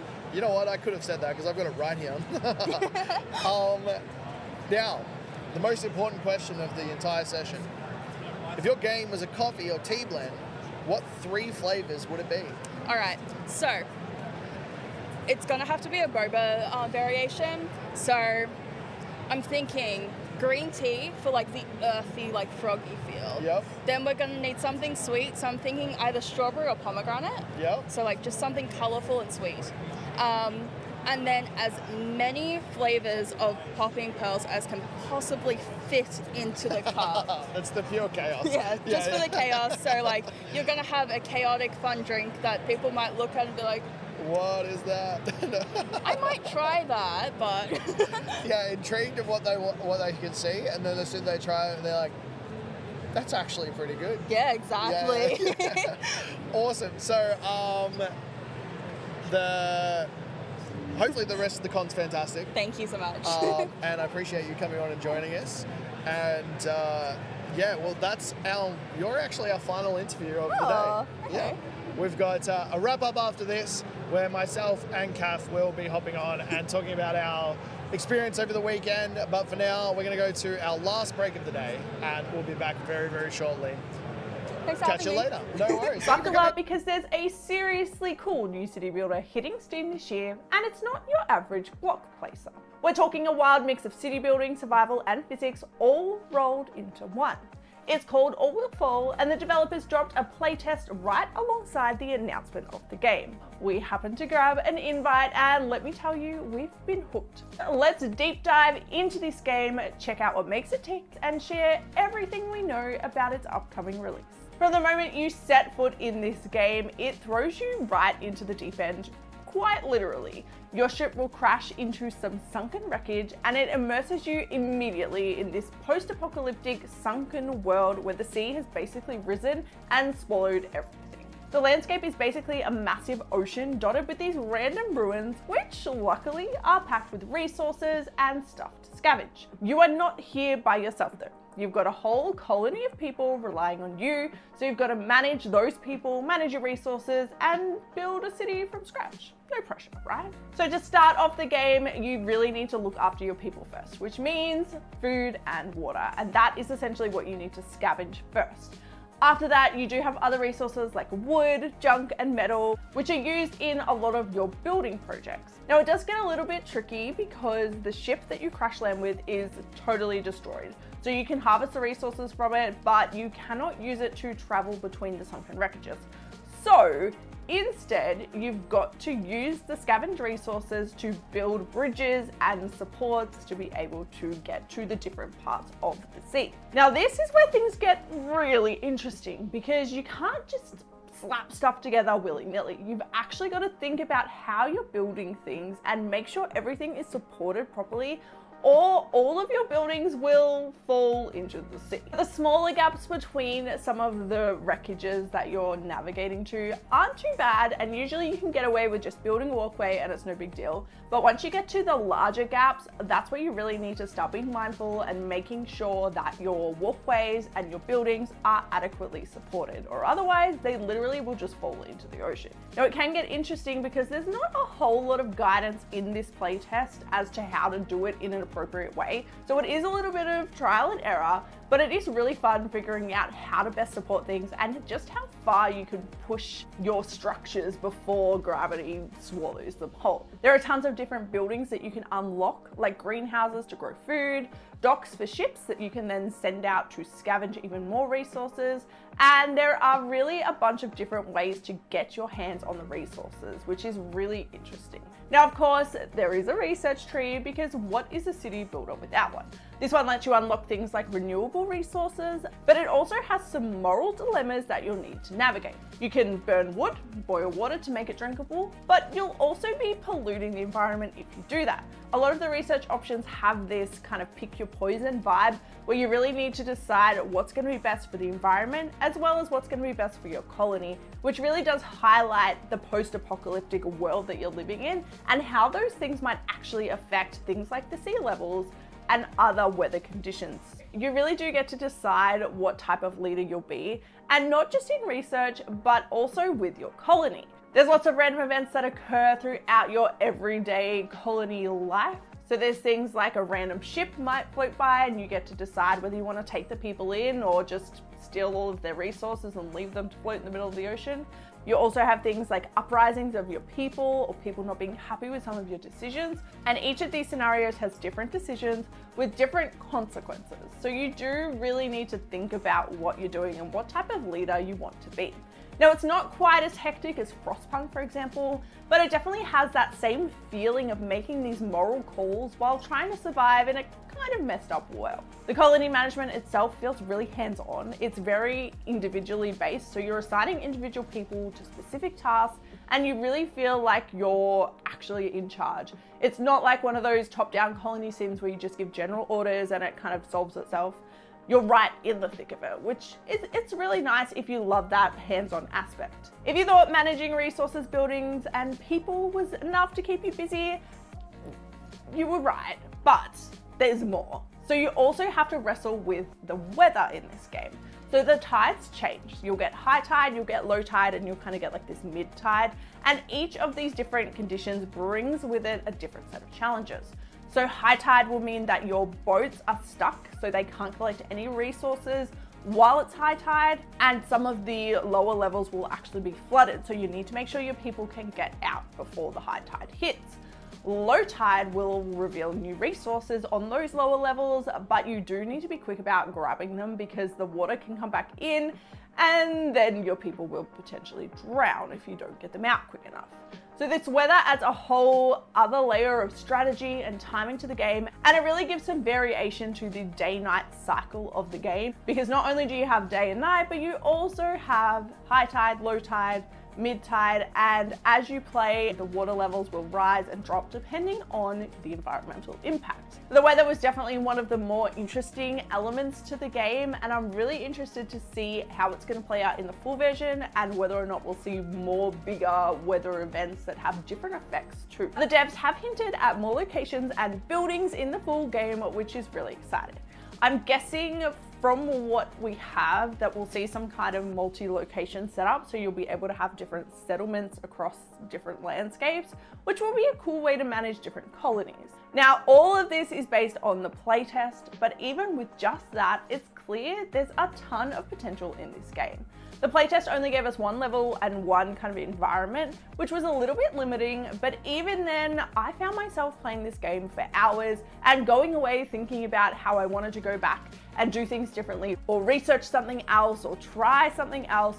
So it really has that draw that captures you. Even though it's early days, I'm actually really impressed with Fall. It combines all of the best bits of city builders and colony sims, but also with a physics twist and a survival twist. It kind of feels like a mix of Frostpunk and Raft, but without Raft's super hands-on resource gathering, and without Frostpunk's freezing cold and really intense moral dilemmas. It's definitely one to keep an eye on, with the game currently planned for release in 2025.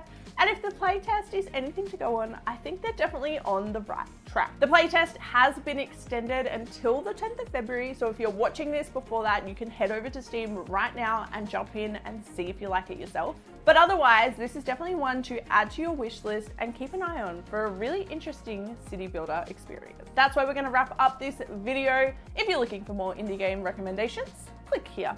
And until next time, stay caffeinated.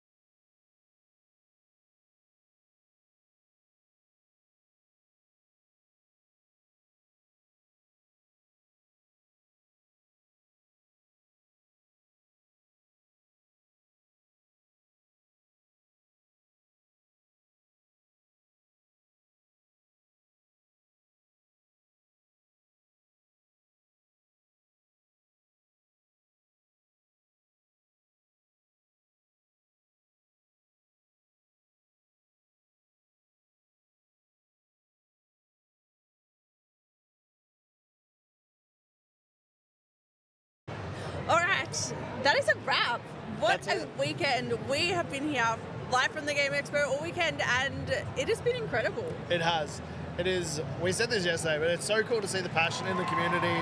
It's so cool to see the people getting around the games and actually giving them a really red hot crack. So that's been fantastic. It absolutely has been.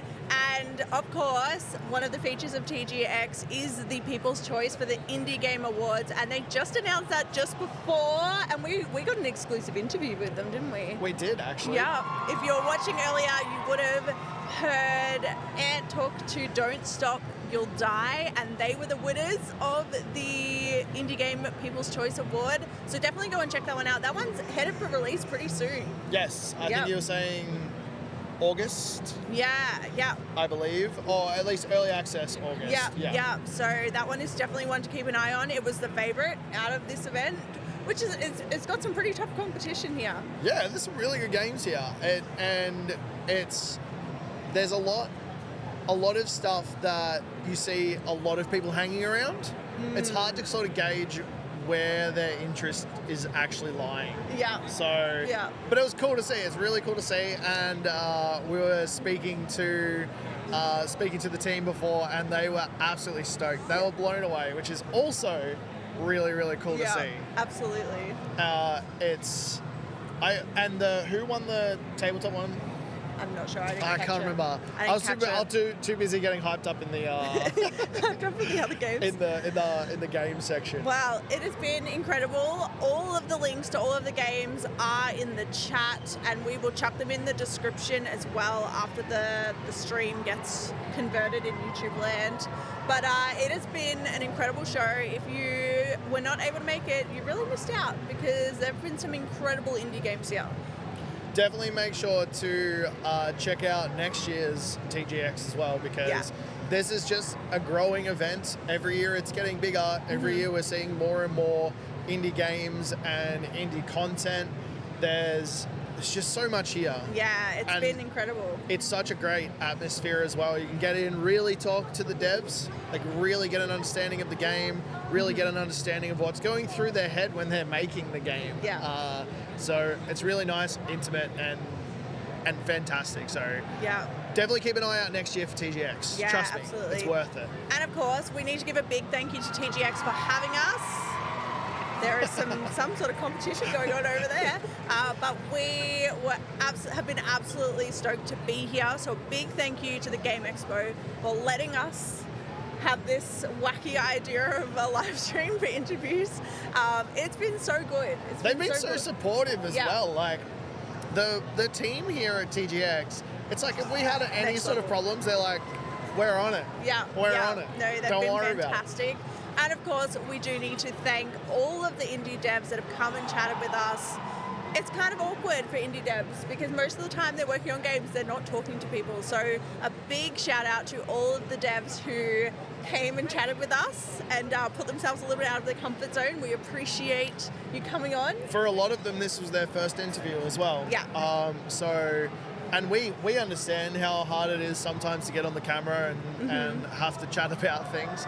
And especially if you're not a person who usually does that. Yeah. So big thanks for them to going out of their comfort zone as well to have that chat. Absolutely. And of course, we need to thank our incredible tech team. Tom and Jason have been the ones behind the screens, being our people in the chair, and they have kept the stream going. We've been pretty tech issue free, which is really weird. Surprising. Yeah. Like, I think the worst that has gone wrong was the initial microphone stand situation. Yeah, but that's a story for another time. That's a story for another time. But that was fixed within 10 seconds and nothing else has happened. Yeah. I believe. It's been a really smooth sailing streaming process on our end, which is due to our fantastic tech team. So thank you for all of your hard work. And we're gonna wrap this up, I think. First off, we're going to give an extra special thank you to Kath for organising the entire thing. Spent months doing this, and I've just walked in and gone, this was fun. Yeah, it is fun. But thank you, Ed, for coming on and chatting as well, so I didn't have to do this all by myself, because I would probably die if I tried to. Oh, yeah. I was thinking about it before. There was no way one person could do this. Yeah. There is absolutely no way. It has been a very, very big, crazy experience. Yes. And it's been a lot of fun. So thank you to whoever has tuned in, whether you watched for a minute or an hour. We appreciate you being here and supporting these incredible devs. It is so important to have that support for our indie dev scene, especially 100%. In Australia. So thank you. Make sure you go and wishlist any of the games that caught your eye, and subscribe to our YouTube channel. Go and check out our website if you want more indie game content, because that's pretty much all we do. And we will be very, very glad to introduce you to some pretty cool indie games. Yes. Yeah. Keep an eye out on all of it, because there's some cool stuff on there. Yeah. Very especially cool if you're stuff. into indie games. Absolutely. All right. We have to wrap this up. Yeah. We have to wrap this up. We're getting delirious. We need to go and get some rest. We can't do it in any other way than by saying, until next time, stay caffeinated. Stay caffeinated. That's what I'm going to do.